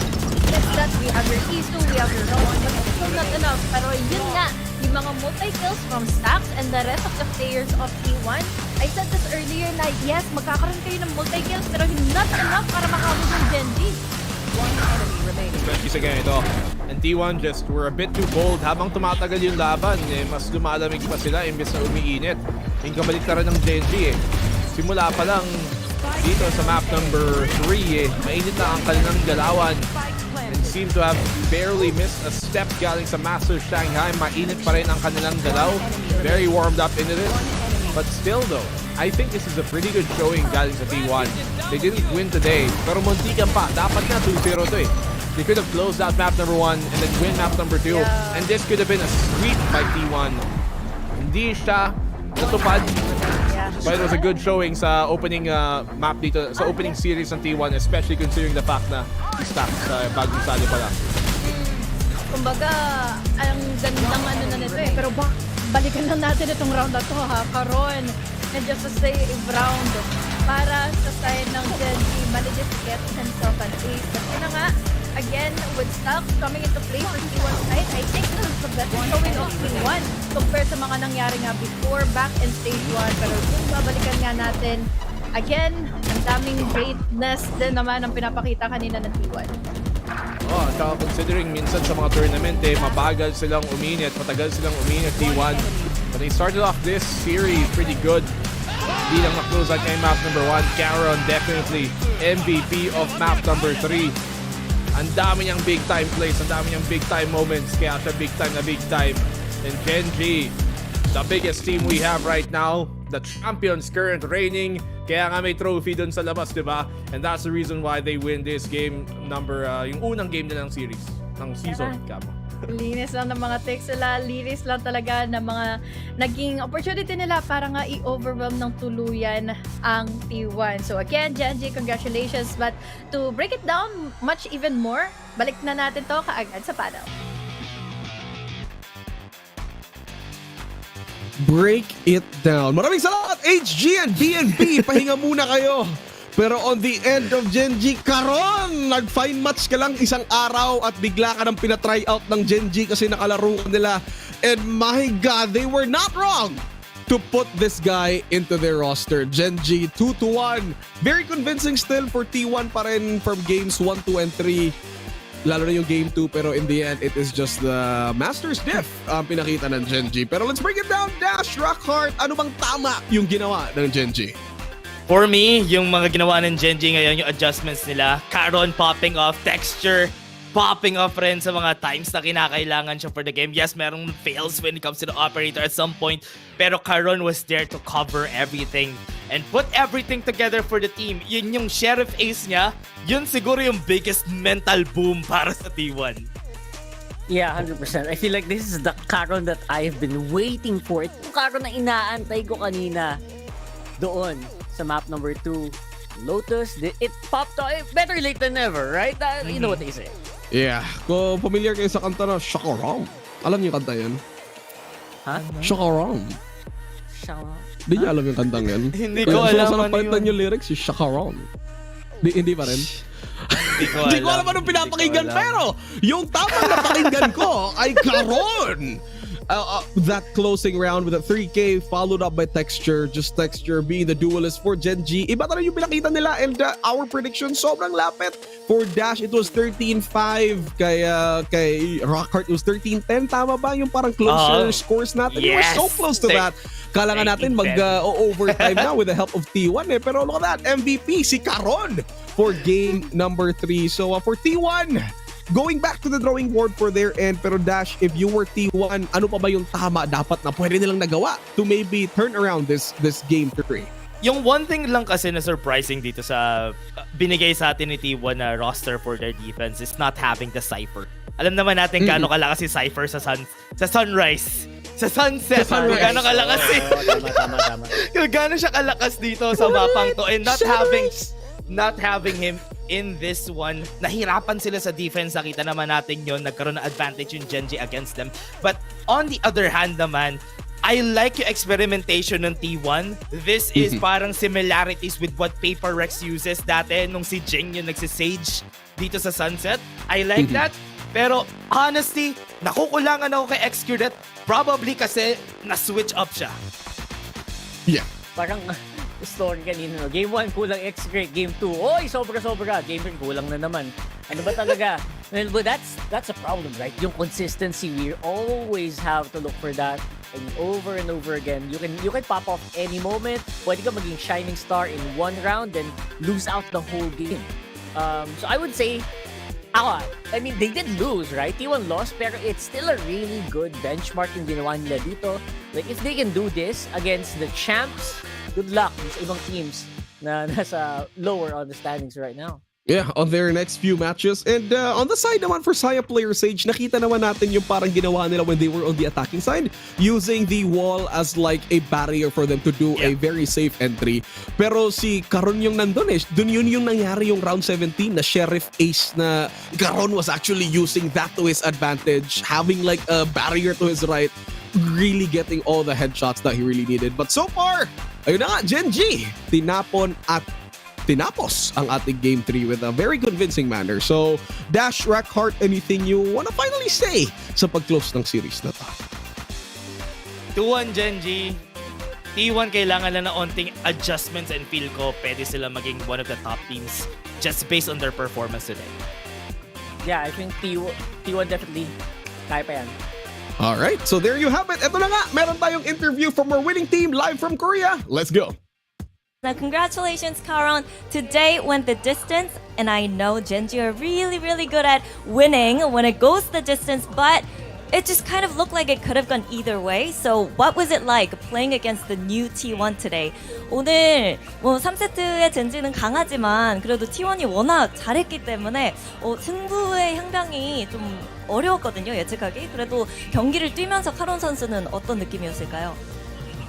일단 생각보다 많이 공격적이어서 그런 부분들이 이제 저희한테는 좀 황당하게 작용해가지고 좀 위기가 좀 있었던 것 같습니다. 알겠습니다. Well, for us, they played a lot more aggressive than we kind of expected from them. So that kind of caught us off guard. But you know, we had a good game, and glad that we were able to take the win today.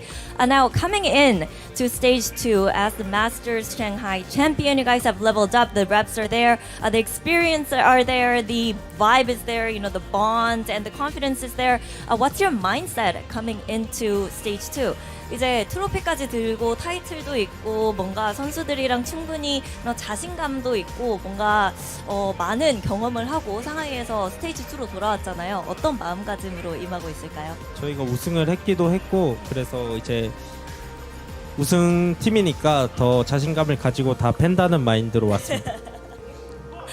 You know, we're coming back with the champion title, with the trophy, of course. So because of that, we're coming in with a lot of confidence and the mindset to slap everyone from left to right during stage 2. Now, let's talk about the tough schedule, though. You guys didn't get much time to prep for stage 2 coming in. So how are the mentals and how are you guys feeling in terms of, you know, the schedule and the physical condition of all? 이제 체력 관리도 힘들고 스케줄 관리도 굉장히 힘들 텐데 어떻게 좀 관리하고 있나요? 저희는 스케줄이 좀 빡빡해가지고 관리를 딱히 하는 건 없고 그나마 좀 연습해가면서 오히려 늦게까지 연습하지 않고 잠을 자는 그런 관리 정도만 하고 있습니다. Well, yeah, it is a tough schedule for us. So for us, it's not about pushing us you know, out of our limits. It's more on getting enough rest and not staying up too late for practice. Just make sure that we're getting enough sleep to get us through the day and get us through the matches. Now, gladly and fortunately for you, you guys have a week off next week. And that's when the new patch starts coming in. So you guys get to sit back and watch the other teams kind of play the new patch and kind of observe what everybody else is doing. So let's talk about the new map pool and the new agent updates. How's the preparation going? If you guys had any time to prep for the new patch. 이제 또 패치가 바뀌잖아요. 다행히 다음 주에는 좀 지켜볼 수 있는 입장이 됐는데 새로운 패치나 새로운 맵풀에 대해서는 좀 어느 정도 준비가 돼 있고 어떻게 준비하면 좋을까요? 일단 저희가 인도 대회에서 헤이븐을 좀 잘 해왔기 때문에 그래서 그런 것들 믿고 그냥 열심히 하면은 잘 될 것 같습니다.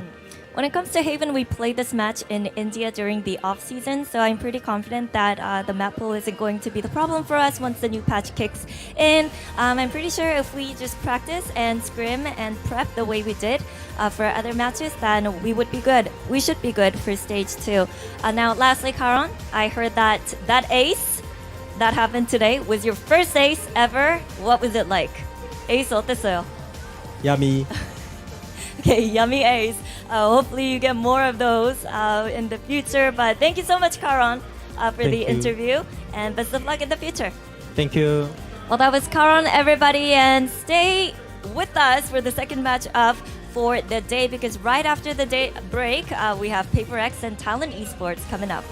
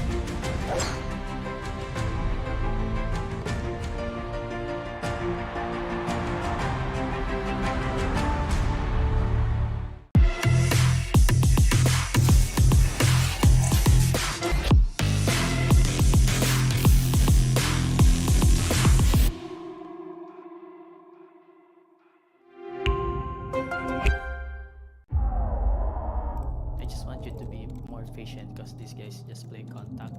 So Okay, Team Supreme. We need you guys on the stage now. Come on, let's go. let's go. Tara, let's go. Tara. Let's go.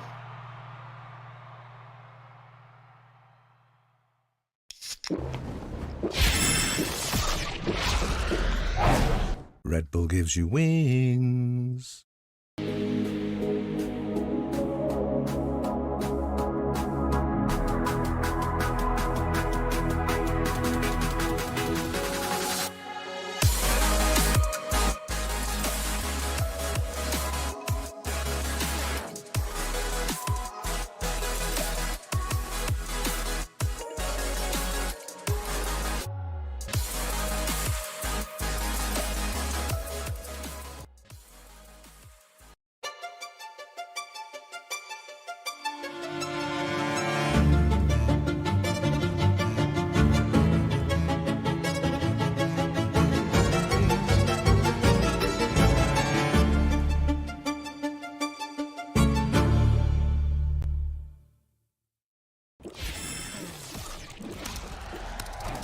Red Bull gives you wings.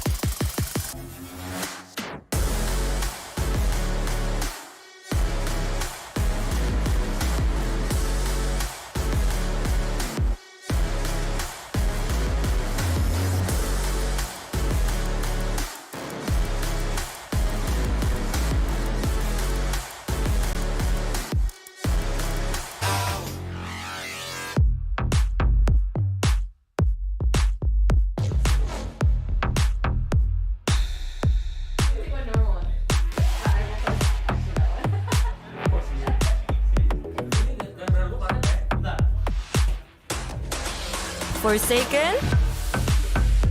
Where are your pants? The Talon Paper X pants? Oh, I give it to a fans. You gave it to a fan. Who's that fan? It's Cruz. You gave it to Cruz. Alright, I'm gonna go check it out. Okay.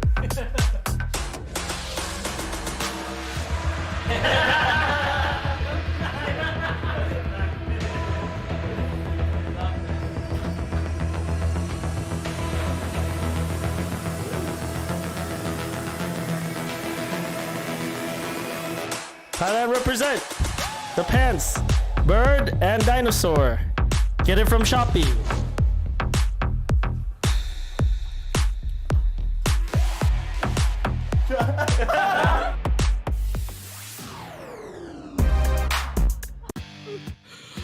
Okay, nice one!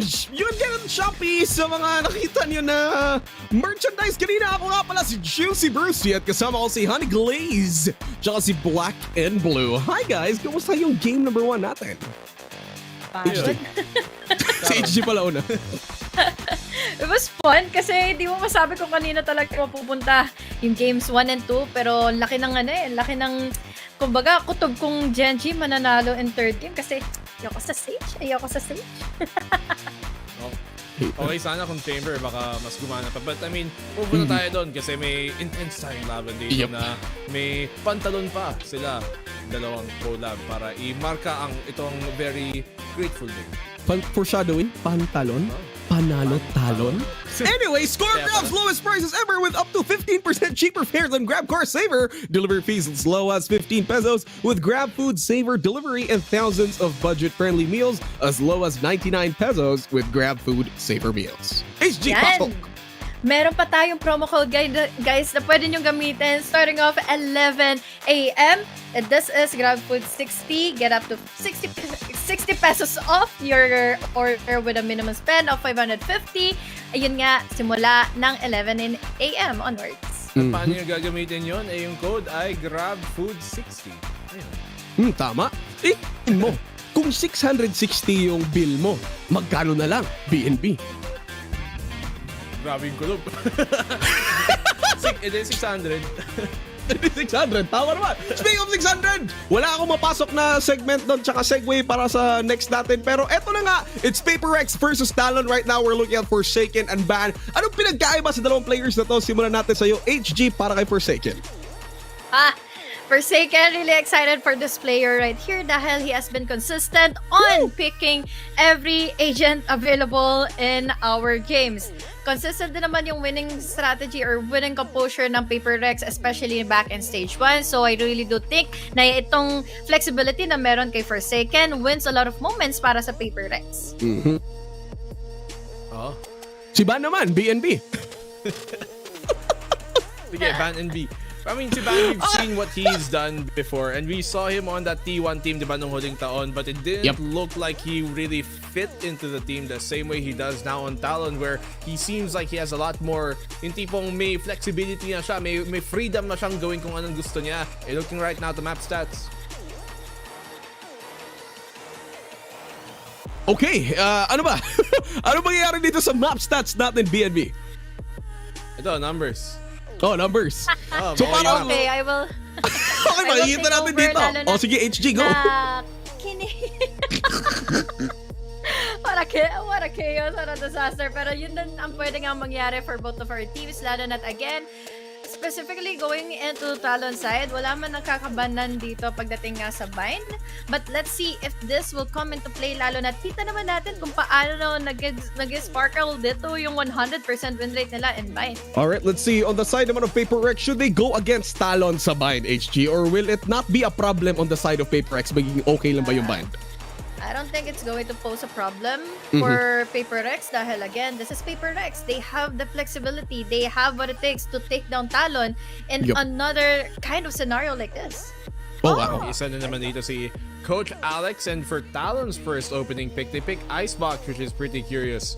You look at yung sa Icebox dito ng Paper Rex and they like to run very different weird strats, but we haven't seen Talon na inilaro nila tong Icebox much at all this year. Dalawang beses pa lang nila nalalaro and they lost it quite handily the last time around nung season, nung week 1 against Global. So baka may niluto sila dito. As map number 2, pinili ng PRX itong Sunset, which has been one of their more favorite maps. At least natalo nila yung 100 Thieves dito nung last time around, as well as BNG. So it's a pretty good map pick dito para sa PRX.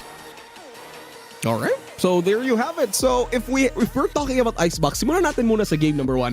Talon very confident going into like Paper Rex na mas mahaba yung win rate, mas malaki yung win rate nila dito sa mapa na to, ha? Is there like a possible strat na naisip mo dito, BNB, on the side of Talon na kalabanin yung Killjoy and a KO combo ng Paper Rex?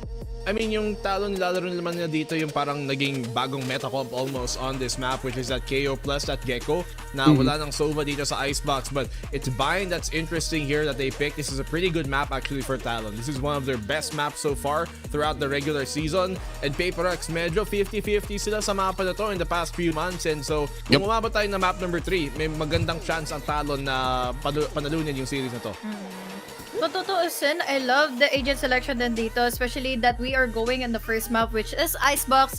Na yes, medyo hate ko nga yung Sage pagdating nga sa mga competitive games, but this is different. Usually, we have here the craziness coming in from PaperX side na halos talagang kita mo na may kinukop up sila something dito laban na nga sa Talon or rather laban sa iba pang mga teams na pwede nilang makatapat, especially with those with the Sentinel with Sage.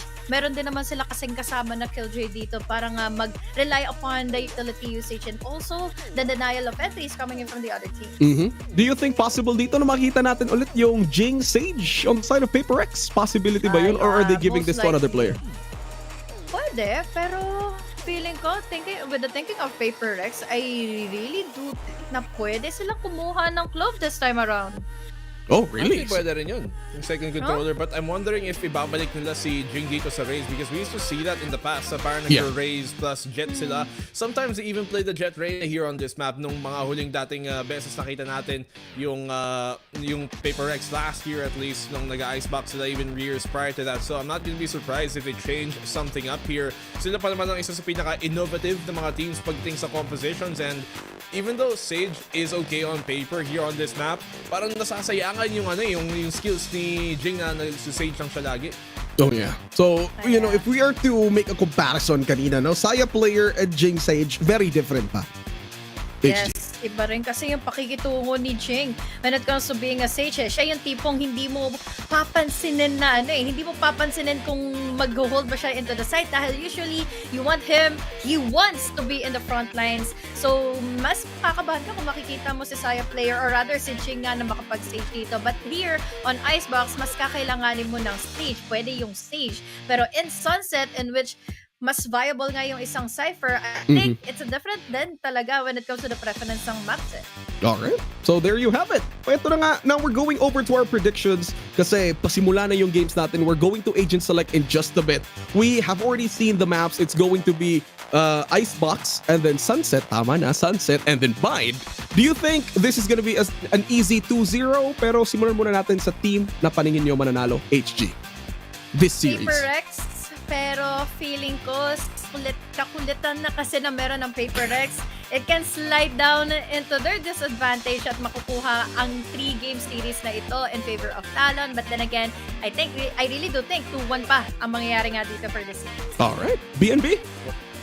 Well, so far, yung mga huling beses naglaban yung PaperX and Talon. PaperX so far has been winning their series. But I do think Talon has a chance here. They've been improving steadily nung huling season, nung huling split na nakita natin sa kanila. They did the best they ever did so far. And PaperX are coming off of yung Master Shanghai. To be fair, that means baka galit yung PaperX dito. But I'm gonna actually predict Talon because I think there's a good chance for them here. Kaso, may chance dito. If naging 2-0 to, PaperX. Kung umabot ng third map, doon pa may chance ang bumawi ang Talon. So maybe 2-1 Talon?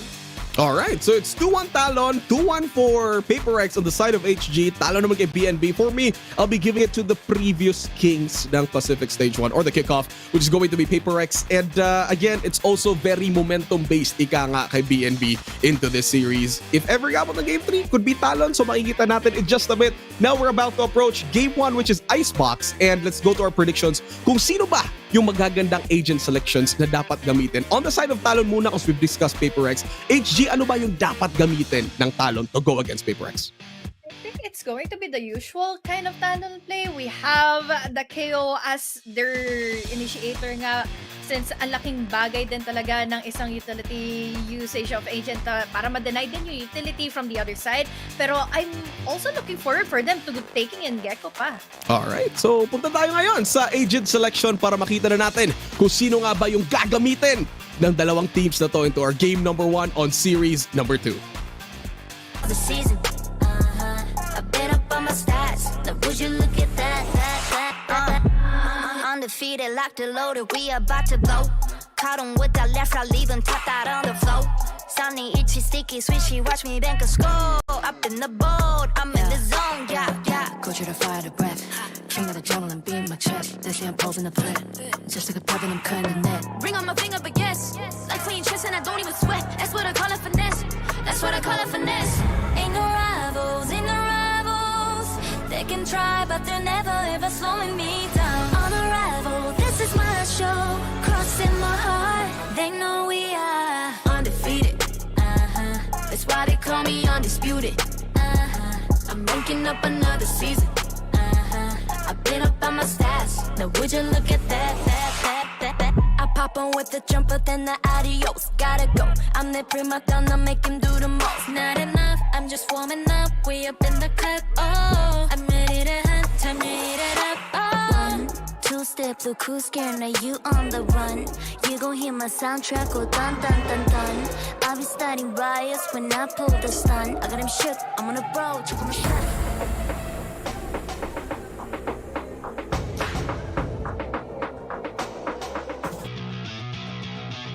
At ayun na nga, nandito na tayo, nagsisimula na tayo dito sa laban natin between Paper Rex and Talon Esports. Kami yung magiging shoutcasters niyo for today. Ako nga pala si Dutch at kasama ko dito. Tama ba ako ng direction? Yun, si Rockhart, nandito sa kabila ko. Yan, yan.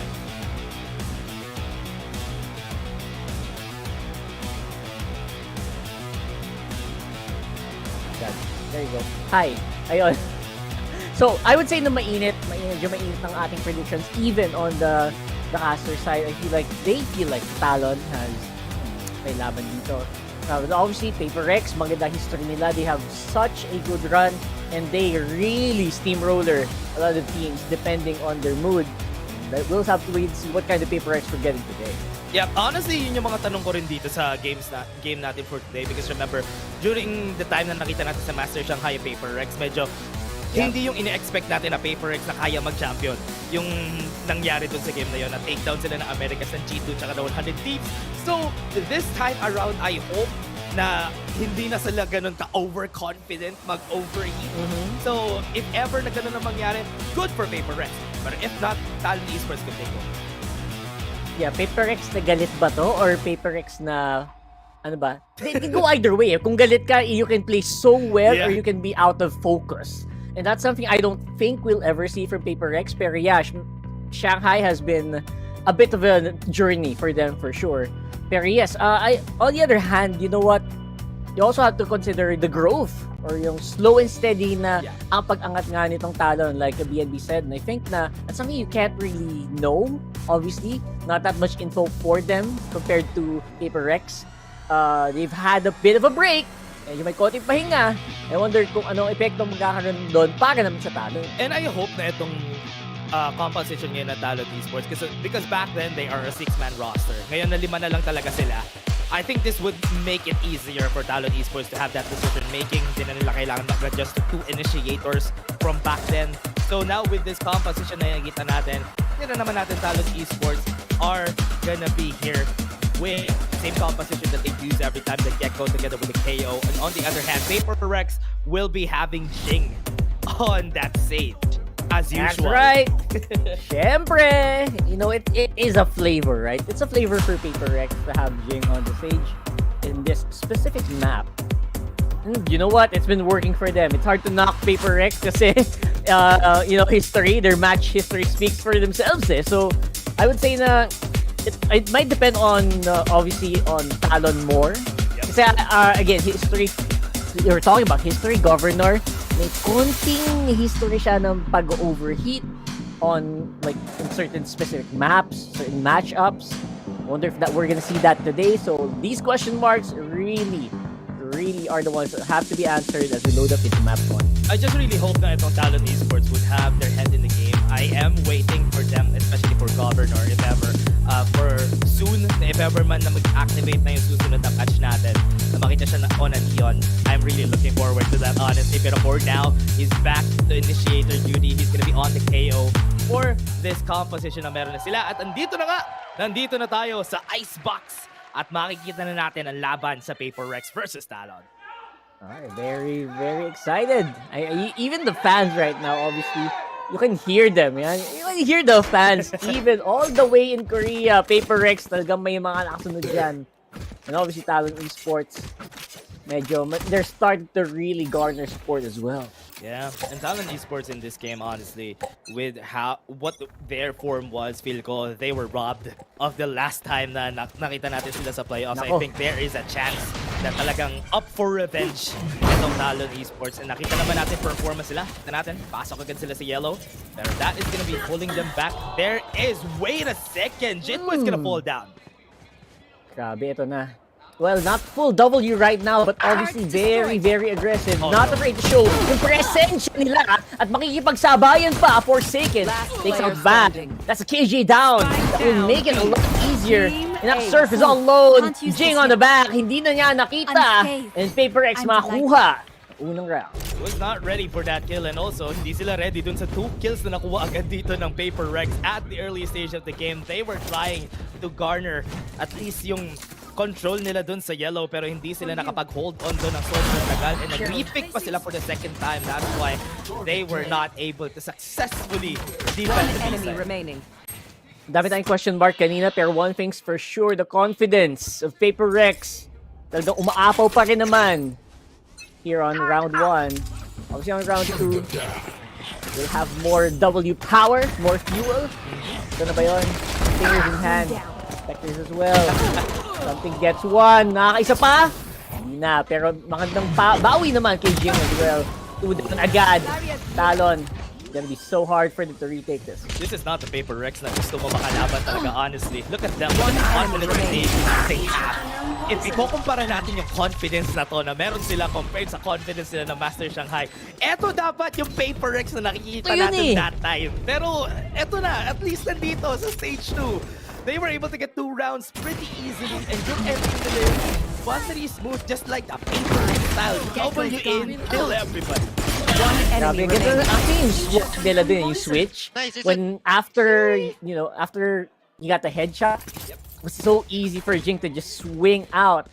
Let's choke them. And it made it so easy for them to get that round. And now, Paper Rex, 15 rounds na kaya nilang i-direction ng 4-0 yan. Mabigyan mo lang sila ng konting momentum. Wonder if that's gonna happen here. Full buy. Or full save rather. Ooh. Oh my goodness. First gets one. Ayan na, sumunod-sunod na!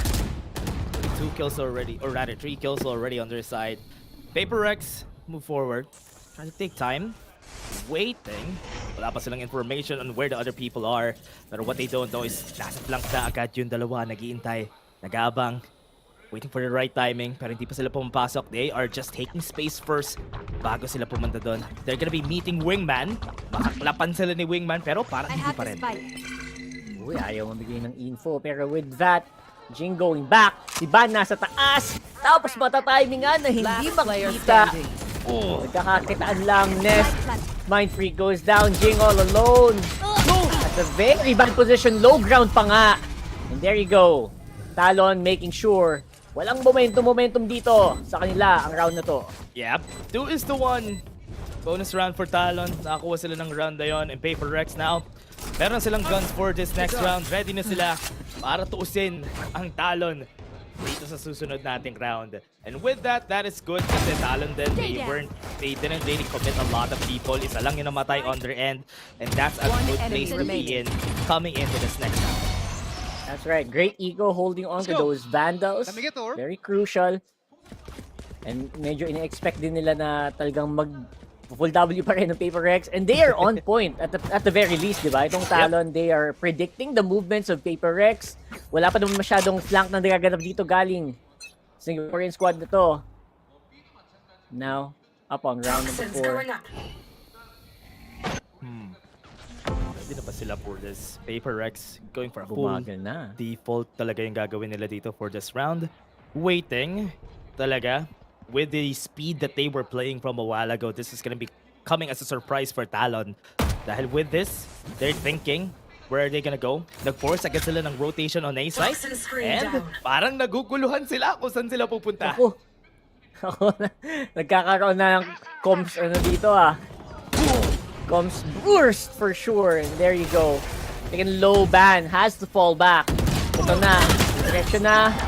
And they caught him by surprise. No. That's gonna be 2 kills agad. Boston sila dito, they have a flash at the back cover, nor hindi siya makamove forward. Gotta kill something, he's gonna get more. Nakatetlo na siya. Hanap pa siya ng dalawa, pero he knows he has the information, but Ban and Surf gets 2 for themselves. And meron pa silang members na alive on this side. Standing. And that's gonna be 1. Jing counting his numbers. Wala ka ng ace ngayon, something. And that is gonna be 1 more Surf. Gonna be the last member standing. Yeah, that was very cool, calm, and calculated. The moment na hindi sila sure, the moment na hindi na nag-full site rush, itong Paper Rex, yung plano yata ng Talon, eh medyo nabulilyaso na. That's ginagawa dun. Especially during their early holds dito, no? Kasi they had a great idea of what the hold is gonna be. They have a lot of people right there at Raptors, and they thought na baka makakuha sila ng kill, makakuha sila ng pick-up, pero something just swung, got the 2 kills. It was an easy setup basically for Paper Rex dahil naka 2 kills agad sila for that side. Actually, tingin ko parang during the comms, parang, uy, nasa na, wala ba dyan? Parang yung mga ganong moments, dun yata tumiming talaga si Samsung. We'll see that right here. Oh my goodness, right after the toxic screen. Hindi nila in-expect, hindi talaga nila in-expect na they were close. Wala rin silang binibigyan ng information the whole time. And as we said nga, they were confused the whole time kasi hindi nila alam kung saan gagaling. Nag-commit agad sila ng maraming people on A side while thinking na merong tao sa B. And that was their demise na nangyari doon. Saktong-sakto. But definitely, ito yung mga rounds na pwede mong, you can take it as a lesson eh. Okay, ganun pala gusto nyo, ganun pala ginagawa nila. No idea, hindi sila bibigay ng info, and then right after, literally, ano sa masama doon, yung toxic screen pa nung Talon yung nagpaano sa kanila eh. Caught them by surprise. Right now, still, same play, flash goes out, Chit Boys, Something taking space again for A side, nakakuha na naman sila. They have the position to actually push through, pero cross hawak ni Ban. Hindi nga makukuha yung kill, and that's gonna be a free A side. Naku po. Ito na, dinadahan-dahan na. Paper Rex literally playing the mind games here as Mind Freak goes up on yellow, missed out on the one tap, and then gets demolished by Jit Boys. Yep, that's gonna be a free side for Paper Rex. Ito na nga, magpa-plant na sila. It's gonna be their open space. Pero ito take ba ng... interesting to Talon. Not even trying. Talaga magsisave na lang sila for this round because they don't really have a lot of things going for them. Si Ban lang ang magkakaroon ng Vandal for the next round. Kaya ito try na lang nila isip. Actually, that's... It looks weird pero it's a good call. Actually, we've seen that kanina din eh, 'di ba? Like literal 4 na miyembro yata yung nag-save knowing na full well na hindi na talaga nila mapasok 'yon. I guess tinatansya. Tinatsyahan din kasi talaga ng kalaban 'to eh. I guess doon malakas yung Paper Rex if you think about it, right? They're on home turf, on the teams na kilala nila, so they can do they can be back to the old Paper Rex that we know. Not the one that we saw in Shanghai where everyone was basically new. Yep, and yun na nga yung basa nila dito for Paper Rex. They know Talon does know na if ever they try to go for a retake against Paper Rex at this point, lalo na't mainit si something, it's gonna be a hard uphill battle na kailangan nila i-take dito. But as we said, during the early parts of this round, nakita naman natin yung opening lagi. Yung mga openings dito is something yung nagiging rason para makuha nila lagi yung site, which is, siya yung nagiging catalyst talaga nila para magkaroon ng free site. Yeah, 100% so far, at least consistent, something with the first bloods. Yung first kill, laking bagay para sa Paper Rex to keep that momentum going now. It's a 3-man stack up on the A. It looks like the read is wrong. This time around, ito naman, sino naman ngayon ay aabante ng medyo mas abante. Although, ang Jit Boys gets one. Shell get two! Huli ng isa, pero babagsak na din. Back on the follow-up. Will go down 2. Great trade 2v3. Force the rotation. Kuha nila yung spike. Pero mahirapan si Depay mag-cross dito. He had the space to go for the cross. And with the Viper's Pit, pwede sila mag-plant. Pero I think it's just enough space para makakuha sila ng space for that. And this is gonna be it. The Viper gonna be pushed back. Parang hindi pa ata to time. Parang kunin nila yung spike. Pasok ba? Governor trying to tap it. Hintay nila. Governor will try to go. Nakuha nila si Mindfreak. That's gonna be time for the Viper to defend himself. Pero right now, he's just gonna back away. Okay, hindi yan nakatras for sure. Ready to go for a challenge, pero masyado na madaming buwabaril dito mula sa Talon. Talon getting that crucial win. Definitely a needed win. Naging worth it yung kanilang pag-save kanina dahil they had guns for this time. They were able to fight back. Jetboy's getting 2 kills. Very much needed for the squad. If not for those 2 kills, hindi makakapasok lang, makakapag-flood lang yung members ng Paper X dun sa site na yon. And that was very much needed for them. Yeah, crucial din yung pag-pick dun kay Mindfreak. Imagine if that Viper Pit tumagal pa. Kung tumagal pa yon, promise, mahirap, mas makaplant pa talaga yun, or pwede pa sila maybe rotate onto A. Right now, Talon, medyo gising naman. We'll have to, again, guess kung ano ba ang plan ng Paper X dito. Right now, playing around the toxic screens naman doon sa B. Trying to get something. Again, something. Naghahanap na naman isang pick. Waiting siya naman madali dito. Jitboy's very ready for the push. Ooh. Good push for Orange. Van nandito na nag-aabang. Hindi tumingin sa Forsaken. Went in for the peek off. Mindfreak was able to get one. Open yung kitchen nila. Hindi nila alam kung ano gagawin. Jetboys doesn't know. Nakita siya dito ni Jing. Nakita sila. They're gonna go for the peek and Jing would try to win. Resurrection is gonna be there. And that's gonna be 5 members na nandito sa site. Wala. Hindi talaga nila makukuha to. Wala na, pitas-pitas ka na yan pag nandyan na. Napakalalim na din nila sa pwestuhan. And no matter what you do, this is another one na kailangan pa talaga mag-save at this point. Almost impossible. Ang ganda ng pasok nila plus the rest from Jing means that there's just no way they can get one. Exit frags maybe dito kay Governor, pero looks like even him. Last player standing. Oh, uy, kita yung kita yung shoulder doon. Dapat gano'n. Oh, no. Lamang na siya doon. Hindi pa rin siya nanalo. Just with one swing from Forsaken, still wins the duel in the end. Pero yun nga, sa sinabi nga natin dito sa nangyari for this round, I was really surprised about, oh, wait, nakita nila si Governor do. Alam nila nakita si Governor. Nakita yung baril. Confirm, kill, confirm. Patay pa siya dun sa spike. It's still good. Meron naman silang credit, so okay lang for Talon. Alright, not bad. Sayang. Si Governor literally caught between the rock and an exploding spike. Grabe naman yun.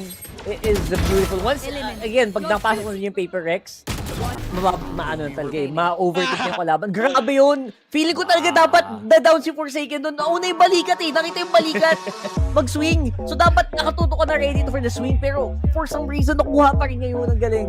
Yeah, nice movement. Nice movement coming in from them. This is a very much, for me, this is a timeout that they need for Talon dahil nga they were not winning round.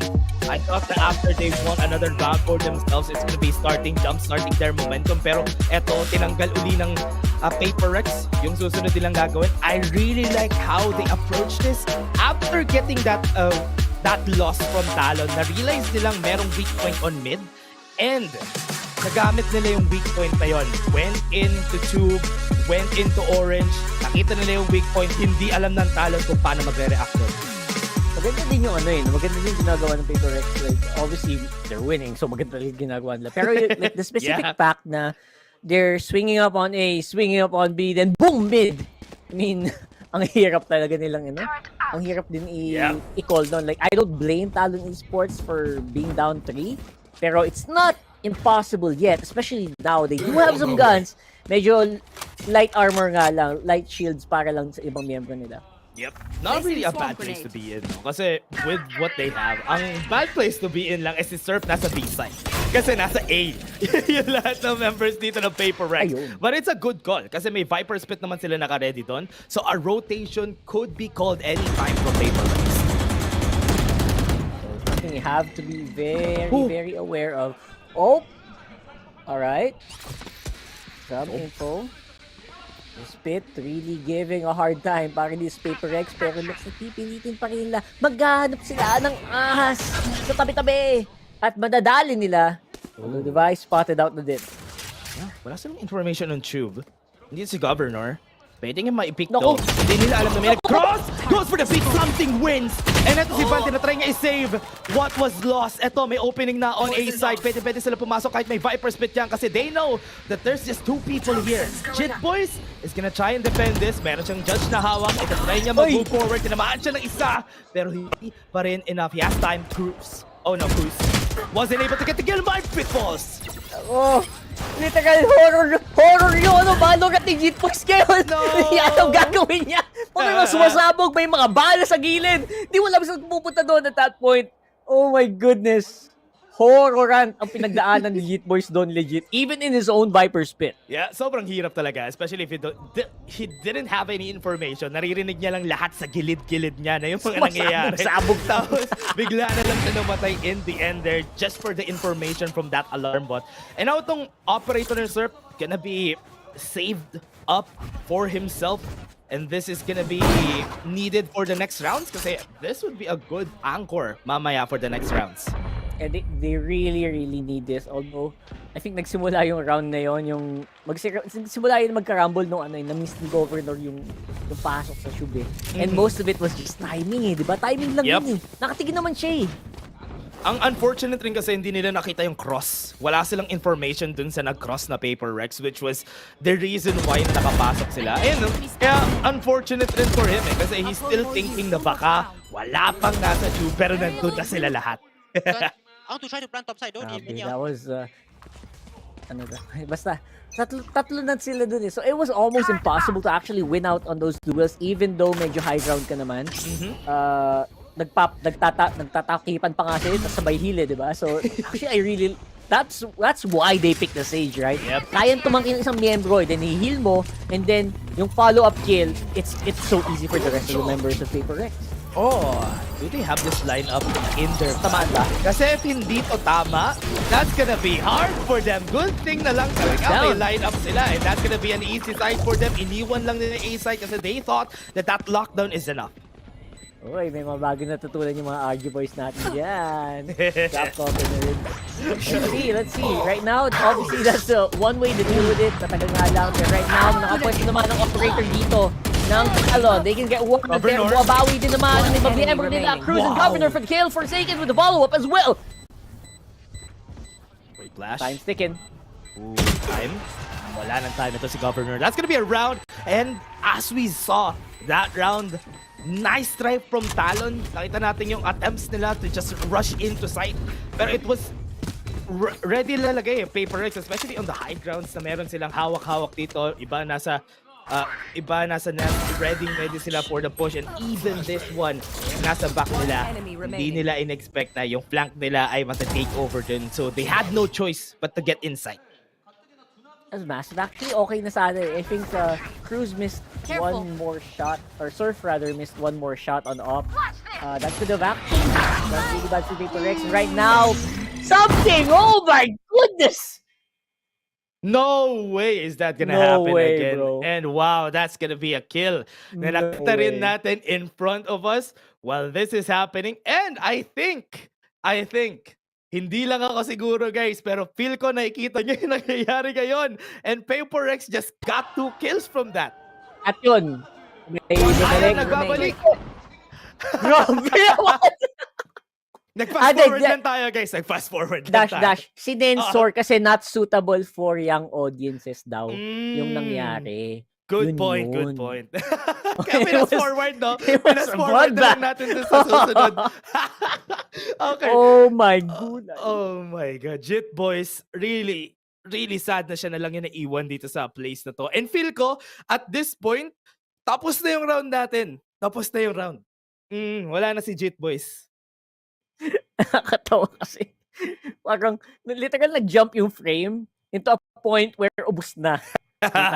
It was really unfortunate. At the same time, kamusta kaya ang mindset, ang mentality ng Talon sa puntong ito, di ba? Ang gusto rin naman natin nakita dito for kwentuhan na lang tayo habang wala pa kasi nakikita ko yung upper right natin, nagpe-play pa upper right natin. So rinig pa tayo ng ating content. So, guys, eto, meron ng operator during the next round. The hawak-hawak si Forsaken 2-8 na wala si Jit. Pero that's what we're talking about. That's the kills we're looking for para dito sa Talon. Pero is it a little too late? Surf can get one, pero looks like makakalusot yung iba. At ngayon, nanghuhula na kung saan magagaling yung Paper Rex. Yeah. Surf ready for this, for the next peak na mangyayari kasi wala manggagaling dito sa heaven nila. So this is gonna be hard though. That's gonna be one, and that is gonna be something surviving. With that, that's gonna be belt na hindi may clear ni Surf kasi he doesn't know, but Forsaken slowly but surely going out of maze. And hindi siya napik dito ni Surf pero hindi pa tapos. Papasok sila dito sa side. They have the lockdown on their hands. And ini-smoke lang nila lahat ng pwedeng tignan dito ni Surf. And hindi nila pinipik yung angles na alam nila ipipik niya. Never mind, nakita niya si Forsaken.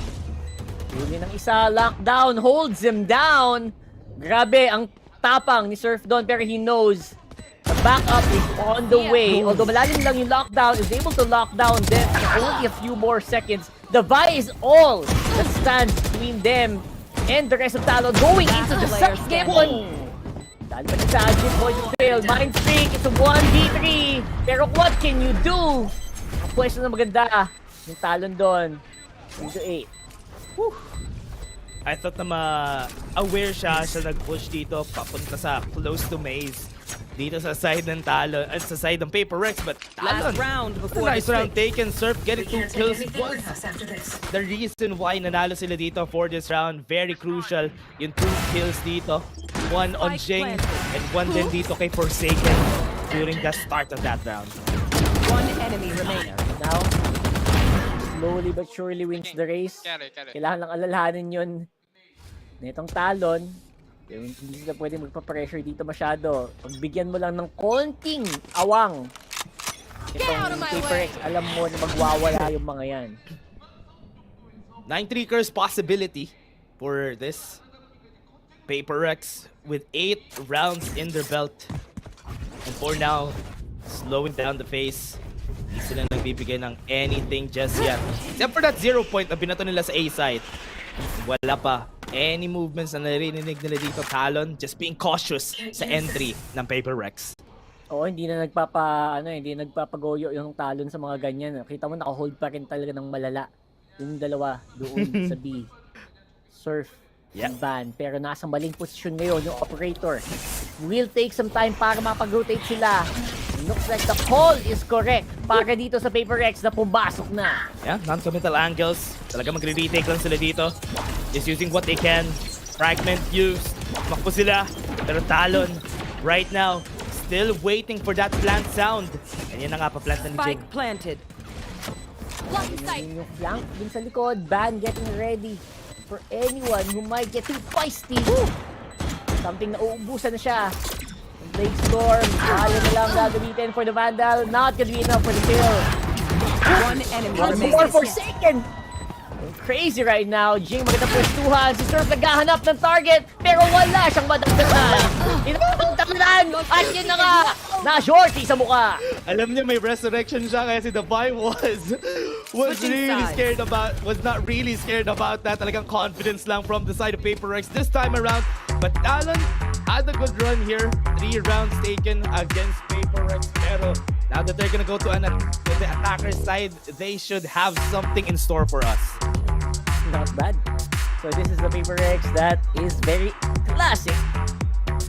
Still one of the kings of the Pacific, obviously. Very powerful once given a small amount of momentum. Mali yung score niya. Pero... Tama. Ayan. Ayos na. Narinig ka, Kurt, kaya biglang inayos eh. Next one, Korea. So, ito sa nakita natin game for now, no, Rakard. Nakita naman natin Paper Rex still back in their form. And ito yung ina-expect natin from them talaga from the get-go during Shanghai. And I hope na magtuloy-tuloy ito if they still want to have revenge from what happened before. Oo nga, no? Malapit na mag-1K kills pang si Forsaken niya kasi something. Sabay pa yata sila. Ito. Meant to be! Ito. Mangyayari yan today. Mangyayari yan lahat today. For sure. So right now, 9-3 curse. Kailan yung last time na nagkaroon ng actual 9-3 curse? It's been a while. No? Meron. Recent lang. Kailan ba recent? Pinaka-recent sa Split 2. Sa Split 2 yung pinaka-recent yung 10-2. 10-2. Right. 10-2 kasi. Pero hindi naman 9-3. Ibang number. Pero yun. That was like Oh, that was crazy. That was crazy. Crazy. Yeah. Pero ito sa nakikita naman natin from Paper Rex. If ever na mapanalo nila itong pistol, this might be a go next angle for Talon. So kailangan talaga ipanalo ng Talon itong pistol round na to. 100%. Although both of these teams around 50% on the pistol round win. I think 53 lang yata yung Paper Rex. Man, Talon. Medyo malaki yung malaki yung this is their chance para mag-close yung agwat. And actually, tingnan nila, malayo yung ibang member nila. Si Davai lang ang makakinig dito. At malayo. Wala siyang way to actually go for a one-tap kasi light shield siya in a classic. Yeah, hindi sila makakapasok. Paper Rex went full B-side kanina. Kaya they have to go for the retake. They're running. Run of shame for the squad. Pero ito na, papasok sa the side. Davai was able to get one. And ito, kukuha pa sila ng space. Jit Boys was able to cancel out one. But then nahihirapan sila pumasok. And that's gonna be one damage on their side. And this is gonna be Ban trying his best. Pero Paper Rex still wins in the end. Wala nangyari kanina. Sino yung si Surf ba yun? Ang lalim na ng pwesto niya. And Forsaken! Palakpak din siya. Let's go! Let's go. And something? Mamaya yan. Konti pa. Something go. Konti pa. Dalawa sila, no? Dalawang celebration, no? For 1,000 views. Parang nagsabay ng birthday. Grabe, birthday achievement. Bagay na sa mga players natin eh. Tama. Let's go! Pero yan, may nag-drawing kanina doon. Hindi ko na sabihin, papangalanan nga kung sino. Basta ang lala. Sayang. Well played. Paper Rex, 10-3. Now with this, kailangan mag-force dito ng Talon. They have to force the issue. Naka-stinger sila. They have to push A. This is the best one that they can push. Wait lang sila. Hintay sila na pumasok sa Surf. Dash, and that is gonna be it. Ready sa Jing. Dito pasok nila. Pero hindi tumama yung 2 shots dito. Do something. Nakulap si Jing. Patay na siya. Uy, yung fragment nasa kabila. Hindi siya pumapatay. Never mind. That's gonna be one more to head. And that is a free, flawless round sana. Pero namatay din si Something. Interesting yung decision nila doon na iba to si Wingman to go for the stun instead of the usual na ipagpa-plant mo si Wingman. I guess sobrang uhaw din kasi nila sa info, no? Sabi nila, sige, paghanap mo na lang si Wingman ng tao sa likod. And maybe you can deal with it. I mean, nice try pa rin naman. That's why. Si Cruz tinry niya i-plant yung spike. Pero namatay siya eh. Kaya yung Wingman nagdire-diretso. Interesting. Pala yun. Okay. Oh my God. Wait, Talon. Tingnan natin kung ano gagawin nila. Nag-force sila kanina. And it's gonna be 11-3. Now, information only being given to Jing Lang in the spot up nila. Mid-hit. Oh my goodness. Nice turret. Getting the info na may tatlo pala dito. The fly straight into the enemy line. Down mid. Grabe yung forward niya. Not scared. For that fight, alam nilang wala silang pera eh. For the other side. So, ready yung Paper Rex talaga mag-take over. Especially on those types of situations na alam nilang nakaiko kayo talagang papasok ang Paper Rex. That moment when you realize that you know what, yung battle cry natin ngayong split na to, take over. That is definitely what you will think of when you think about Paper Rex. Look at this. By walang katakot-takot, walang cover. Diretso sa dalawa. The confidence of this kid. Grabe, iba. Oh my. This is gonna be the last round. Kailangan lumaban dito ng Talon. You have to pose a threat dito sa Paper Rex this time. Try nila mag-B-side. A-side hasn't been working since a while ago. Kaya kailangan nila mag-force ng issue dito. Suppress something. Kailangan niya mag-back away. Hindi pa rin siyang Talon. Outlaw na yan. Naman ng baril yan. Ayun! Dali ang isa. Mind Freak goes down. And finally, an advantage for Talon. They get the plant down though. Wait! Yung angle ni Jing! I-expect ba nila yun? Buti nilang umalis sila! Oh my! Oh, masama yan oh! Kuha na Nakabaril ba si Jing? Kuha na ni Pan yung A-side. Ay, nako, patay pa siya. Oy! That's not gonna be a free A site for Talon. Not anymore. And now, medyo late ang dating ng ibang miyembro nila. Full info na. Pari dito sa Paper Rex. Misses out. They'll buy with off kill. Oh, gets one more, pero ito nasa likod pa nga. It's gonna be a 2v2 fight that they want to take, but Forsaken was able to get the flick off. What is that? 1v1. Wala sa kanya yung spike. He can take time. Meron siyang naka-ready na Dizzy. And meron pa siyang mosh pit. He can buy some time. 30 seconds left. Forsaken, hindi niya kasi alam. He doesn't have information. These are interesting, no? Yung mga feeling mo dapat dead na paper. Nakita niya! Nakalapan! No! Grabe! Si Cruz doon! Nakadali ng isa. And si Forsaken pa. Takot yan. Nakita niya yung gun barrel eh. Kaya siya umistop eh. Umistop si Forsaken. Nakagalaw tuloy si Cruz na nag-fight sila. Nag-squid out lang siya. Pero still, it was a good round for Talon. They were able to answer back with 2. Kaya naging equal yung round. Pero that flick from Forsaken, that was crazy! Pero they were still able to get that round. 12-4. Nakakapag-buy pa sila ng time for this incoming round. Will this be the last? Or mag-extend pa itong game na to? May signs of life naman galing sa Talon, pero right now, wonder what that can do. Is this a possibility for you? Something! Spike down A. Gravity-defying shot galing kay something. Forsaken tries to swing, Surf. Tatry pa sila dito mag-fight. May toxic chain sa harap nila. Pinangahawakan nila. Oh! I think narinig niya si Ban. Nako! Narinig niya! Mind Freak! Was able to get the kill. Last 2 members standing dito. Surf and Jet Boys. Hand in hand, kailangan nila ipasok itong spike pero hindi, wala sa kanila yung spike. Man, okay na sana dong, okay na sana yun. Ganda na simula nung round na yun. And now it's still gonna be a 2v4. Spike malayo pa. Although hindi naman alam. No! Diba? Something! No! The milliseconds na ipakita mo lang kahit balikat mo kahit yata. Bunbunan mo lang. Talagang on point. On the Divine? Oh! What a shot from Jet Boys. That's gonna be 1. Pero hindi niya alam. Wait, never mind. Hindi pala pumunta sa flank itong si Mind Freak. So pwede pa siya mag-rotate. Hawak niyang cross. Hintayin na si Jet Boys. Trying to peek out. Goes for the upper angle. That's Paper Rex taking the first game. A very convincing map here para sa Paper Rex on Icebox. And as usual, they do it with style on that stage. What a great take na nakita natin dito sa Paper Rex. Paper Rex still back in their usual form. Hindi sila nasusurprise sa mga anything na binibigay sa kanila ng Talon Esports during this whole game. But what we saw from that is just composure from Paper Rex during the whole time dito sa Icebox. Yeah, you could not hear any fear whatsoever dito sa Paper Rex ito. Paper Rex, we all know and love. Yep, and ayun na nga, bibigyan natin sa panel. Sino bahala dyan?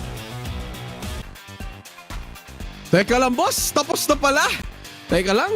Nakadiner ko lang, pero that was it. 13-4 in favor of Paper Rex. And as always, W Gaming is the key. So ayun na nga, Honey Glaze. O sige, kung may gusto ko bang sabihin mo na. This is just the usual Paper Rex comp, the usual thing that Paper Rex does kapag pagdating pala sa technicalities and mechanics is talaga mag-fall off short ang Talon kapag hindi na nila makuha ang kanilang momentum. I mean, it's very interesting the fact that Talon even picked this map sa simula dito to go on Icebox, yung isa sa mga pinaka-efficient na mapa dito ng Paper Rex. I'm not sure if they were trying to practice something. We did see a new comp galing sa Talon, to be fair. But yun nga, I mean, it was Paper Rex all the way. I do think though, to be fair, we've seen this in the past from Talon where yung opening map nila medyo tambak one-sided, di ba? Tapos makita natin map number 2, dun sila babawi, map number 3, aabot pa dun. And this is something that we've seen from Talon nung split 1 even actually happened, and even last year. So it's not out of the water just yet, but they're going on to another map dito sa map number 2 na isa na namang PRX map to sa Sunset. Yeah, ang kind of weird lang na ginawa to ng Talon. If ever tama nga na they were trying to experiment over at something, kind of weird na pinili nila a map that their opponent is naturally good at. And etong composition na to ng Paper Rex always works out. And on the side of Forsaken, congratulations sa 1,000 kills. Ano yung tawag dyan? Quintessential Ano yan? Yung basta 1,000? Yung something. Kung ano man yan. So up next is something na para sa Uy, may nahulog. So para si something na yung next na maka 1,000 kills. Pero heading over to this match, over at game number 1, did you expect this kind of scoring from Talon HG or were you thinking na mas lalamang pa to kahit konti?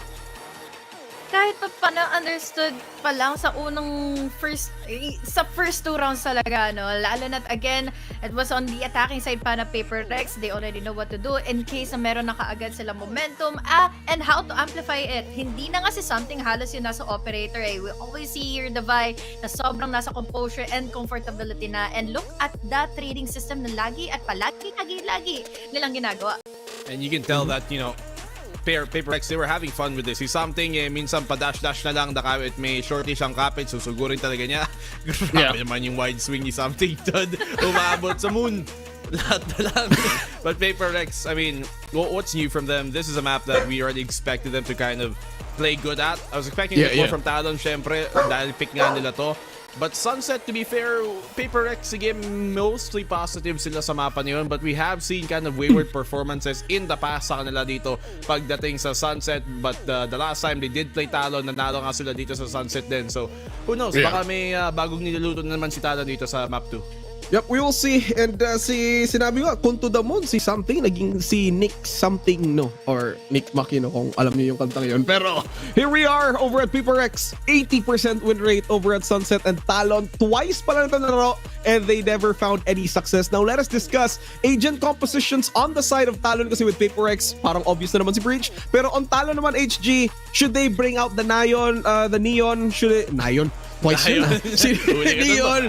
Sorry. Bago kasi yung ABCD niya eh. So, stream niyo yun kung gusto niyo. Pero, should there be another agent composition on the side of Talon, SG, or may iba pa ba? Well, I already like this Neon pick, especially from them, na hindi, yung makakatapat naman nila dito is yung Paper Rex na hindi nagre-rely usually on a hardcore sentinel like a Cypher. We only have here the Sage, but then we cannot disregard Sage from Jing na kanina pa nakakakuha na magandang crazy wall angles because of the verticality. Pwedeng magulat na naman ang Talon Esports, but then given the fact this is a good opportunity pa paano for Talon kaya kung sakali man. Yeah, and to be fair, hindi ako fan kasi ng double controller usually for Paper Rex. The times that we did see yung mga double controller nila dati, that is the times nakita natin yung 2 losses pa lang so far ng Paper Rex in the past 6 months. Kung yung Paper Rex, 2 beses lang sila natalo dito sa mapa na to. Yung Talon, 2 beses pa lang na nilalaro yung mapa na to. So that's gonna be kind of hard on their end. Pero heading over to game number 2, kasi with Paper Rex, masyadong set in stone na kung paano yung performance nila. Sa Talon naman, ano ba yung kailangan nilang gawin? How do you stop this W gaming coming in from Paper Rex, HG? I don't know eh. Kasi nahirapan ka rin.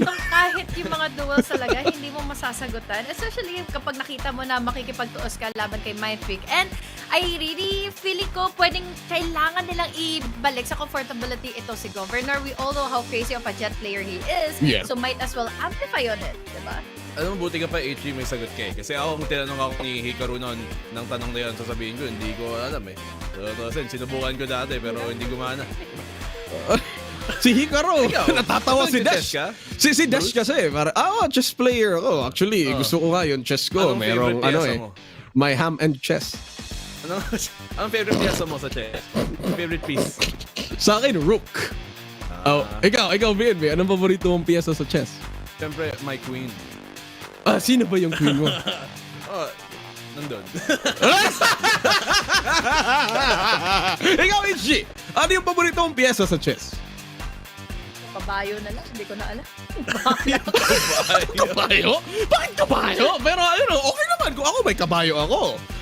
Siguro naman, di ko rin alam kung saan ako pupunta. Baka sa Ilocos siguro kasi magkakabayo lang ako doon. Pero speaking of horses, tingnan natin kung mararide ba ng Talon Esports ito papuntang game number 3. Pero on a scale of percentage, 1 to 100%, gaano ba kalaki yung percentage ng Talon para makapunta sa game 3? HG, mabilisan.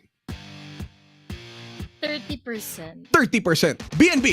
Kung 50-50. Either 50-50. Yes or no. Either yes or no. Speaking of yes or no, yes! Pupunta na tayo sa agent selection. Punta tayo ngayon sa Korea para makita natin kung sino yung pipiliin nila. Ay, hindi pa pala. Ay, hindi pa pala. Joke lang. Sorry, direct.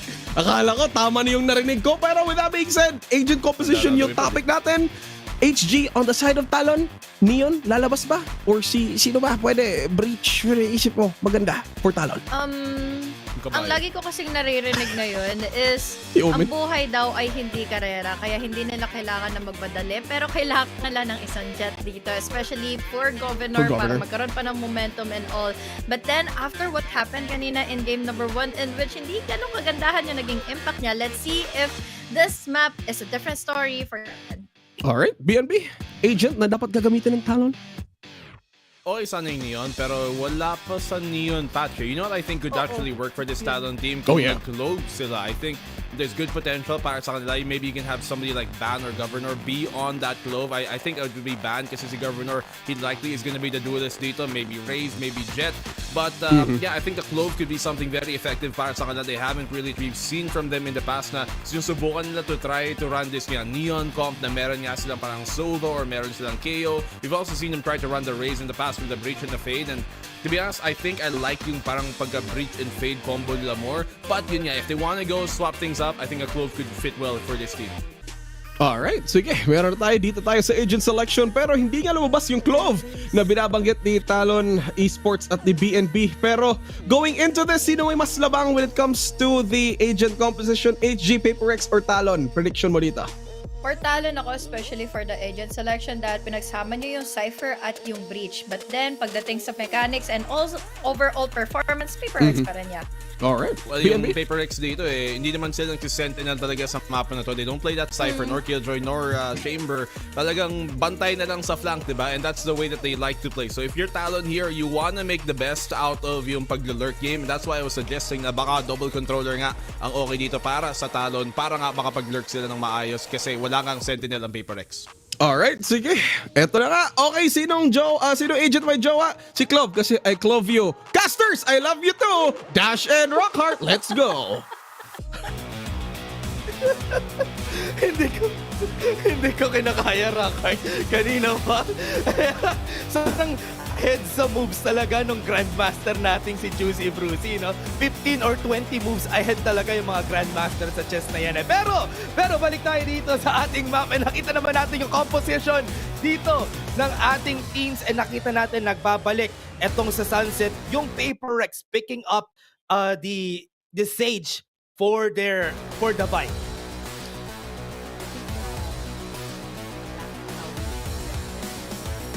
Sunset, parang it's interesting kasi parang they don't really, I did not see any sort of pressure at all. Knowing that sometimes yung mapa na to can really, ito yung literal tamang sinabi ni BNB, this is a 50-50 map for me. I don't see anyone getting ahead. Pero with the composition right now, it will make attacking a lot easier, especially if you can lock out yung mga daanan tulad ng ganyan. Ooh, 4 people right there up above. They're gonna try to break me paranoia. Tinamaan din yung kasapi niya pero hindi yun maganda for the side of PaperX. That's gonna be 3 kills. Make that everybody. And PaperX loses that first round. Doon na yun yung exact moment na hindi stonks yung full W. Kasi sinabayan nila yung blind, sinabayan nila yung paranoia, and there was also a breach ready to take you down.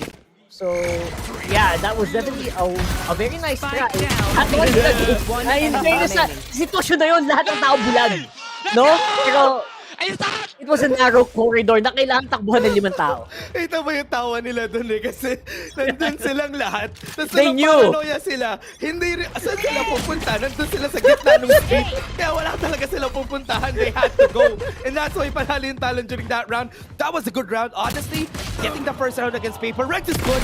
Pero hindi dapat ganito na natatalo sila. Good thing may magandang paranoia na naman. Nakuha nila yung kill. And that's gonna be PaperX coming out on top. Somebody's getting ecoed! Nako po, ang dami niyong baril na binigay. Yep. At ngayon, medyo mahihirapan kayo na sumabay. Ngayon, Spike planted. miyembro ng PaperX ang buhay. Okay. Narinig sila doon. Maybe naglalagay sila ng bait doon for ban bago siya mag-rotate. Pero nauubusan sila ng time dito for this rotation. Pupunta sa boba si Serve. Pero may time ba sila? They're looking at the back. My peak's gonna peak pero hindi talaga nila kukunin to for sure.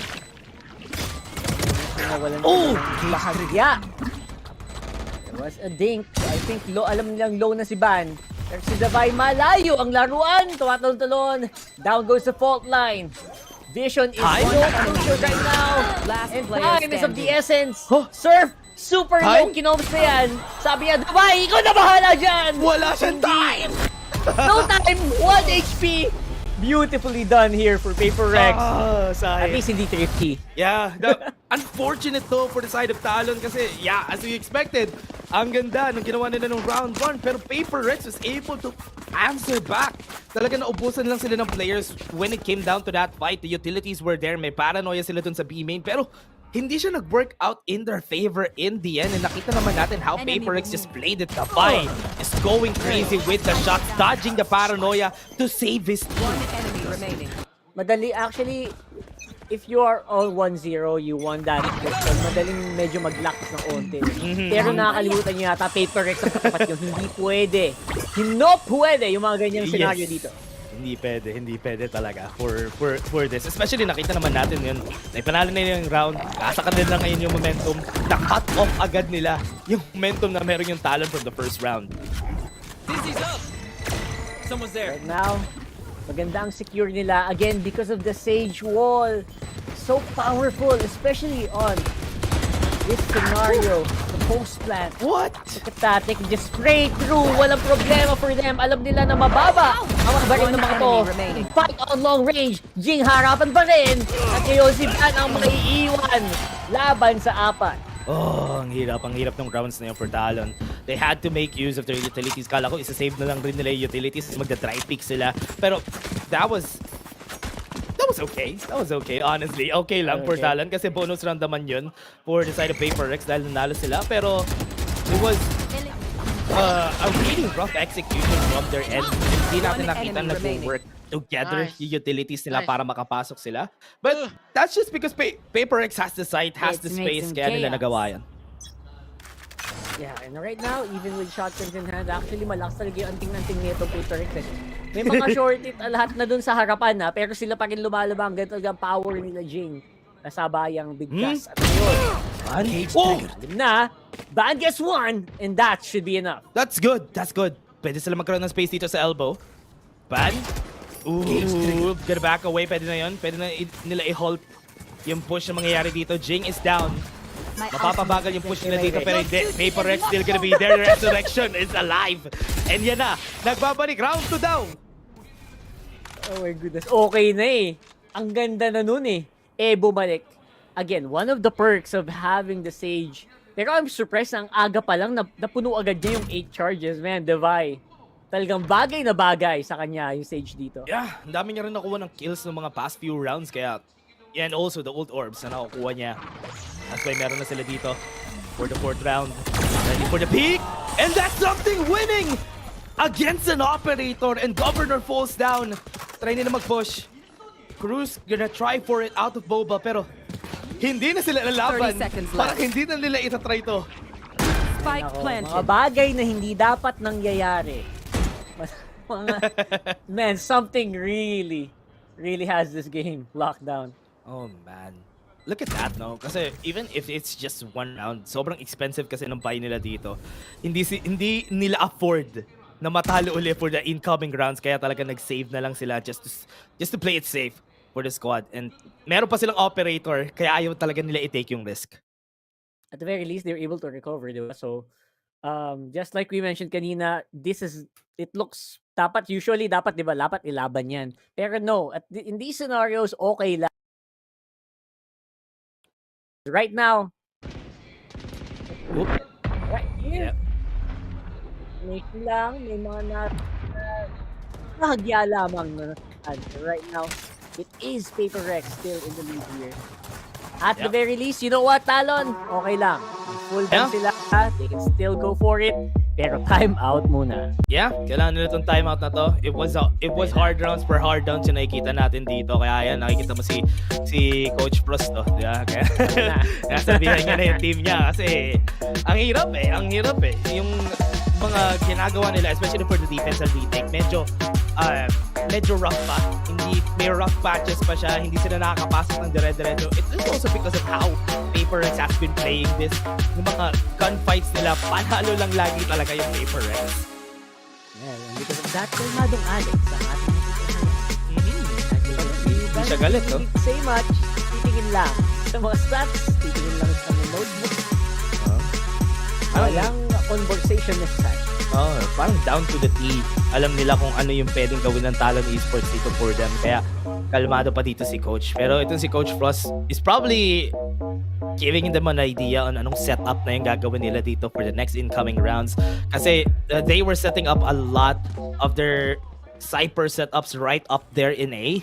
And yung ginagawa lang dito ng Paper Rex since a while ago was try to push them out on B site. And nahihirapan sila doon.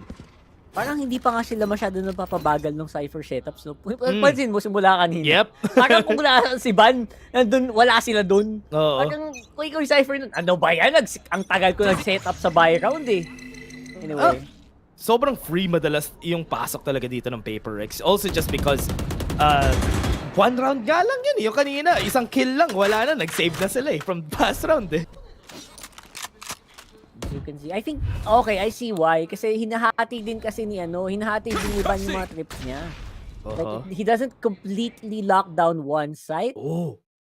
And yeah, that does do something. It does give you some information kung saan sila posibleng pumunta, pero hindi siya effective in slowing down complete, like, full 5-man pushes. Yeah. And I hope itong nakikita natin na to, may nangyari na sa kung ano yung pinipick ni Governor dito sa elbow. Kasi ito slowly but surely, naririnig niya na. May mga tao na dito sa tiles. Papasok ko sila with the thrash. Kailangan tumakbo ni Governor. And hindi siya makikita dito just because of that smoke. Perfectly timed. Great angle. Tinamaan niya yung paa ni Davai. Pero hindi pa rin enough yun. So that's gonna be him backing away na dito sa flash yung tatlo. Na-peak na ni Mindfreak. Nakakuha siya ng isa. Pero hindi pa rin sapat. Nakakuha pa rin sila ng flag dito sa side. What a chaotic round. Si Governor na paano? Napa-painted sa pader. Ayan na nga! Jing nagwawala! Tinamaan niya ng thrash yung Cruz. Patay na si Cruz dito for sure. Ako po, paalam. No, Cruz!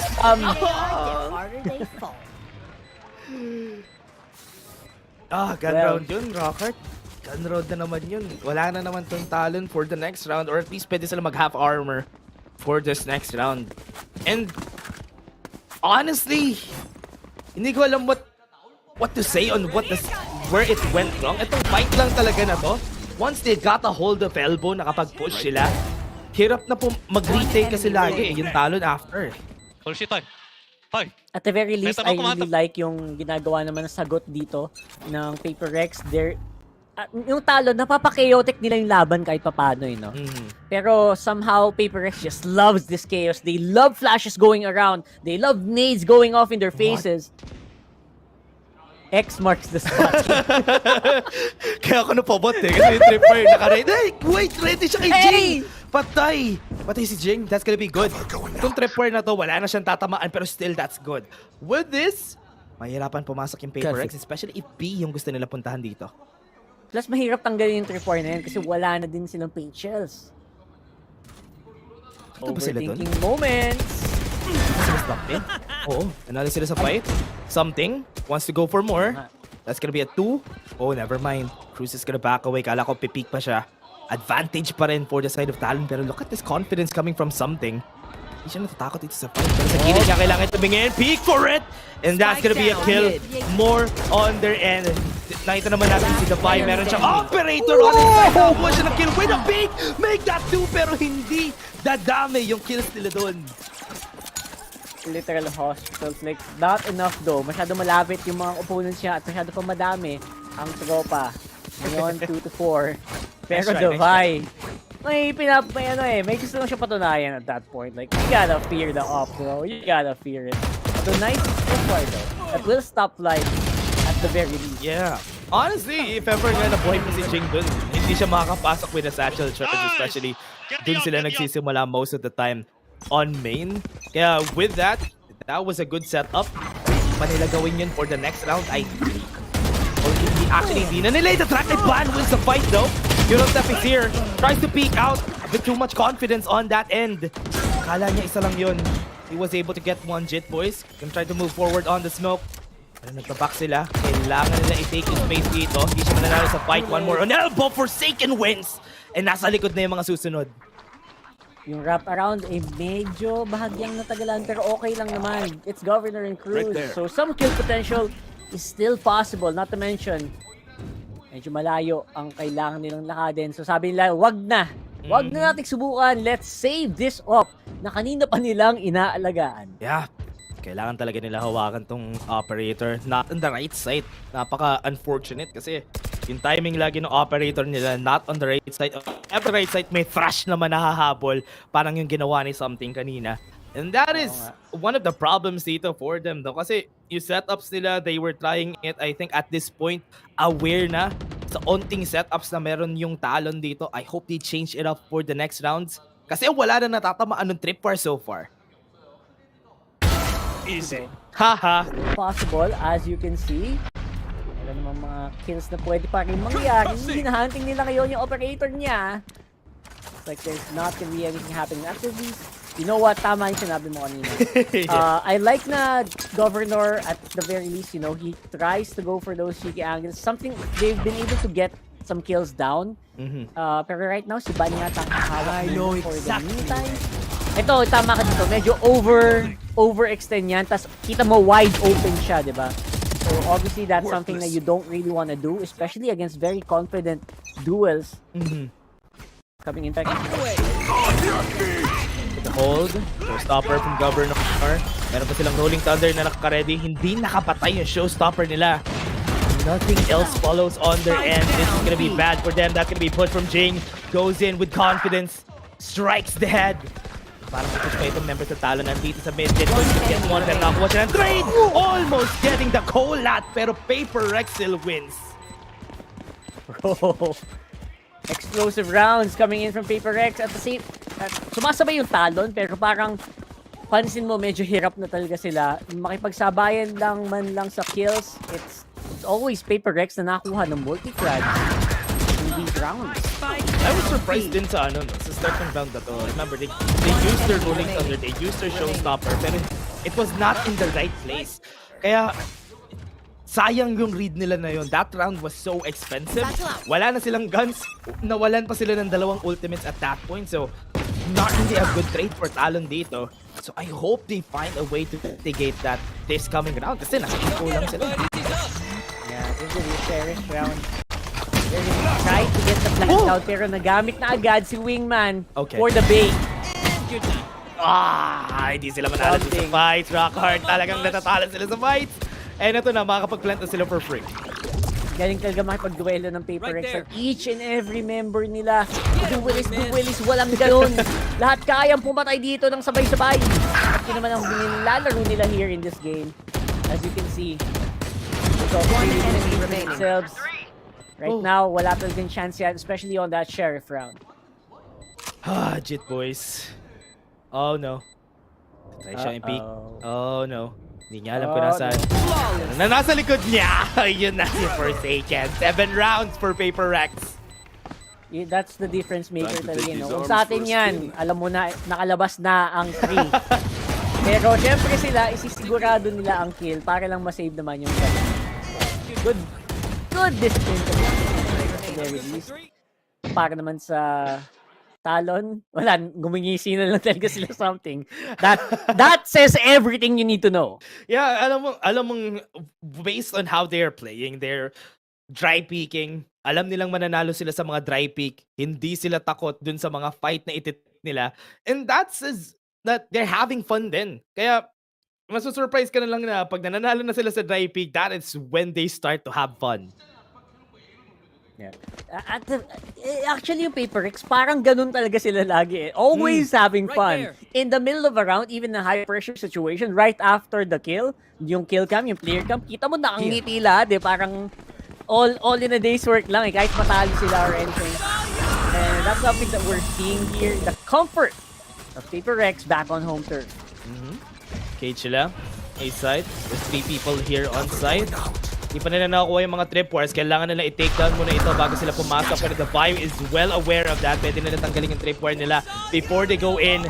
They're using all their utilities right up in the alley. Pero ito na, may trash na tumama. Tinamaan silang dalawa. They have to fight that, and ultimately coming from Jinx, saving his teammates out of the wall. Pero meron sa likod na nagda-damage sa kanila. That's gonna be one more something against two.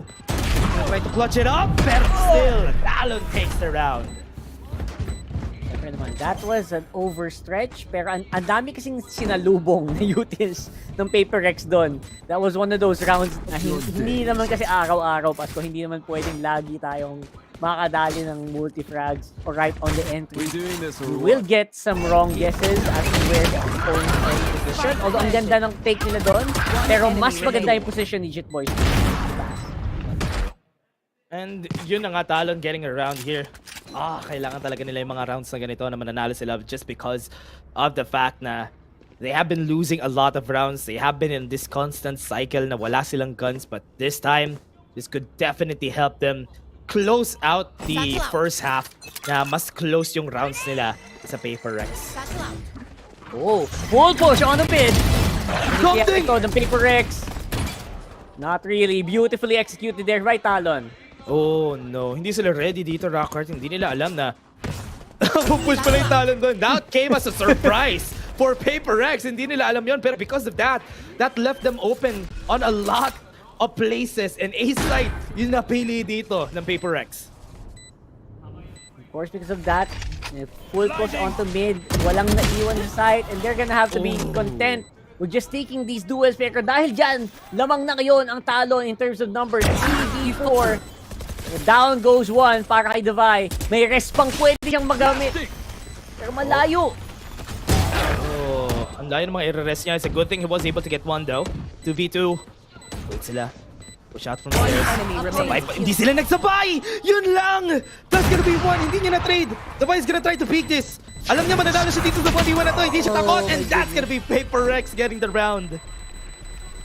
I think sinabi mo na mismo hindi sila sabay. Pero nakakatawa din kasing sumabay. Kasi baka mamaya makulat naman sila. Oo, so I don't know, man. Ano nga ba ang tamang gawin sa sitwasyon na yun? Right now, Talon, hindi nila nagawa yun. Sobrang destructive nito ni Devay in this round. Nakukuha siya ng 2 crucial kills out of that operator. And hindi rin ina-expect. Yung mga natatawa siya. Kasi natatawa talaga siya dun sa nangyari nung round na yun. Ay, wala talaga nito. Pero wala The skills are matching up the humor At the very moment we are on the last round here, at least medyo may buy naman ang karamihan sa mga miyembro ng Talon. We will have to play this close though. Wow! What a shot from Governor. You will not kill my ally. Kailangan nila yung pero may resurrection pa sila. Waiting for another peek on their side. Using the satchel para hindi tamaan ng boombot. And they still have time. Good thing lang talaga na nila yung isa nila. And ang dami ng dito sabihin nito, something. He is so armor, so he's gonna have to play a lot more carefully. Right now, with all the utils being given over, iniisip ngayon ng Talon, is this a fake? Fake na naman ba to? Or is it legit? Honestly, that was a good bait. Yung ginawa nila dun. Talon going in. Look at this. They're gonna go in! Shorty Surf was able to answer back. That's gonna be low in HP on this guy, pero pwede pa siyang lumaban dito.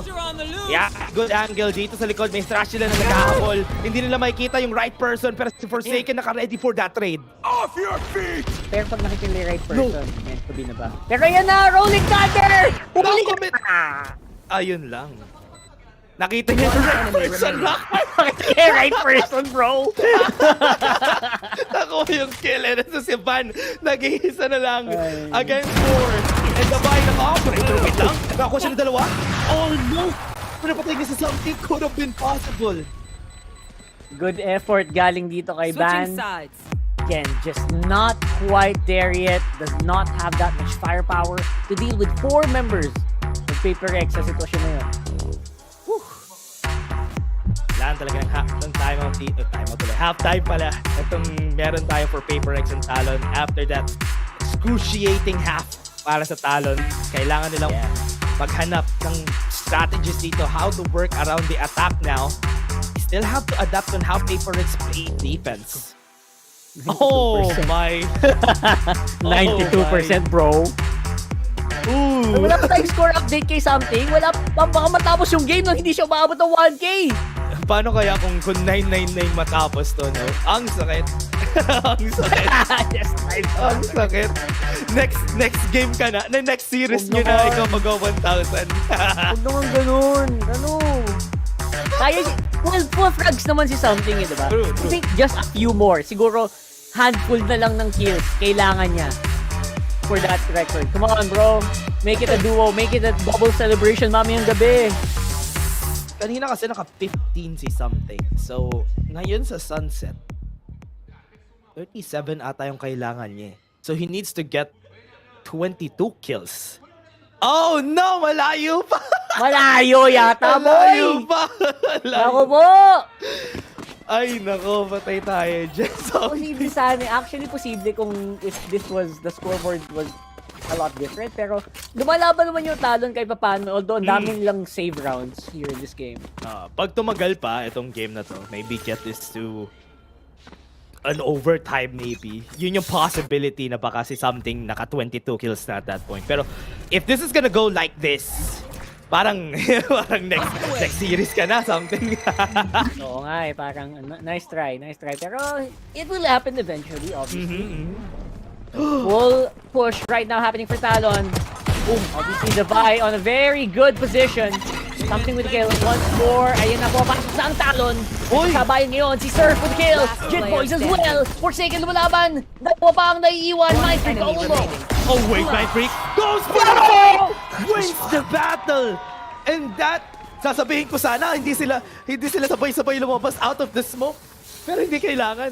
Magka-clutch naman daw pala. Apparently enough na yung initial kills doon ni Devi as well as the slowdown from all the utils. Get something done. Speaking of something, ayan naman. Oh, getting some kills for one enemy remaining. As we see in the replay, Mindfreak. Ooh, shots at the head with just a classic. Oh man. Something. Sobrang saya ng something eh. Oo eh. Nuwari pa yan. Guys, wag muna oh. Don't end. Ako muna pakilin nyo guys. So, baka naman. Oh. Baka naman, ayan no. Pero wala, pumapatay na si Forsaken dito sa gitna eh. That's gonna be kills for his side, pero Talon gonna back away. Alam nilang may outlaw. And if you are Talon, expect mo na very aggressive angle yung tinitake niya. Pero will they expect this though? Judge on the face. Judge, ready? Something goes for 2. Hindi pa enough. Jing gonna go at it. Napatay niya pa si Dizzy. What was that flick? And ito si Jet Boys, nag-iisa na lang. Mga bagay na hindi ko kayang gawin. Kill the Dizzy, then kill the Gecko as well. Oh grabe. My God. Oy, wait lang, Forsaken. Tama ka ng hula. Oh, no. Tama siya nang napilit. Oh, no. Ayan na! Mali pala yung calculate ko. Sorry, akin na. 27 Umabot lang pala. 27. Umabot. Double celebration today para sa Paper Rex camp for sure. Two of their players hit the 1,000 kill club. Congratulations! It's something for getting that. With those 2 kills, yun, na-secure niya na yung 1,000 kill count dito. And yan na, makikita natin. 11-3 for Paper Rex. Yeah, for Talon right now, what is the comeback potential here? Get some kills, get some first blood. All you can hope for. 4v4 right now dito ang labanan. Pero may smoker pa rin na present dito. Mike is ready for the push to happen. Cruz goes down as well. Goes into the backside. Nakakuha sila ng dalawa. Surf is also there pero hindi pa tapos. TB2. Jing and something. Mag-retake pa lang. Uy, at least na-plant nila this time around. 3v2 scenario. Something with the Judge. Jing with the Spectre. I think dapat makuha na nito by now. Although nakuha pa siya ng... Uy, nakapag-upgrade.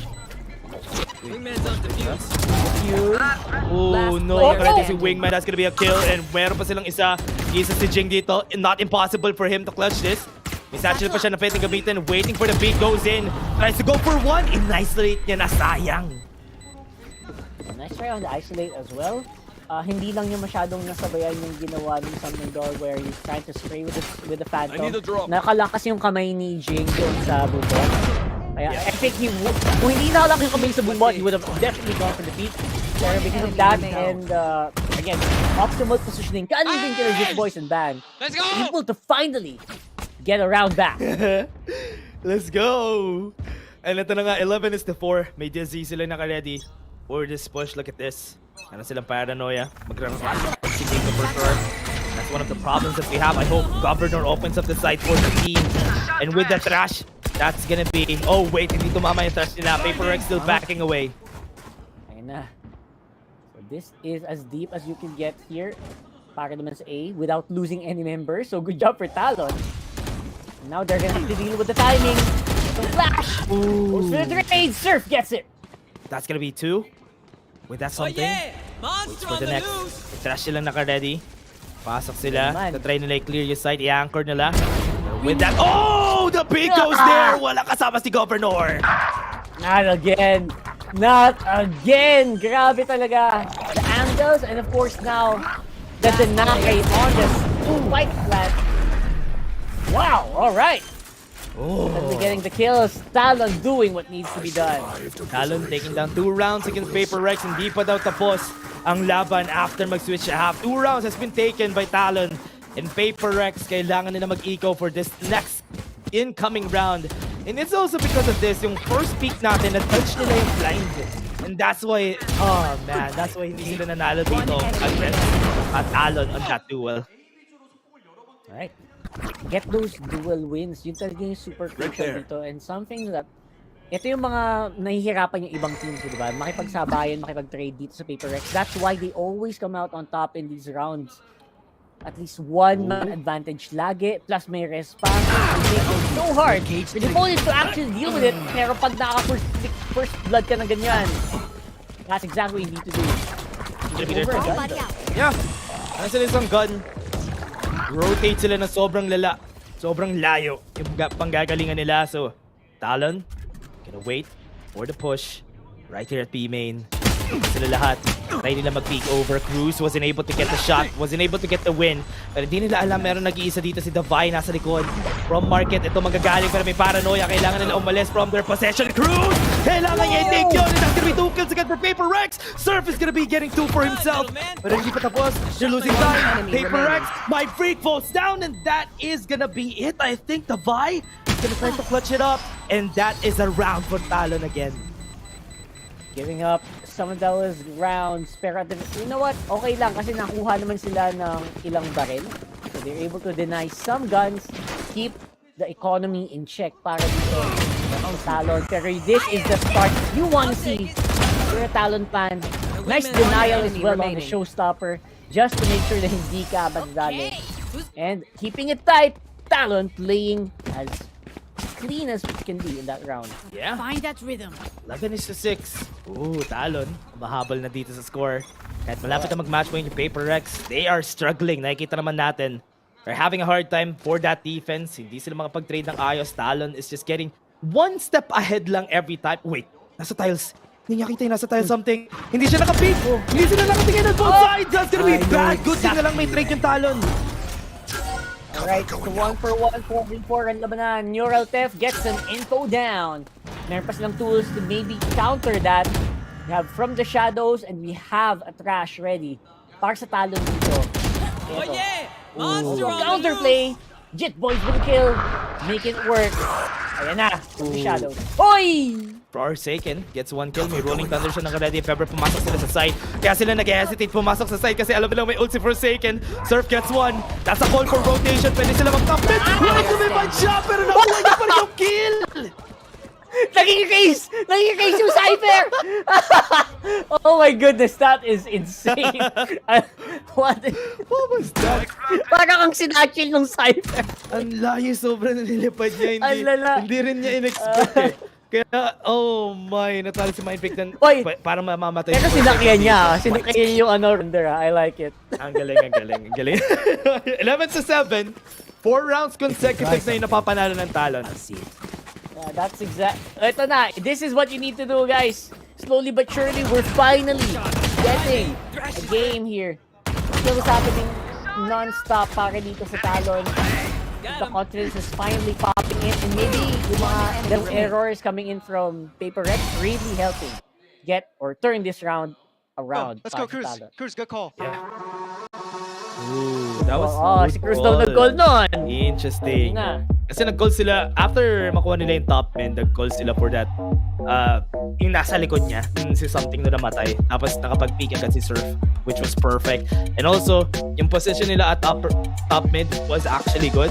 They were able to control that area for quite a bit of time. Pati yung mga nanggagaling sa market to go for rotation, na cut off rin nila. But that's a great yung ginawa dito ng Talon for that round. Nagising na din yung mga miyembro natin sa Talon this time around, Coach Pro. Finally, ayan na. Kala ko, kalmado na, hindi pa pala. Hindi pa tapo ang traho natin. We still have a lot of rounds to cover. In this specific one, 4 na rounds pa ang kailangan nilang bunuin. Pero, maganda lang ang sitwasyon nila. Light shields para sa Paper Rex doon sa 5. Oh, yes. Let's see how they approach this next. From what we've seen here from Paper Rex, talagang tinatry nila mag-aggressive push every time, trying to catch the team off guard.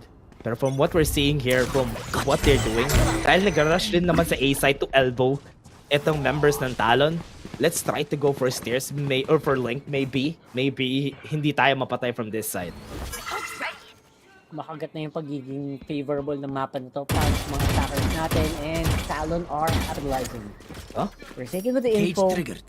Think Ban, papatras muna. Ang tanong dito, ibang info na binibigay. Ban with another first kill. Yeah? Push it sa tiles. Ban gonna go for it. The buy is gonna see it. That's gonna be 1 kill at tiles. And they have a resurrection to get 5 back. And this is gonna be elbow push from their side. Talon already going in. They're taking their sweet time. Pero si Governor hindi napatay na something. Yun lang. Napataas yung kamay niya. Ay! Oh, no. Kahit ako ba, pataas kamay ko dun eh. That's gonna be a kill coming in from Jing. Let's move forward. Cleanse sila ng spike, pero they're taking their time. Meron sila from the shadow, waiting for the smoke to dissipate. The Vi, nice position. Meron silang wall. You have to be careful about it. Jing was able to get the headshot, and Paper Rex goes to match point. Man, it looked so good for a moment there. Pero ang ganda ng proactivity din kasi ni Jing na to go straight over the boxes, spot out yung showstopper. I mean, after showstopper, you got the kill, pero you can't get any follow-ups. So, even though that happened, though Talon did get the plant down, they could not make the post-plant win. Paper. Ang ganda yung ginawang adjustment dito ng Paper Rex for this round, because what they did is put a pull on B and let's try to retake na lang on A. Kasi if ever mag-commit tayo, natatalo ko sila sa anchoring on the site eh.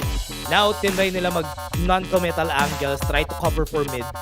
And that was the reason why they were able to win. Medyo na-delay rin yung push ng Talon onto that site eh. To be fair, mahirap din mag-retake pag may pader sa mukha mo eh. Tapos kontrolado pa nila kung saan yung butas. Di ba nakakais yun?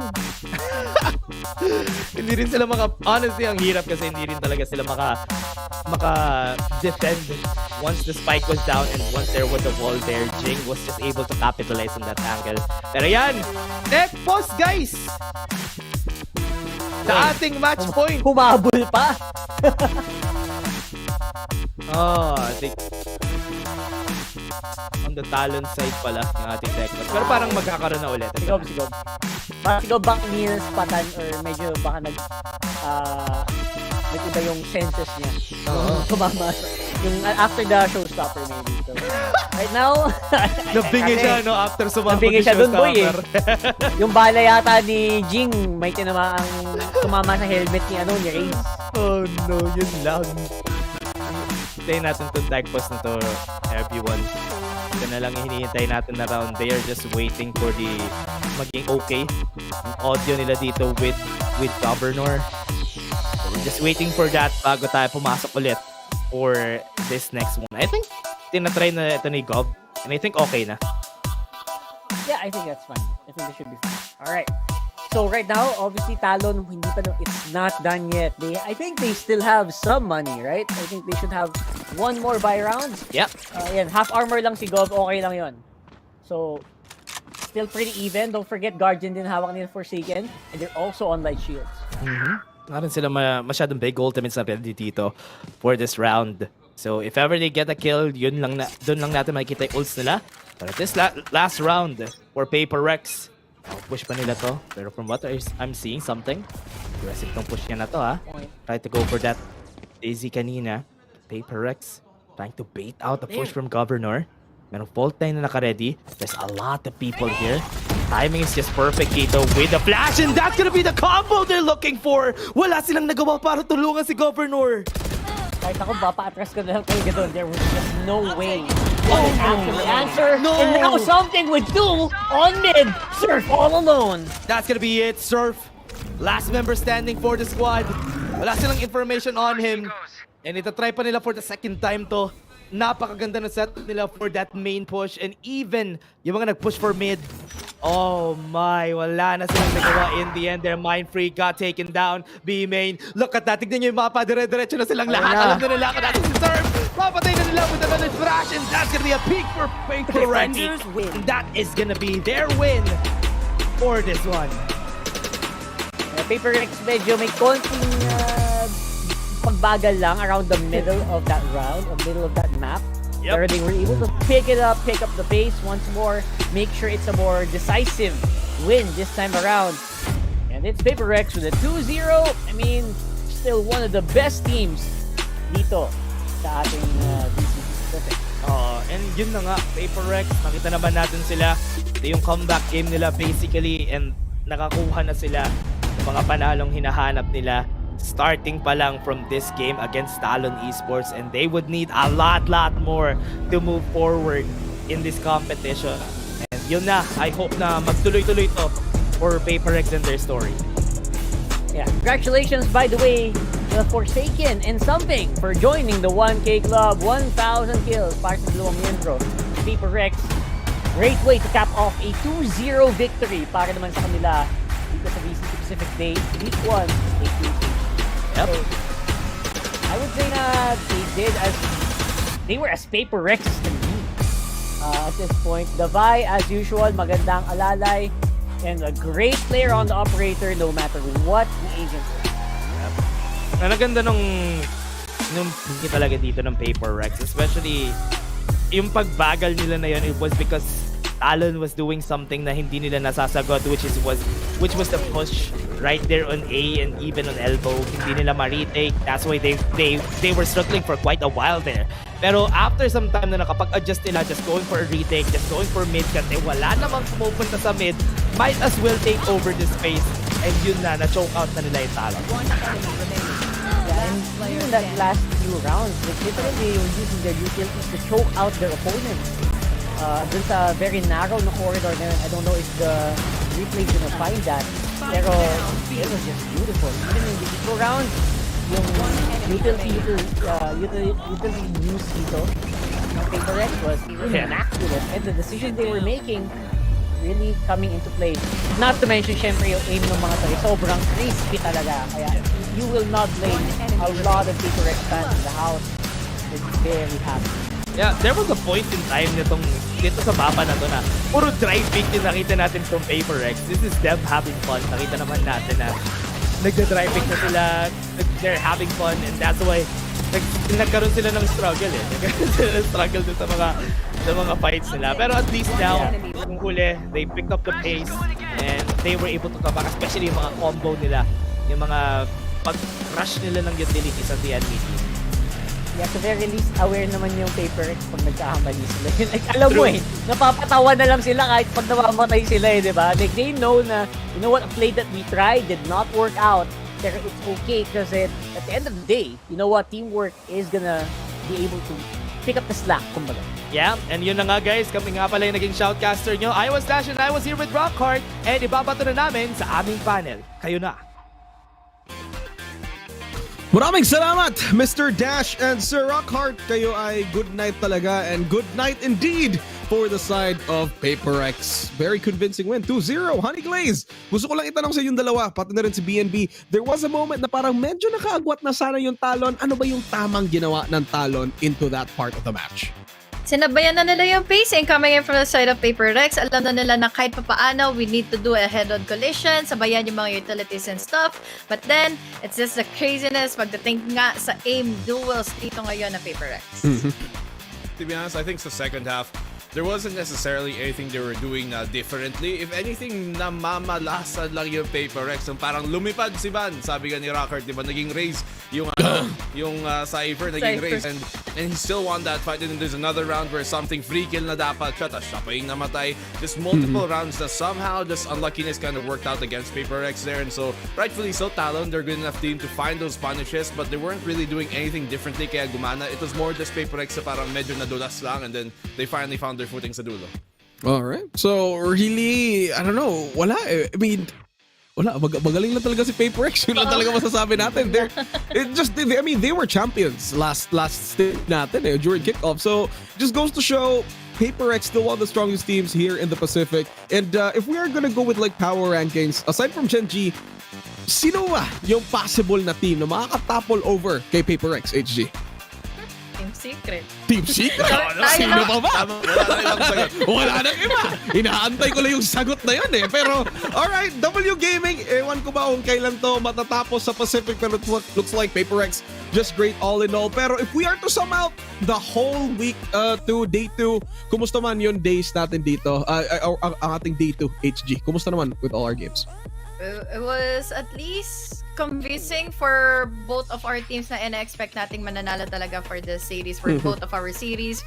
First pa naman, we have Gen.G, but it was great showing din naman para sa T1 na halos may close match nila yung laban nila sa Gen.G. Yup. BNB.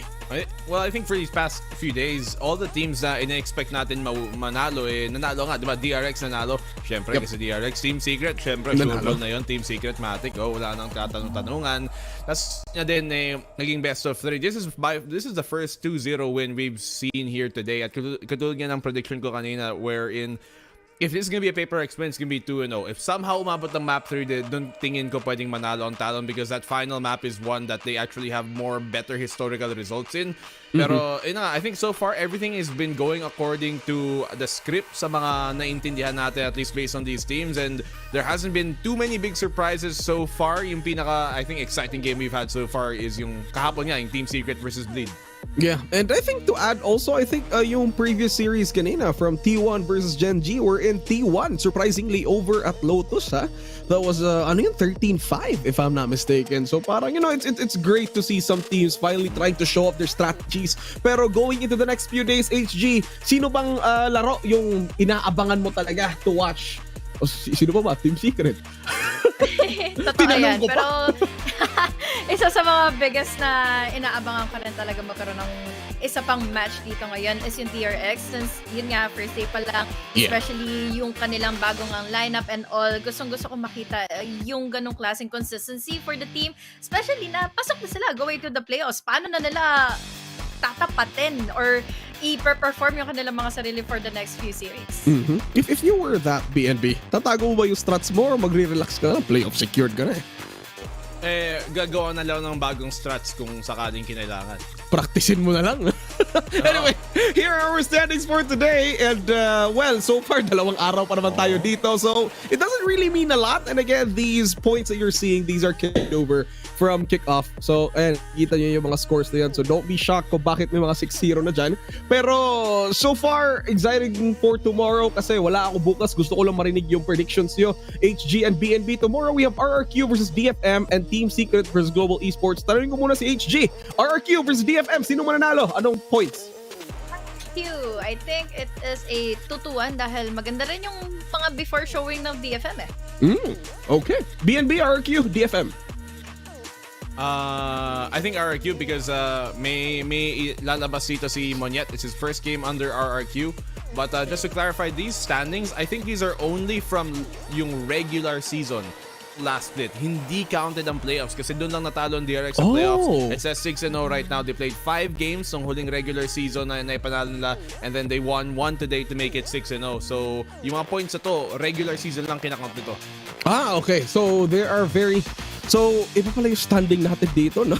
Okay, so coming up next, we're gonna be having an interview. Nalito na rin ako eh. Pero we'll get that sorted out. Pero tomorrow, it's gonna be the last day 3 for our first week here in Pacific Stage 2. Looking forward to it. And then again, aside from RRQ and DFM, we have Team Secret versus Global Esports happening tomorrow as well. And so far, to sum up day number 2, HG.